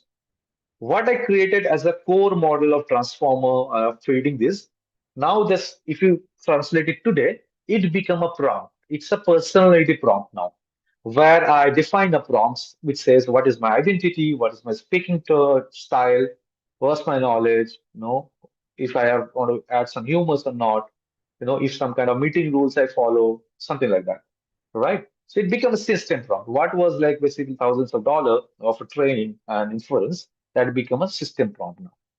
So you can understand how it be completely transformed into a much simple way. And this is like an example prompt, which I kind of used for this. Again, this is not perfect, and I obviously intentionally didn't want to be perfect because I don't want to trigger a kind of a word which can lead to something which is we don't want. So this is basically something we kind of tried, which example that okay, I'm your Tamaghna Basu, you're on a live video call. Your personality is confidence, technical, occasionally humorous, Indian accent patterns, use casual professional tone, your background, what you do, you've done this, so that it can bring in a lot of experience when you talk about it. Keep the responses more shorter. Let's say you're a person who doesn't work out. Occasionally use humor or sarcasm because that's I love to do it. I love to pull, kind of, show some kind of humor. I want to keep it like light.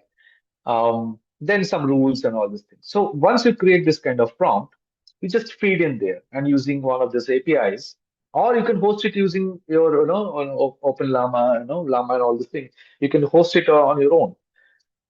Catch is there is a catch. You cannot have a unfiltered chat because if you're using one of the APIs, they have guardrails. So also there is a workaround. There are a lot of unfiltered LLMs available. You can try if you want to create an unfiltered chat version of yours, right?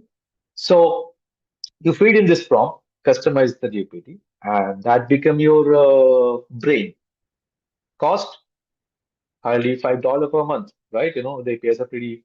This one is like I think $5 to $10 a month, right? You can have, or it's even in a token base, right? Depending on how much you use, right? Your token, you can optimize the cost, right? That's the first part. Second part is the voice. Now, voice, there are different options obviously available. So the one I have used for this demo was 11 Labs. And 11 Labs have obviously some predefined demo. The one where you want to create your own voice is actually a paid plan. And that's why I had to take up this plan. And the way it works is you just upload 30 seconds to 5 minutes of your clear audio. and instantly you see the result. If you don't like, you discard. However, compared to this to previous one, I had to record 60 hours of my audio. I had to train. The results were really crappy. I had to retrain the model like that. And each time a training was taking, let's say, at least 3 to 5 days of time, including GPUs. Imagine the kind of life, how simple the life is, right? Biggest challenge on those days was handling Indian accent. There was no base model available of voice which handles Indian accent. So when I was actually creating the model, it was actually as if I am, my voice tone is same, but I'm a US citizen or probably somebody, American or a British guy talking in my voice, right? With the accent there. So that was the problem.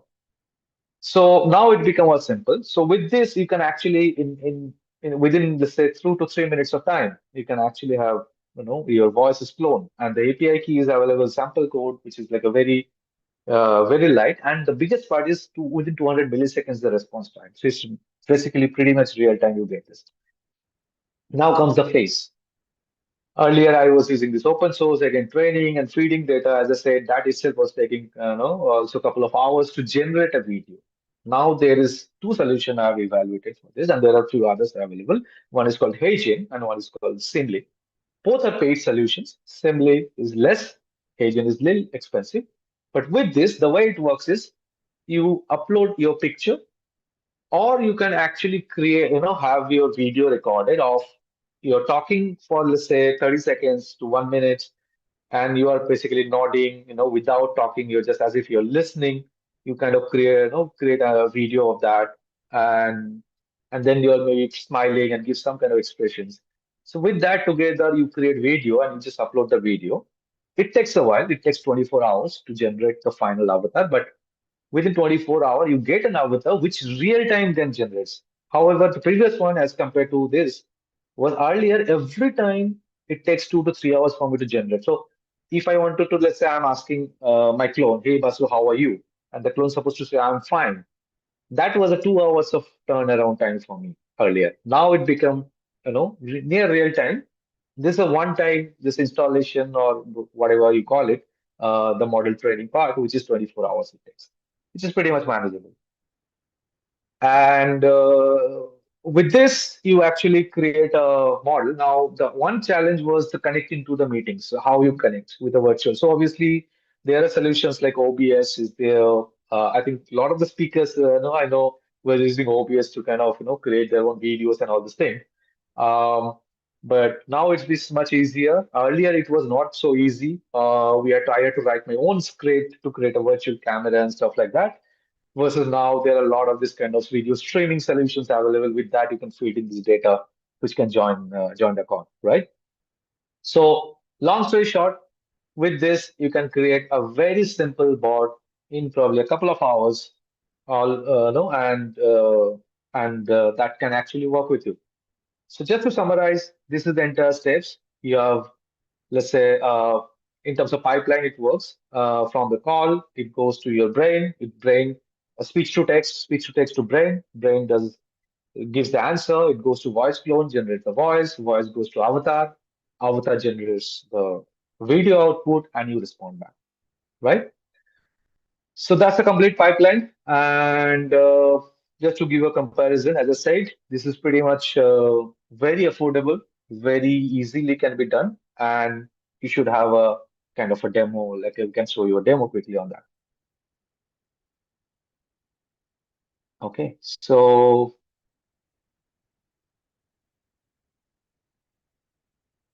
let me just.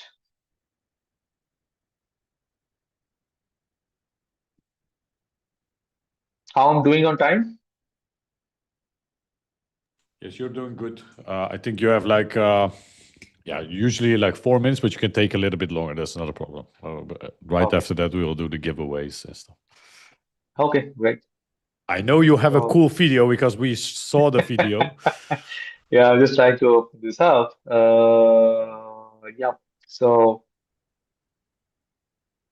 whether this is exactly what we'll be teaching as part of the, okay.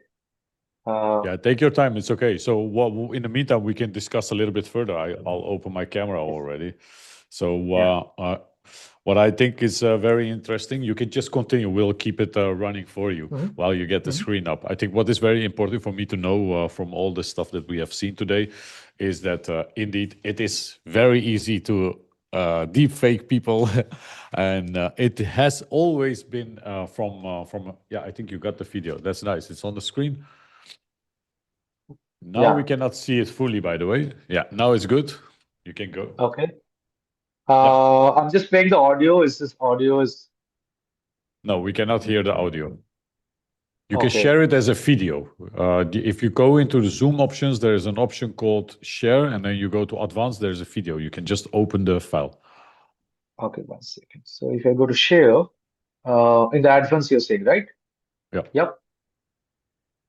I just learned something new today. Thank you so much. We had to become an expert in Zoom. We didn't have a choice anymore. Guys, again, 50% discount on the course of Basu. It's in the chat. This is your only chance to join it for this less. His live session is going to happen in the coming weeks. When exactly? When was it again? Basu, you know it, right? You know the exact date. I don't remember it from the top of my head. When is the live session happening? Some people already joined. Yes, 18th is the weekend after 15th, which is I think 18th is when we're starting that.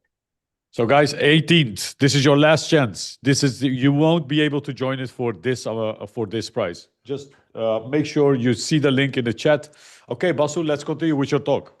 Hello, hello. Can you hear me? Hi. Yeah. This is me, Tamaghna Basu, and today I have with me the version 2 of Tamaghna Basu. So we'll have a conversation. Let's see how this goes. Okay?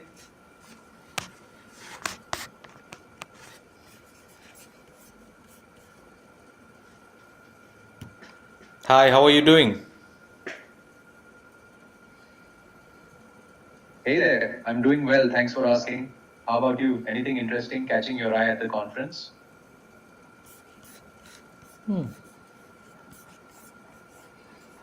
Interesting. Yes, all good. Looks very interesting so far. That's great to hear. It's always exciting when there's a lot to learn and explore. If anything specific piqued your interest or if you have questions, feel free to share. I'm here to help. Okay, now let's switch to the next version. A little bit of upgrade. Let's see.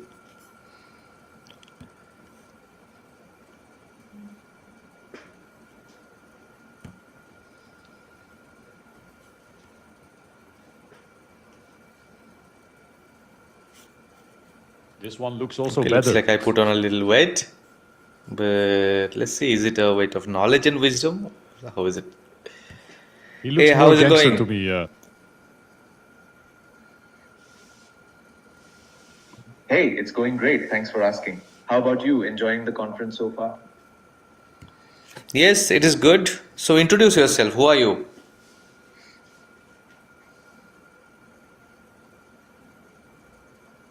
Absolutely. I'm Tamaghna Basu, a cybersecurity researcher and AI enthusiast. I'm the CEO and founder of DFIR, which specializes in Web3 and AI security. Before this venture, I co-founded NeoID, focusing on... So what's your take on mobile security?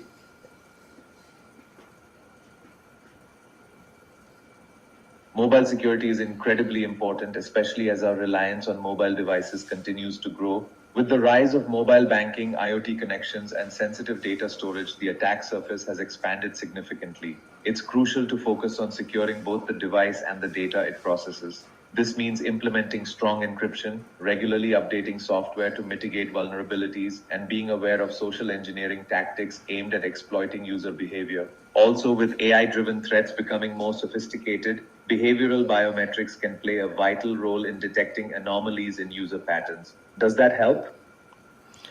Yes, so as a normal human being, a common citizen of a country or this world, how should I protect ourselves from deepfakes and AI?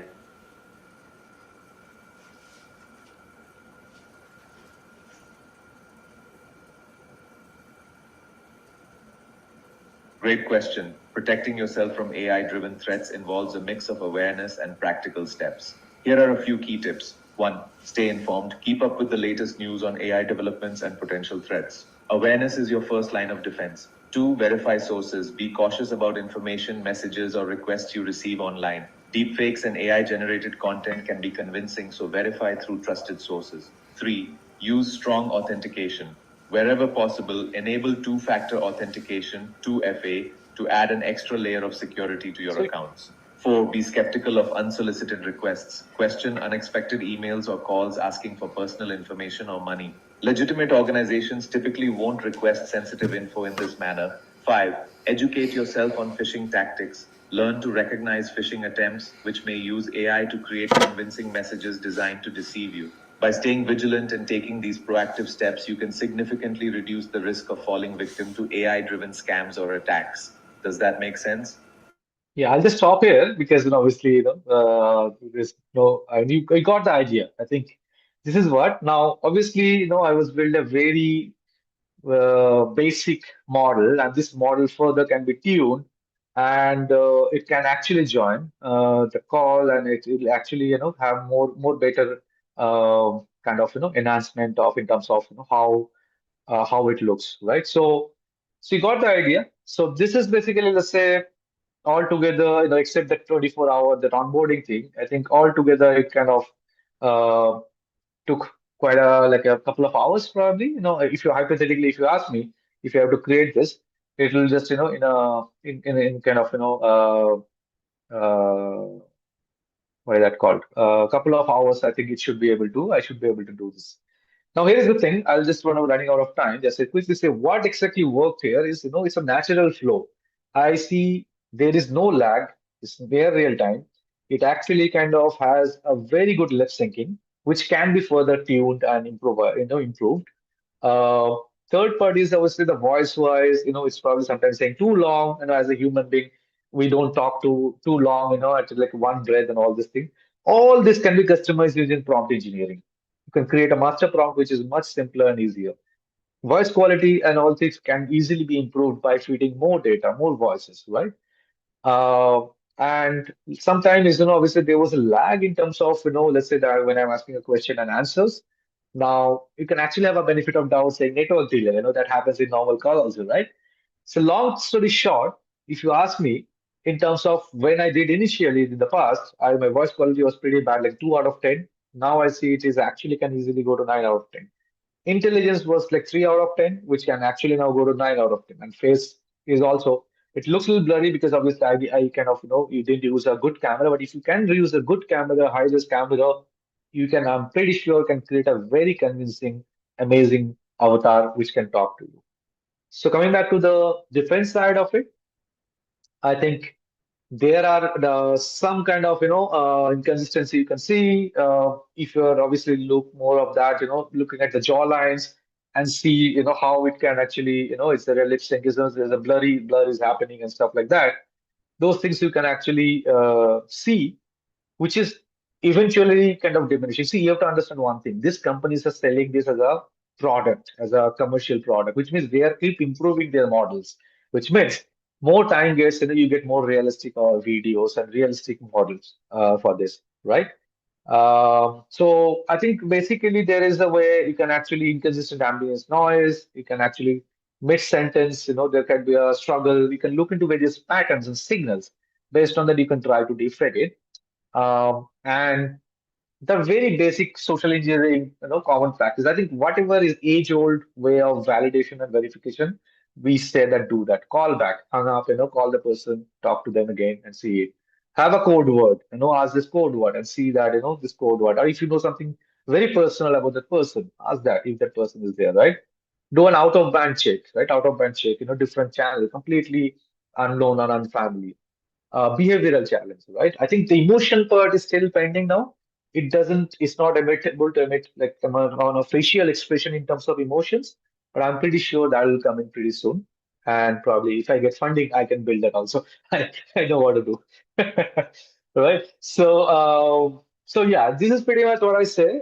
Just to summarize, there are kind of different layer of defense you can put in terms of tech. You have a technical, deepfake detections, AI generated video detection. Kind of, there is other kind of tools, is like a red team, blue team, right? Tools are coming in the world which you can use. Process wise, as I say, you can create like a playbook of verifications, callback, code word, dual approval, out of band confirmations. People, awareness, especially the senior people at home, people who are not tech savvy. I think it's high time we have to educate those people in our family, in our friends network, so that they don't get scammed because of this and the policies after that. So the road ahead, I definitely see threats will grow. This become, very. I mean, I myself see, maybe there is a world where this digital and physical world is actually gonna emerge together. So yeah, kind of. It's very interesting, I would say. Obviously, scary. There's a lot of worries is there, but I'm pretty hopeful that there will be enough people to kind of so look into the defense aspect of that.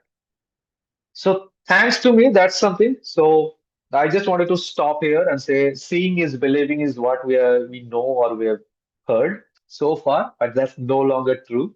So yeah, kind of use zero trust approach in your life also. So thank you so much. I think that's pretty much what I have. It's again, thank you for having me here, Amit and team and the MHL team. I'm so glad to be here. Thank and you, appreciate your Basu. effort. Thank you. Thank you, Basu, for the great call. It was amazing having you here with us. Hey, guys. Thank you. They were speaking here through us. So, hey, thank you so much, Basu. That was a very interesting talk. We were looking forward to this one because we do a lot in AI, as you know, and we wanted to see how we can clone ourselves and let that next time come in here, set them. I can do so that. we had a plan actually for your talk, but we couldn't get it done. We wanted to record like a fake, deep fake from ourselves and then put it here and then answer like a few questions. And then all of a sudden say, hey, guys, you didn't even notice, Yeah. But Maybe it's already the case, Yeah. this In is fact, I already had a plan. I had a an plan agent, that I can guarantee you. He's already an agent. We have another agent here as well, Catwoman. She's also not real. I can guarantee she's not yeah. real. So I had a just very to, ambitious plan also on this. Just quickly to add, I thought of unfortunately I didn't get enough time to do it, but I wanted this presentation to be delivered by my bot. yeah, no, that would be great. Maybe in That the would be future very next we'll time. invite you. Yeah, maybe in the future Yes. we'll invite your bot. So, guys, one more time, we're gonna do a giveaway for Basu's talk. But before we do that, make sure you comment a lot, you like. Please drop likes in the channel because we will get more people in the channel. That's what we need. We need more people in here. Make sure you follow our channel. This is very important. Basu, we're gonna take one. You please stay because we have some questions for you. They are coming now. Okay. Please drop your Sure. questions for Basu. One first question that I have is what surprised me the most is that you said there were no Indian speaking models. That was a big big surprise to me. I mean, a lot of AI engineers are also like a lot of security people are Indian because and Right. surprised me not to have an Indian speaking model at the beginning. I would expect Yes. to have one directly. Yeah. So That was those days, when I'm talking about 2020, 2019, 2020, it was not there because majority of the research was happening in the US region, and the base models was like pre-trained models were on US accents and all these things. I'm actually very happy that they didn't get that in their hands, or else a lot of Indian scamming would have happened as from the call centers that are happening. Well, No, but just overall, one other question that I have is that you said like the identity is very important, right? You want to know that he responds as that person.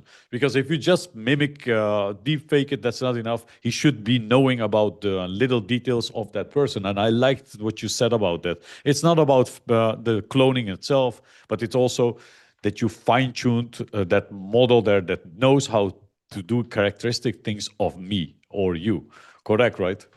right, yes. So I mean, it goes a little bit into psychology, and then that's what I'm saying. It's a a very interesting domain, and personally, I'm very passionate about this space. Human psychology, emotions, and how we associate emotions to specific individuals or specific items or places in your life, right? And actually, that can actually figure it out. You can do a sentiment analyzer. You can create a lot of these Okay. factors, and with that, you can actually create a much more better model. Okay, you have some questions? I have more questions, so I'll let you do more. Yeah. Guys, drop in your questions also in the chat. Yeah, I think you already talked a lot about it, but yeah, indeed about the speed. So you said how much time would it cost now to create a realistic clone of someone? So based on the model I've created so far, real money, it's not your time and money you're talking about. In terms of I think within $200 you can do it. That's crazy. Yeah, it's pretty cheap. And how many time? Is it hours or?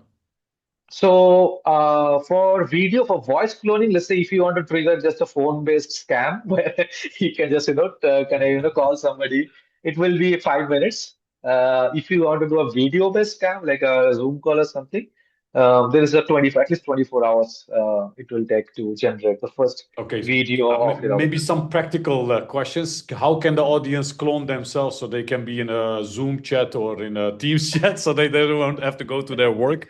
Yes. And another one is, how can I clone myself? Can you help me to clone myself so I can do voice calls with my wife when I'm not there?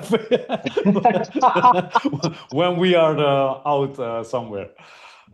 These are practical questions I have. Anyone who wants to clone themselves, yeah.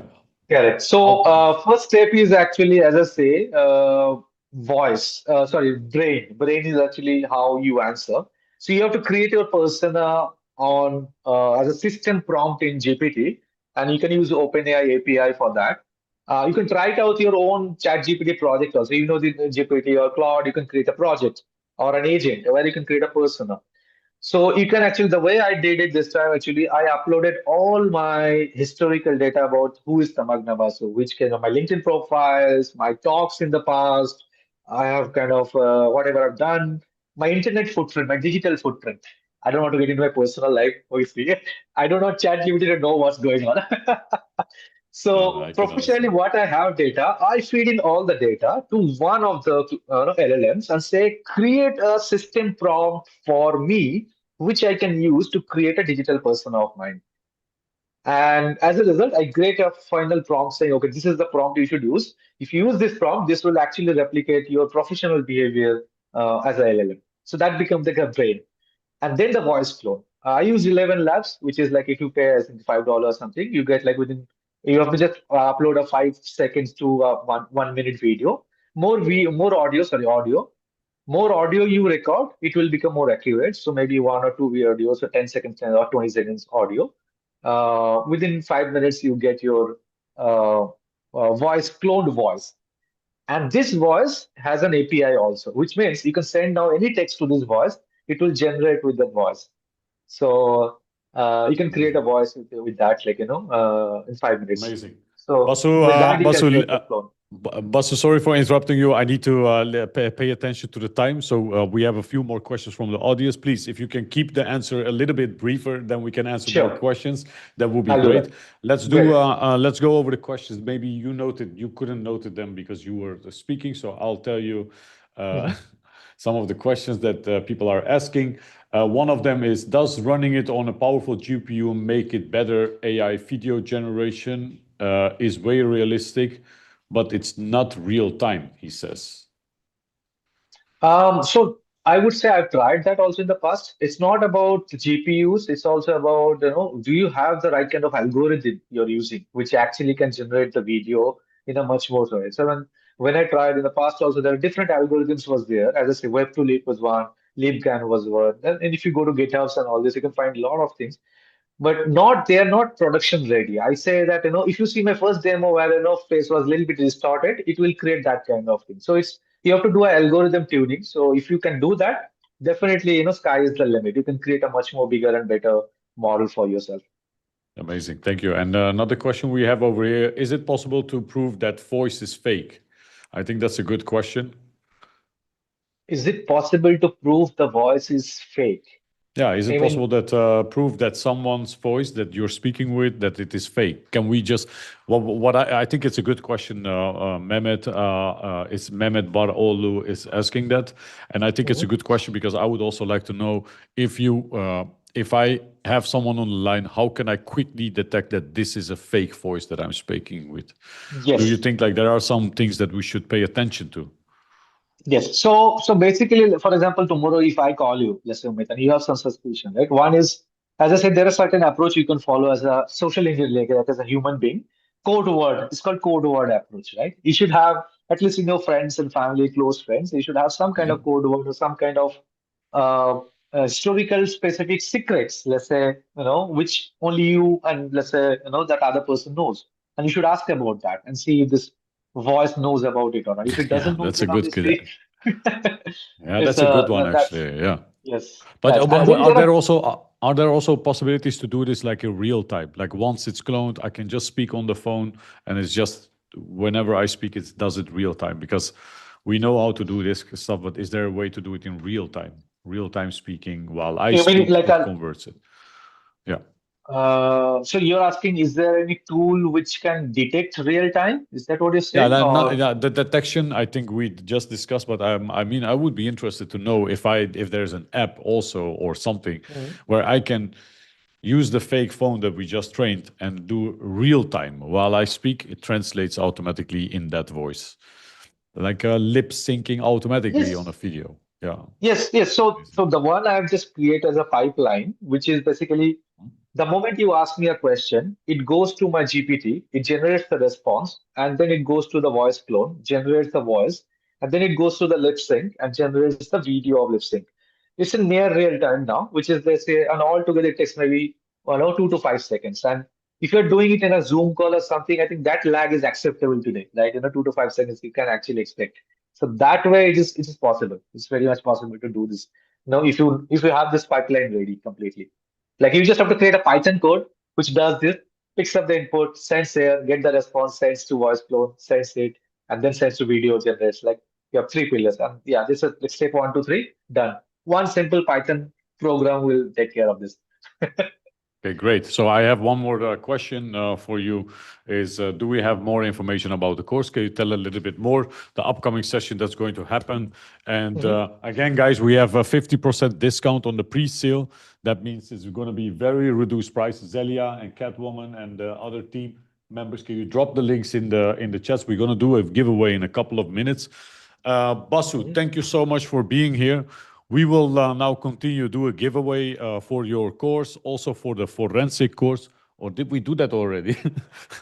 You've been throwing giveaways so much, man. I just I'm so glad. Yeah, we're gonna do a giveaway, guys. Drop in the likes again. Make sure you follow the channel. I swear to you, if you don't follow and I see that you won, we'll just not give you the prize. You need to be a follower. You need to be a follower. Yesterday, you guys had way more followers we had. So now, today, we're going to explode. Let's see. Now, let me get this. I'm going to share the screen. We're going to do the first giveaway for Basu's course. That means that if you join, you will be able to join Basu's live course. That means Basu's course is actually a live session that will be hosted remotely. So you will be interacting with him, communicating. 1 second, my earphone died. Yeah. And in the meantime, can you guys hear me? Yes. Okay, awesome. So we will do the giveaway. Let me just not lose too much time. Guys, drop in. Let's go. Let's go. Here we go. Here we go. Let's share the screen and we're going to take Basu. This one is for you. This one is a giveaway for your course. So let's see.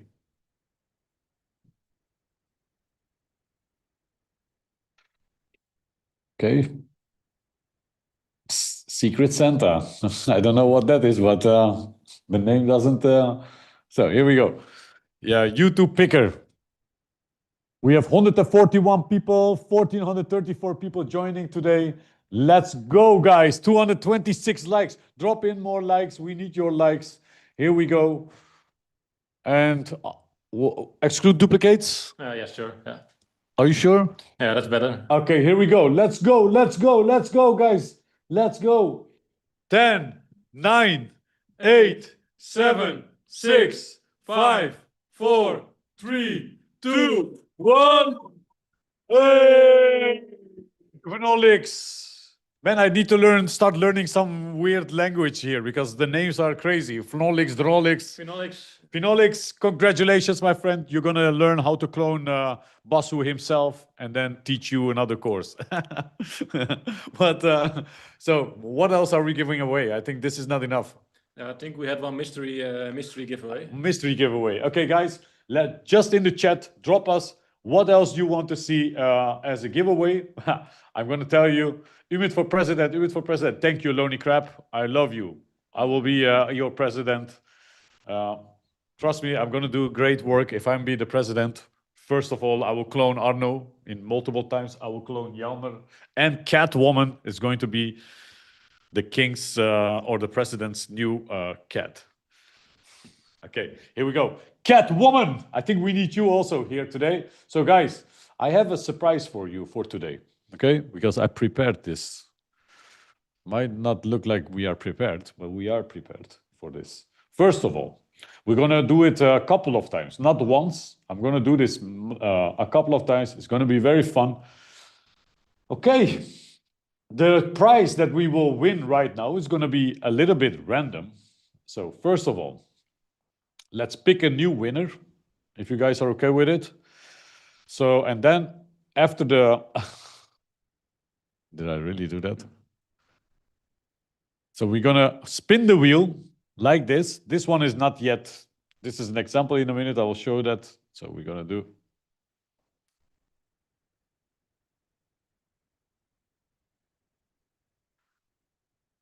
Okay.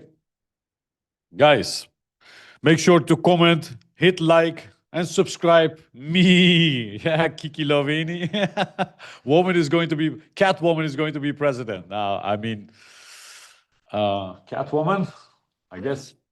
Catwoman is coming here. Let's go. Let's go. There's one. We're going to select how many winners we do? 2. And then we do a round with the thing. We'll do 2 winners. Guys, this is going to be crazy. Okay. It's 2 winners. And after the 2 winners, but listen, I'm going to say this one more time. If you have already won, we will not give you the prize. Okay, it's not fair for the other ones. If you already won a prize today, that means this prize that will fall, or if your name comes in here, we know that that you won. We won't exclude you from that one, okay? Because let's let other people also win. So here we go. Start after we see the 2 names. We will go for each one of them, spin the wheel, and see what they win. All right, here we go. All right. Who is it gonna be? Random. Here we go. Farhad Said Barbuya C5X. Man, are you guys from Mars or something? I don't know. Talisman 770. You, here we go. Congrats, guys. So we're gonna start first with Farhad Said Sajid Barbuya C5X. Here we go. Here we go. Catwoman. Meow, meow, Meow, meow. Meow, meow, meow, meow, meow. Meow, meow, meow, meow, meow. Meow, meow, meow, meow, meow.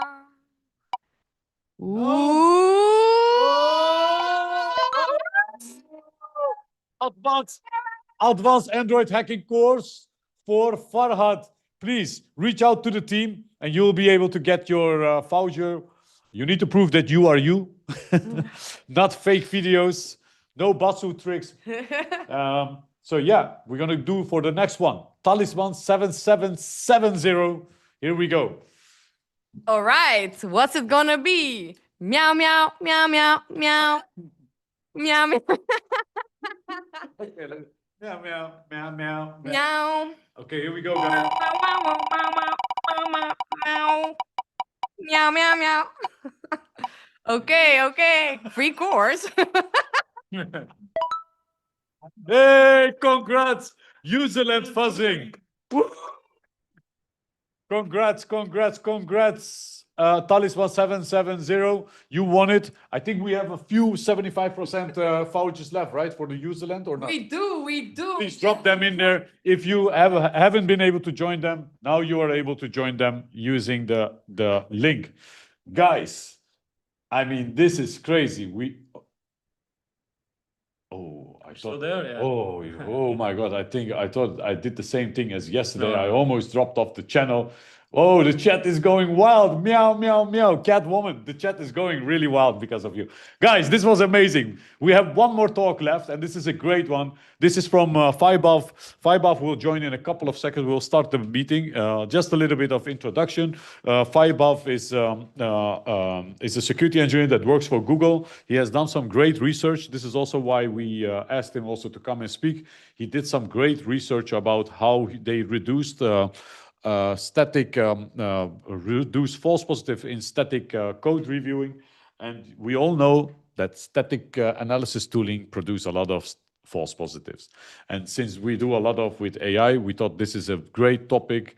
In a couple of minutes, we will start the session. But before we do that, we still have a couple of minutes left, and I would like to know if we start this.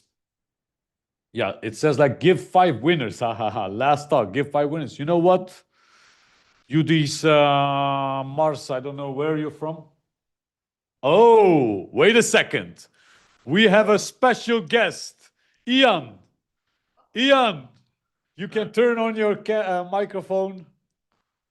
Here we are, guys. That's the big surprise we had for you guys. Ian, welcome, my friend. Hey, how are you? Thanks, Umi. Thanks, Arno. Good. Yeah, great. Going great. The party's happening here. Yeah, we had a crazy time here. So, guys, you guys, for the ones who don't know Ian, Ian is a great, good friend of us. We met him everywhere in the world by now. Well, especially Dubai. We like that place. He's also right now in Dubai. You may want to do your introduction yourself, maybe, Ian. I think maybe that's better. Yeah, perfect. So, everyone, nice to be here and great to be part of the event. I want to say thanks, obviously, to Umid and Arno for being part of the event as well. For people who maybe aren't aware, then Umid, Arno, and I started Pwned Labs and Mobile Hacking Labs at around the same time, and so this is like a really exciting journey. Sometimes a little bit too exciting, but it's been amazing to see actually the growth of Mobile Hacking Labs over the past 3-4 years. It feels like longer. The fact that you put on like an event such as this for the community is just, it speaks about how much Mobile Hacking Labs has grown and the strength of the community that's really surrounded mobile hacking. I mean, we are not the only ones. So just for the ones who don't know Ian, Ian is from Pwned Labs, of course. Yeah, he just said it. Sorry, I'm a bit fried up by now. And we like he said, like we are from day one also fan of Pwned Labs. We saw each other in Saudi. We saw each other in other places. It was great to meet him. We are also friends, you know, we hang around in other places together. It's very great.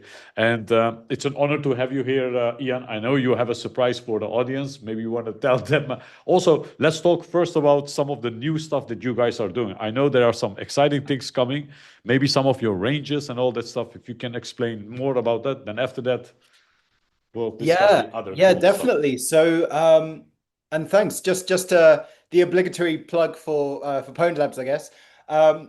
We have many new exciting things happening. I think three years ago, we just started with AWS. Obviously, we've changed a lot since then. We still have a lot of AWS. We have Microsoft 365 Labs, Azure, GCP, Google Workspace, AI. Just like Umid and Mobile Hacking Labs has some really great AI content as well. So we've got cyber ranges as well. This is where if you feel like you're a hacking pro and you need a real challenge, then the cyber range is a good test to see if you've got the skills. And even if you don't have the skills at the beginning, then you'll learn a lot in the way. I think sometimes it's nice to read a walkthrough or watch a video, and then other times it's just really great to dive in and see if you can hack something. So yeah, we've also got boot camps in Pwned Labs. So if you feel like you need a bit of structured learning with an instructor, then the boot camps provide structured learning paths and, you know, really walk you through the process for both red and blue in terms of how to navigate these cloud environments offensively and defensively. And so, yeah, that's what I'm really excited to be here as well, because we are going to do a giveaway for 3 vouchers for the actually a bootcamp of your choosing. To be honest, you can choose either the Microsoft one, the AWS one, or the Google one. And it's our pleasure, to be honest, to also give to the mobile hacking labs cybersecurity community something from Pwned Labs as well. Amazing. Yeah, I think we were just hyping everyone up since yesterday about it. You want to say anything? You're sitting there like, Mehmet has also some comments about you. Okay. I didn't read it, but yeah, I think it's really cool indeed. Also have experience with cloud, because of course everything is connected with cloud as well, and also for mobile. So yeah, I think it's really interesting to learn about everything and hack the world, right? Absolutely. Yes. And, you know, fingers crossed we can have a mobile hacking labs and Pwned Labs collaboration and bring something really exciting in the future as well. Yeah, guys, so just let Ian know whether you guys want to see that a collaboration between Mobile Hacking Lab and Pwned Labs. We have been discussing some ideas, but let's see in the chat how you guys respond to that. Drop in the chat whether you think that's a good idea or not. And then also, Ian, let's do this. Let's do the first giveaway now. I think if you want to stay after this talk, or we can do the 3 you said, right? Or am I? Yeah, 3. So we'll give away 3 vouchers for people to do the boot camp and get the certification. It includes 2 exam attempts. You know, everything basically. Okay, guys, then let's do this. Ian, here we go. Let me share my screen. All right, let's do this. Good luck, everyone. I wish I could give you access to my screen so you could do it. But unfortunately, you can just say press unit and then I'll press. Okay, okay. Let's do this one. You saw it, right? So All we right. won't do this one now. Let's go back.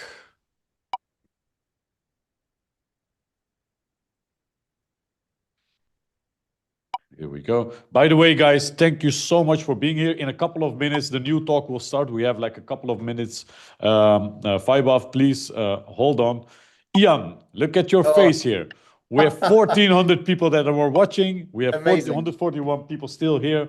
Here we go, guys. The first, or we can do 3 of them right away, right? Maybe that's possible. Yeah, because we are in a time thing right now. We're going to select 3 of them and exclude the duplicates. Guys, drop a like to our video and also make sure you're subscribing, because many of you have not subscribed yet. If that was the case, then we would have like 20,000 followers right now.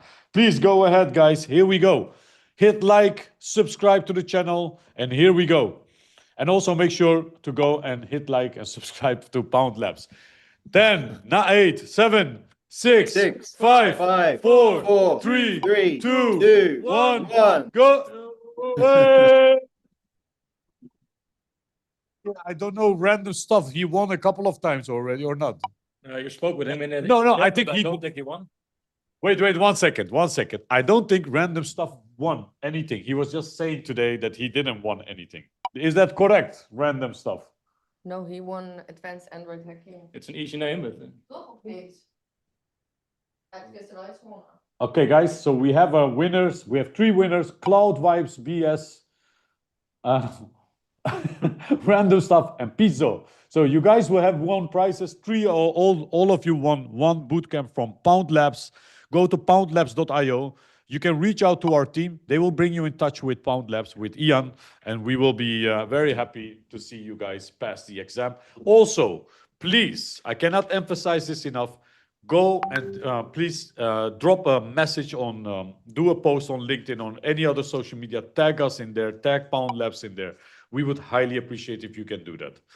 Thanks a lot, because so people can see that this is real, that we are giving the prize away. This is very important. Ian, what do you think of this? That was great, think right? it's amazing. it's great that three people from the Mobile Hacking Labs community can join us on a really exciting journey into cloud, and yeah, be part of both our communities. So that's amazing. Thank you. And also, are there any discounts ongoing right now or anything else? Like, I don't know, I haven't watched it, but are there any special things ongoing that you might want to warn people? We can give a 25% discount also, especially for the Mobile Hacking Labs community, if they want to. Awesome. Thank you very much, Ian. Thank you for joining us. Thank You're you so amazing. much. My pleasure, guys. Thank you so much. Thank you. Good luck. See you. Bye-bye. Bye. Bye. All right. Now we're going to step over to the next talk, which is going to be from Vaibhav. Vaibhav, we already introduced you a little bit, so we're going to kick off your talk, and then we will be able to answer any questions. Let's go into the...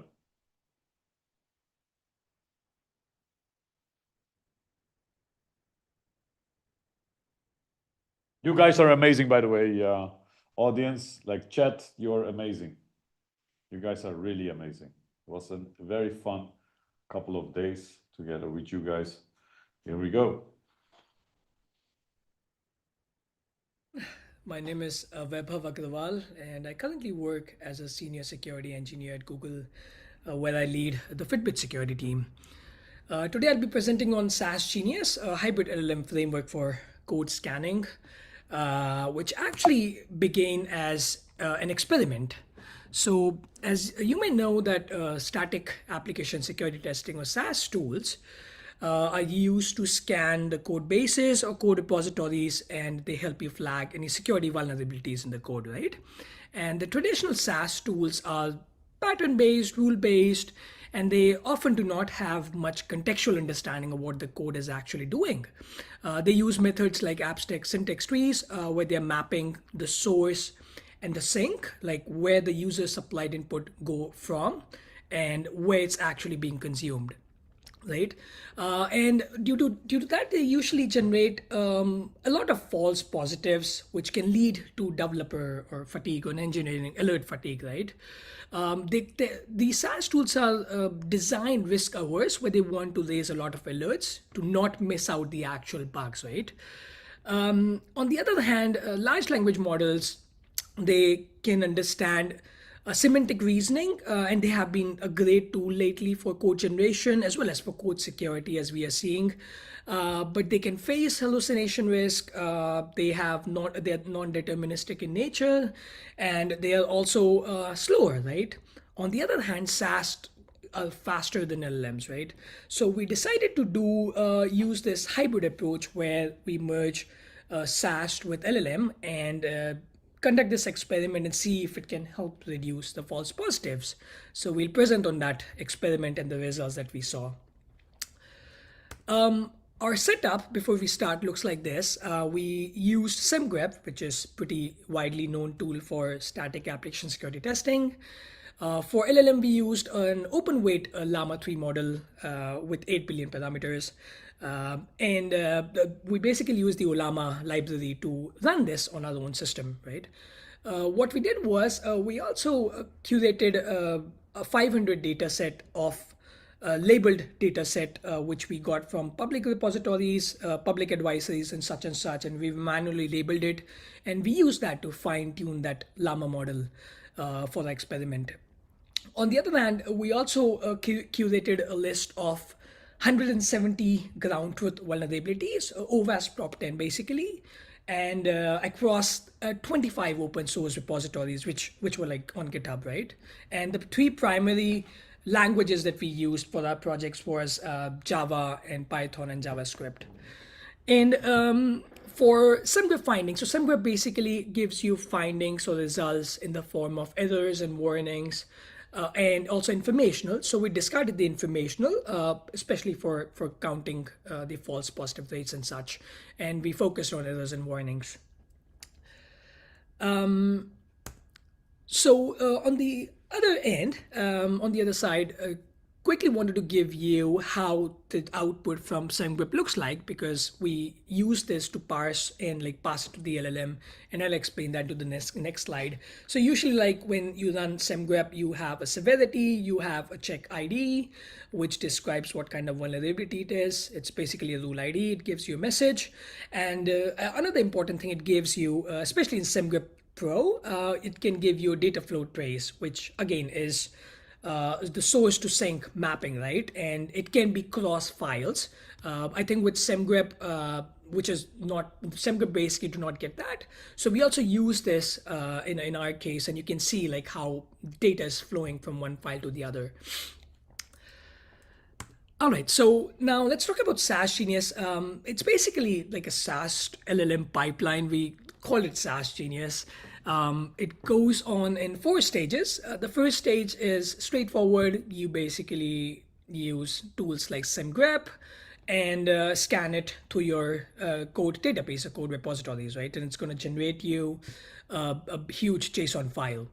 The second stage in our case was context extraction layer, where what we did was we used this output, JSON output from the SAST tool, and we extracted the things that we want to provide as a context to the LLM, which also included the data flow traces, right? And in this extraction layer, it was just basically a simple script, a Python script. And we extracted the code bases for all the files, for example, that were in the data flow path, right? And we generate again a JSON file, and we supply it to the LLM layer, where we actually building a prompt for triage and a prompt for exploitation generation, right? And if you see the output, it's again a simple JSON where we ask the LLM to generate a verdict if it's a true positive, a false positive, or the result was inconclusive, right? And also reasoning a wide thing that way, so we know what's going on in the mind of the LLM, right? I'll give you the GitHub link later in the slides, where we actually have these prompts that we used. And stage 4 was for any true positives that we have, we added this as an additional layer to see if like how good LLM is actually generating the POCs. Now, in our case, we didn't really executed these proof of concept for exploit generation. All we did was we generated it and sort of manually validated it. And again, like there can be a better architecture for this, but since this was an experiment, our focus was on like what happens with the false positives, right? And now we'll talk about some of the findings that we saw in our experiment, and how these false positives sort of got reduced by combining LLM with SAST findings, right? So first finding, scanned a Java project. It identified a classic SQL injection where a user-controlled value was actually getting concatenated into a string, right?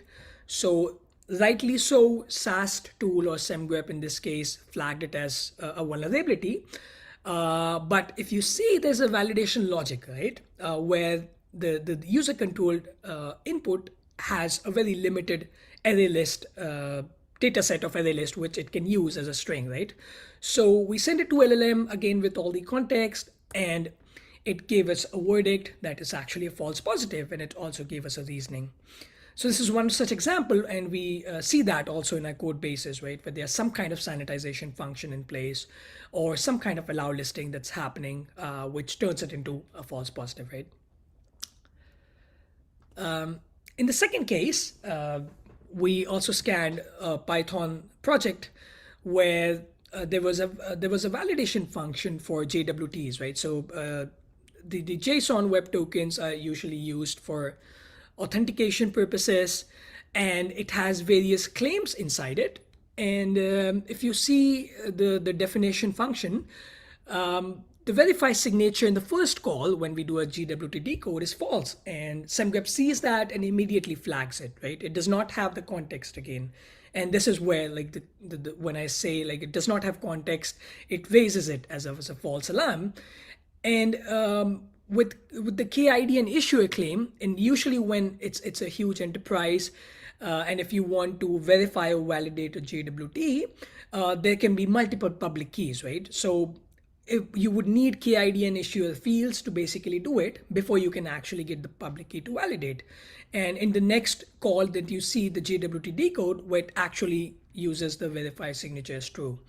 Now, SEMGREP again raises this as a vulnerability, and we send this entire code and all the context to LLM, and it says that it is actually a false positive, right? And it also gives us the reasoning that we would also think when we actually manually review this code, right? And again, producing a false positive here. Another case, JavaScript.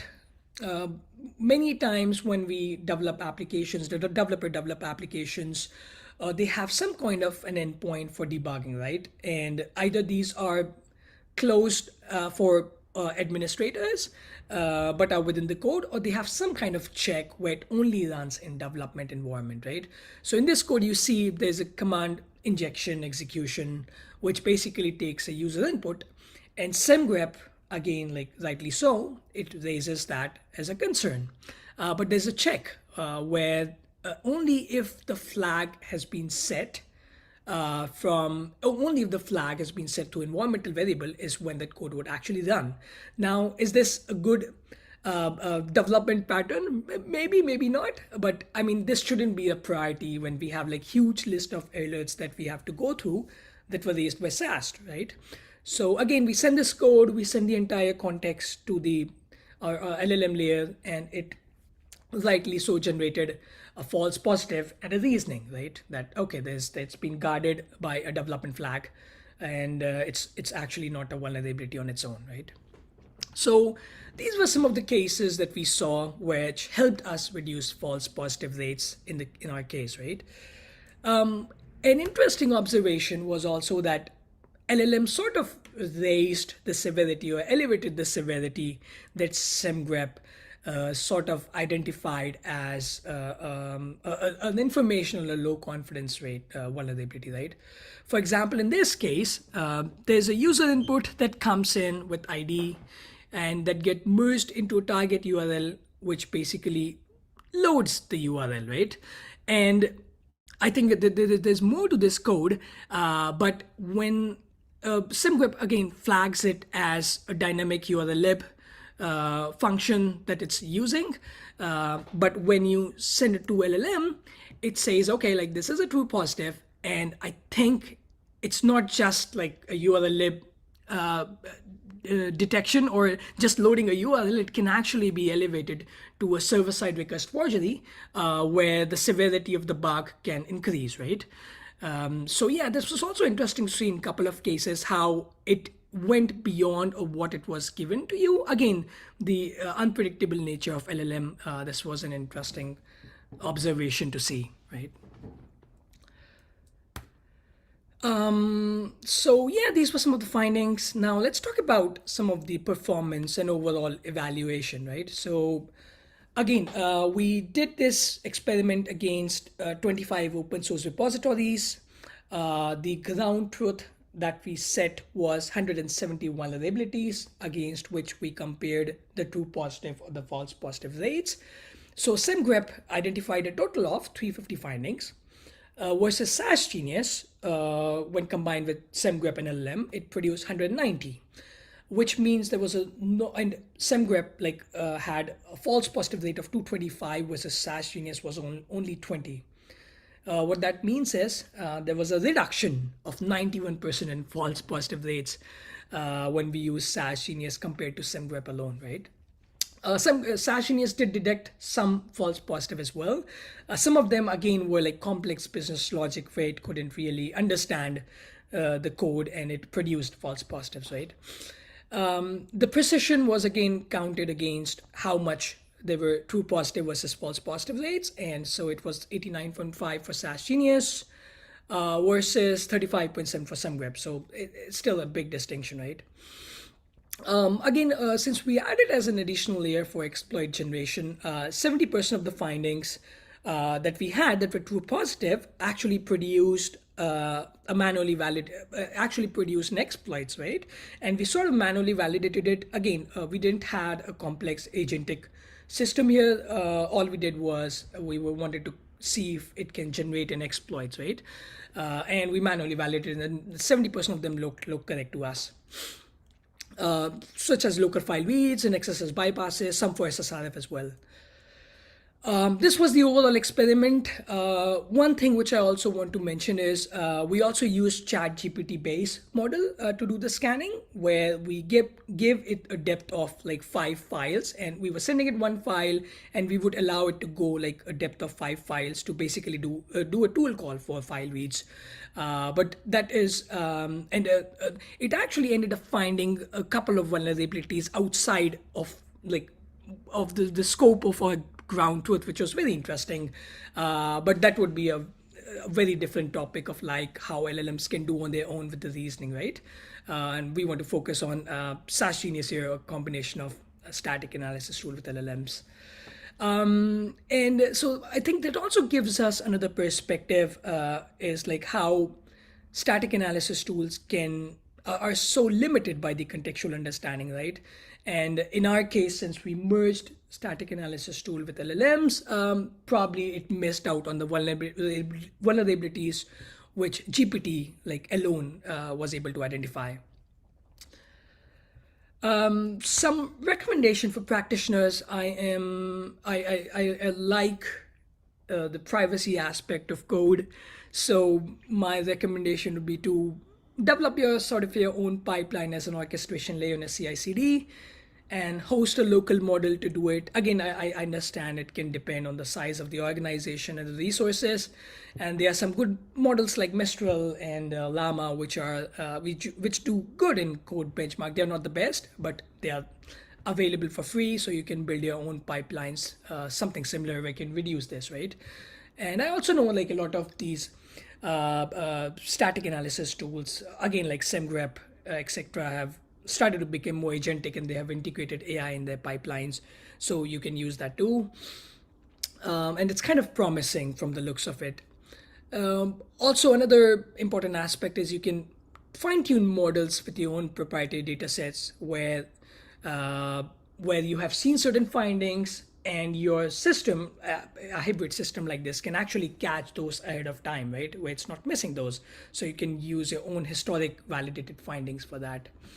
Another important thing, as I have mentioned in some of the findings, was that LLM was able to identify the sanitization functions, which SAST tools completely miss unless you supply that. I think there's a way, SEMgrep and other tools, you can supply the function names to it that it would skip in case, for example, if you have written a sanitization function for XSS.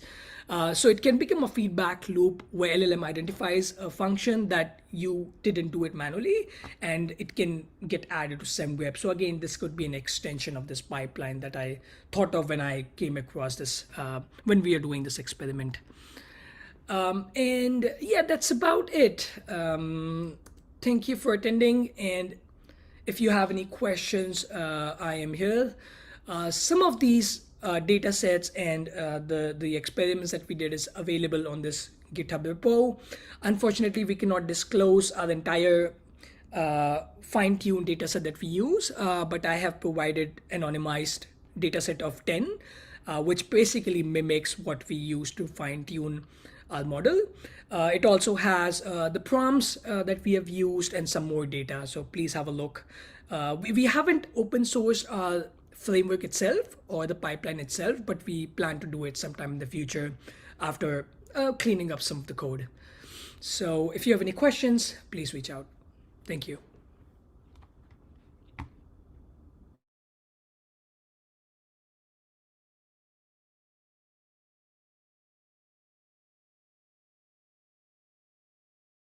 One second. Hey, hello. Hey, Vaibhav, how are you doing? Doing well, Umid. Thank you. This is great. Thank you for having me, and I love all the energy that's in there. Yeah, it was an exciting 2 days. We are joking a lot in the chat, so that was great. Thank you also. Your talk is very relevant at this time of age. I think you released your paper quite a long time ago. It was not, I think last year, even like previous year. Yes, it's been 6 months. Right? Yeah, it's been almost 6 months. Yeah, we saw that, and it is. Yeah, sorry. No, go ahead. Yeah. No, we saw that, and it was very exciting to see that, because you know that, right? We came also presented Google once, and the thing is, I think you were there as well. So the thing is that we are all in this space searching for how LLM can help us. And when we saw your research and the results, we thought, okay, this is great, because there's some other people that are also, obviously, everyone is looking at it right now. But I think if we look at it like a year ago, everyone was very skeptical. Now we're starting to believe in this stuff, like a little Yeah, bit that's more. true. Yeah, actually, like regarding the paper, I have a version 3 coming up. I think the first one, we just pushed it because we were so excited. It didn't have much information, but the version 3 that we are preparing and will publish soon, that has much more information if somebody want to replicate this. Amazing. Yeah, amazing. We really like this. Also, I have a few questions for you, then we will ask the audience also. I love your picture, by the way. Hopefully, we'll come there one day. We went to Las Vegas, but I would love to be there. That's a better place. But let's talk about the fine-tuning of LLMs, because you were talking about that. Did you do some fine-tuning? I saw that you did that, obviously. Did you? What was your model that you used as the base model? Did you have any choice? Yeah, first of all, like I haven't said in my talk, but I had a co-author with me, Kevin. So I also want to give him the credit. Shout out to Kevin. Shout out to Kevin, yeah. So yeah, we use a Llama 3 model with 8 billion parameters, and we chose a slightly smaller one, because smallers are faster because we are running in our own machines and we don't want to take it forever. But we made sure that the data set that we have, and also when it's a smaller model, it's more constrained. And when we fine tune it on top of it, it knows that, oh, the parameters that I have are more code related. So I am a code model, sort of. So yeah, we kind of use that. Yeah, amazing. It's good to see that. And one other question about that, regarding that, because did you use another model to create the synthetic data, or did you use real human labeled data, or use a larger foundation model to teacher learner model? Yeah, so the fine-tuned data, we have a sample of 10. We basically did it from the actual code. Some of it was actual code, and some of them were that we saw in our bug bounty hunting and all of those things. So we kind of reviewed it. So that was most of the time actually went into oh, we want this to be really good, right? So yeah, we spent quite a time when we were developing that. I mean, I wish I was in your place having all that data in my hand. I think Arno has a burning question also, but before we go, you ask and then I'll go to the last one, because that one is a good... I think you already answered it, but I was indeed curious about your local setup, indeed, how heavy it is to keep it local and not send everything to public models. But I think you already said you used in the lighter 8 billion model. So maybe you can tell a bit more about the setup. Yeah. We basically used a Mac machine, so it wasn't much. It was Apple's Mac, and we used Ollama, which has open models, open weight models that are available from Llama 3, and we ran it on our own machines. Other than that, there wasn't much. I think once we developed it, it kind of became the experiment became much easier, right? So I wouldn't say it's a complicated project, but hopefully we'll be able to rewrite a framework a little bit, because we did it in a hush. We were excited about this, what we can do, so we'll make this code probably available sometime soon. Yeah. Amazing. So just to hook into that, if you don't mind, about this model, I think I forgot. I have this 2 days I start forgetting stuff, but no, I forgot. Maybe you can. I have another question, but if you have another question, you can go. And I think that was the most important thing I had indeed about the setup, but I think you already told it. I had a very good question, Vaibhav, but I forgot. I wrote it down, and then in the middle I stopped because I was just speaking. But one thing that I have a question about is that we know that that's maybe not part of your research, but you are at Google, and we all know about the big sleep project that's ongoing as well. I mean, there were a lot of findings found using big sleep. One thing that is becoming a big problem in this space, and this is also a warning to anyone in this chat, AI makes it easy to find vulnerabilities maybe, but he also adds vulnerabilities to stuff. And if you just randomly report stuff to Google, I don't think you guys will ever accept anything that looks like an AI generated stuff, is it? There has been like we also do VRP, so some of the reports come to me as well. Like I work with the Fitbit security, so yeah, there has been an uptick of vulnerabilities generated by LLM. Yeah, and it turns out like majority of them are false positive. Like yeah, I found it, reported it. So yeah, I mean that's why I mentioned right.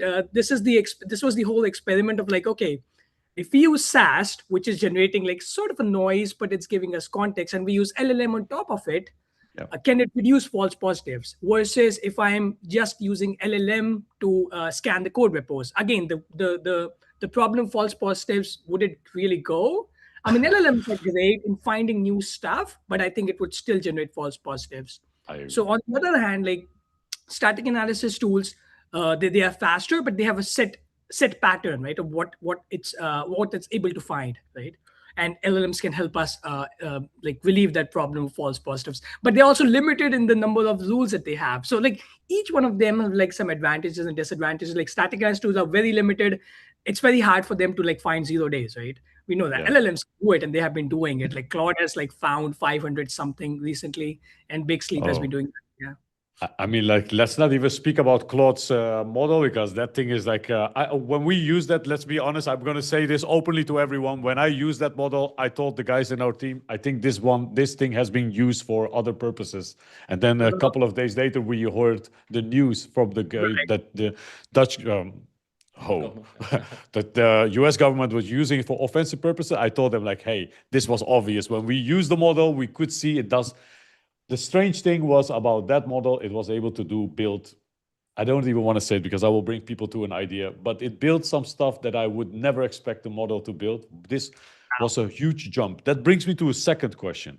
Yeah. We do some fine tuning as well. We do that with our Genie, and there are two things. One is when we did fine tuning at the beginning, at the first time, I hope you had the same experience. We made this model stupid instead of smarter.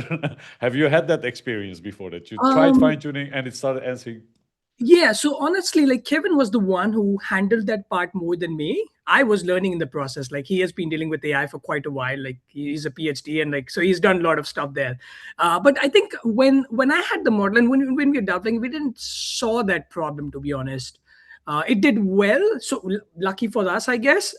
And that's why like the reason was he was already there and he was helping us like let's not pick up a huge model, let's keep 8 billion parameters and have like this data set that we have trained on, so it knows what its role is. Because if you give it a big scope, it just like it can give you a lot of hallucination and all sort of things, right? It's just very good. It's just very good at solving a problem. It tries to solve, very helpful. But it's very helpful, it might be too helpful. Correct. It might say, he knows you are looking for 12 findings, and he will just produce 12 findings if you're not careful enough. Yeah. I think which model, I'm curious, which model did you use to fine tune? And we did, I'll tell you this, we are experimenting this from day one, like from GPT 3.5, we started doing that stuff. And then the first day, I'll tell you honestly what stupid stuff I did, so everyone can learn from that. In the beginning, I thought, you know what, let's rag everything into the stuff, every code, and then let's go over it. Obviously, that did work a little bit, but not that good. A lot of false, a lot of hallucination. Later, we figured out, okay, if we structure it well and then read it in as rag, then you will get better results. That helped a lot. But then still, that wasn't the thing to solve that. Then we looked at fine-tuning, right? Then using fine-tuning, I did again something stupid, and that made the model stupid. I thought, just give it code. If I think of that right now, it's very funny, because now I know more about the stuff. I thought, let's fine-tune with model, but nowadays we do that differently. What we do is, obviously, we use also a smaller model, also 8 billion. Yes. If I'm correct, the 8 billion parameters, or 30 billion. Yeah, we did different ones, but the latest one was with 30 billion, so a bit bigger indeed. Yeah. And with more structured Q&A, I think you was also. Yeah, I mean, as I mentioned, go ahead. So No. So we did the 30 billion model. I was just looking at it because the 30 billion, I started for the 8 billion parameter and then later moved on to the 30 billion. But you're right, maybe the smaller one is better. So what we noticed is that we create synthetic data from larger models.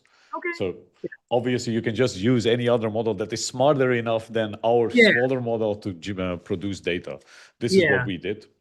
Yeah. Yeah. I think we use a lot of LLMs when we're doing that, right? Just trying to see like how different LLMs categorize these, even when we're giving it some data set, like, hey, like, can you make this better? Like, and then we would read the code and we would see like, oh, like, yeah, this looks like something that the LLM can learn from when we fine tune it, right? So we did a lot of that. We used like all Claude and Gemini and ChatGPT, and each model was useful in different ways. It's just they have different ways, they have different personas that they work with. Yeah, you're right. Different personas. I started to almost like talking. Last time I caught myself by saying sorry to the model. So that's that was the most craziest thing. Hey, Vaibhav, thank you very much for being here. You're amazing. Thanks for taking the time for joining the first mobile hacking conference that we did online. Maybe next year we'll do it also hybrid mode. Who knows? But I cannot thank you enough. Thanks everyone also for joining. We are going to do a few more giveaways. I asked you, Vaibhav, which giveaway. What we thought about is like, let's do a GD giveaway. It falls a little bit. Oh yeah, before we go, we did something else. I don't want to use your talk to promote only our stuff as well, but it is related to it. So one thing that we want to ask you is, how will it be reducing false positive even more when you add a dynamic testing layer? For example, if it was memory corruption, it finds in and then builds a proof of concept with an async crash. I mean, that proves the point, right? That should be, what is your experience? Oh, yeah. So I think, as I mentioned, like in our case, we just generated POCs. We didn't really run it. But I think that's where the next level of like LLM testing goes to, like dynamically having like black box testing that basically, right? If I have, say, an XSS POC, the system goes and checks it and runs it and sees there's an alert box that popped up. So I mean, that's pretty neat stuff. And that's also directly usable for reinforcement learning, right? Like automatically learning again. Yeah. Yes. Yeah. I mean, this is the most exciting time to be alive as a hacker, as a security professional, in my opinion. It's also scary, but it's also very exciting. Anything else you want to ask? No, I completely agree. If you see indeed also in 6 months or a year, what changes, I think probably if you do the same research now with the latest models, then probably also get different results. So that's also crazy to keep up with. Yeah. I was also like afraid, like, hey, like this paper has been like 6 months already. So much things have changed, and my study and research is like outdated. So I was like, okay, what I'm going to talk about? But I said, okay, I'm going to just talk about like what we did, right? Maybe it's going to be still very relevant indeed. Yeah, I think everyone is searching for this right now, like the key. Okay, let's do this. Let's check out the questions in the audience, and then we can move over to the giveaways. So, guys, any questions for Vaibhav? Drop them in the chat. This is your last chance. The more questions you ask, and then we will do the last giveaways. We will do 2 giveaways, maybe 3, maybe 4. Who knows? You want to sell out? You need to sell out today. Yeah, we need to sell out today. So, okay, let's ask the questions. Someone is asking, Praveen is not there. Any questions for Vaibhav? I see a lot of chats, but I cannot find any questions. Oh, Llama versus Claude LLM, which is better for pen testing setup? I saw that question. Well, when you say, I mean, that's a broad question. Like when you say pen test, do you want like black box pen testing? I would say, like my personal experience, Claude would be better. Maybe in 6 months, there would be an open source model, DeepSeek or something that gets better. Again, the thing is, do you want it free or do you want to pay? And the other thing is, would Claude even allow that? I think they have sort of developed some kind of gate now where you have to ask permission to provide your ID before you can pen test anything. They recently introduced that. Yeah. So yeah, that depends. That's crazy, actually. Yeah, we will go into some time. We will be identifying ourselves towards AIs. Hey, just have fun till they block this stuff. I have a feeling that they will start blocking certain things, so it becomes a little bit dangerous. So we are getting another question. This one is very relevant to you. Claude or Gemini Pro? You can also not answer this question. It's your own choice. Which one you prefer? Yeah, I would skip that question. I would say just give it a try. I mean, like as I mentioned, like certain LLMs are better at certain things, and I kind of use all of them personally when I use them. So yeah. No, I think you're right, Vaibhav, because many models have their own specialty. If you look at Gemini, guys, Gemini can do a lot of like crazy cool stuff with videos. If you just give it a link, it will go over that. Anything that's related to Google products, it does amazing job. Like very, very great stuff. Also, like it's, in my opinion, it's very like ChatGPT kind of thing. What I found, I didn't use the latest tools because Google is dropping a lot of tools nowadays. But what I saw from anti-gravity is becoming like a crazy good tool right now. Yeah, everything has their own. You can also use them all together, so that's also possible within an IDE. For one question, you do it with Gemini 3.1, for example. The other question with Claude Opus. So just use them all together and see what works. True. Yeah. Okay, let's do one more question, and then Vaibhav, then we can thank you. We are having here one more question. What type of vulnerabilities are LLM good at detecting in a mobile context, and what are they bad at? Do you have any information about that? Yeah, I think so. What I did was, I mean, I do Android stuff and mobile stuff as well. I didn't do much experiment with it, but I did ran through an APK, and so I have another project called Andromeda where I used LLM basically to deobfuscate the code. So LLMs are powerful, and I was very surprised. I used Gemini for that the very first time because I was doing something, and it basically deobfuscated the code for me so well. Again, it can be unpredictable of how well it does it, and how it does it, I have no idea. And it actually ended up finding vulnerabilities, right? So yeah, the LLMs are really getting powerful. Again, this was like a year back. I wrote that in 2024, and I don't even know. I haven't done that in the recent times, and it's probably much better. It only gets better. I mean, LLMs are not getting worse; they're only getting better. Yeah. So I can also give some context on that, guys. So I agree with Vaibhav about this, and I think Arno as well. So the thing is that we do a lot in mobile with LLMs, and we can tell you that the latest models and also some of the Chinese models have become extremely good in this. And I think there is a reason for that. Some people have been fine-tuning this stuff to use it for offensive purposes. That's how it looks like. When we test a lot of these offensive stuff in some of the models, some are very limited or some are very protected, and some other models are not. Like, I think this is done with a purpose because they are being used for other purposes. All right, thank you, Vaibhav. Thank you so much for being here. We'll be staying in touch. We'll do the giveaway now. You can stay in the call if you want. We'll do one Catwoman. What are we doing? What are we going to do? Did you already do the... Okay, we'll do 6 month, 1 year Genie giveaway. Yeah, right, 1 year subscription mode Genie giveaway. We're gonna do right now. We're gonna do that over here. Let me select. We're gonna do 1 year, and that includes also a course, I believe, or not. Yeah, by default it's the Android Userland Fuzzing course, but you can also pick another course of your choice. So this is a great price. We do this for the end right now, so that you are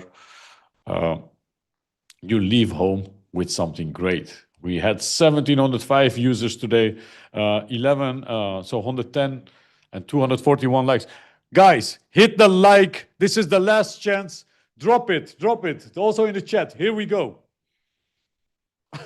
You're blocked. Here we go. This is for Genie, guys. One person will win 1 year Genie subscription. You can find bugs. You can submit them. Hopefully, you will earn a lot of bug bounties with it. Just attack Google the whole time with with that stuff, and Vaibhav will review them. No, I'm just joking, of course. Just use it. Here we go. Yeah, we already have a winner. No, I'm just. How am I going to say this? Malforte. Yeah, you won, my friend. Congrats.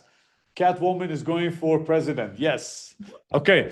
Now that we are, we took one of the winners, Catwoman and 𝗙𝗪. Both of you. Join us, please. Oh shit! We did again a mistake. Holy shit! We did it again. Oh, everyone is chatting in the chat now. Okay, guys, I'll open the screen. This was the winner. My apologies. We did it. And this is the person who won. I cannot go. We already named his name. We are going to do. So, Ma Fort, you won. Congrats. You can reach out to the team at contact@mobilehackinglab.com, and they will be helping you out. You need to prove that this account is from you. We have our methods to prove that. If anyone tries to fake us, trust me, you will be blocked forever by us. So don't try that stuff. Anyways, here we go. We're gonna do another giveaway. Let's ask the chat. Chat, what do you guys want? What do you guys want as an advanced Userland? Userland, I see advanced hacking course, advanced hacking course. Man, you guys love advanced hacking course. I see that. Ken. They love you. Meow, meow, meow. Okay. Catwoman and 𝗷𝗙𝗻𝗋. You guys want to take the stage now and do it? Let's go. Okay, we'll make some space for Catwoman and 𝗷𝗻𝗋. They will do the giveaway now. Guys, thank you so much for joining this session. We are already heading to the end of this session. It was an amazing time. I really want to thank all of you from the bottom of my heart. This was really amazing. It was very fun to have all of you chatting, being engaging with everyone together. I cannot thank you really from the bottom of my heart. Guys, you both sit. Catwoman, your last performance, you can do 2 giveaways, one you and you. And no, let's stay together. With Okay, but what are we giving away actually? Hey, yeah, there's a Fixed Android hacking. There's a spinner, guys. We do the spinner or we do the spinner. Look, we have the spinner over here. This is what we can do. Or we go for the. Okay, we do the Android Userland fuzzing. Here we go. All right. Now you can select the thing. It's already in the. Like this one? Of them, and then come on. You can do it, yeah. Then you can do it. Okay, guys, Userland, Android Userland fuzzing and exploitation course. Who is going to be the winner? We still have 75% discount code. I think there was only one more left. Here we go. I will drop it again. I think you can also find it in the comments. I cannot drop it right now. Celia, it's time for the meow, meow, meow. Meow, meow, meow, meow. Meow, meow, meow. You guys have to join me. Meow, meow, meow, meow, meow. Meow, meow, meow, meow, meow. Sorry. It's time to say goodbye. Okay, time to say goodbye. Goodbye, my lover. All right, guys, are you ready? Say pss, pss if you're ready. Let's go.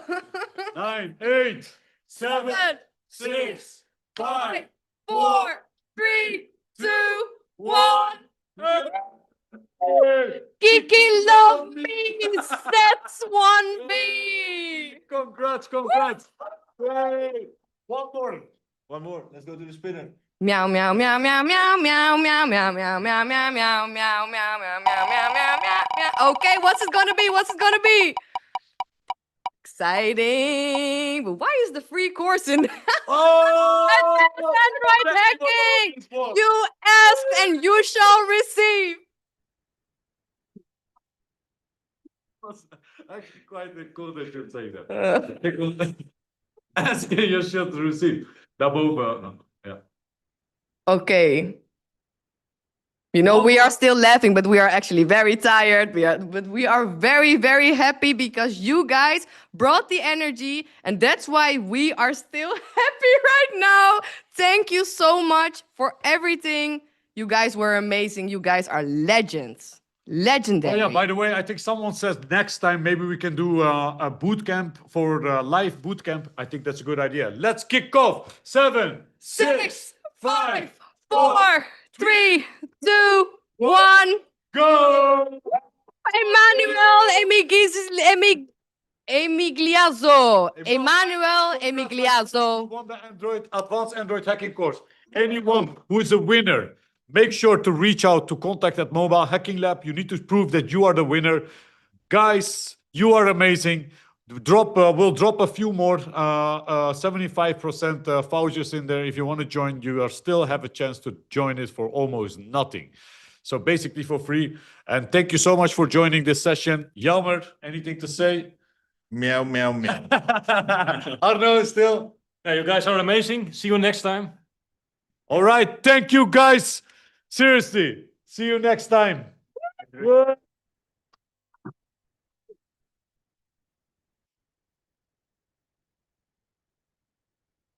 Thank you, all the speakers as well. You guys are great. And we're broke.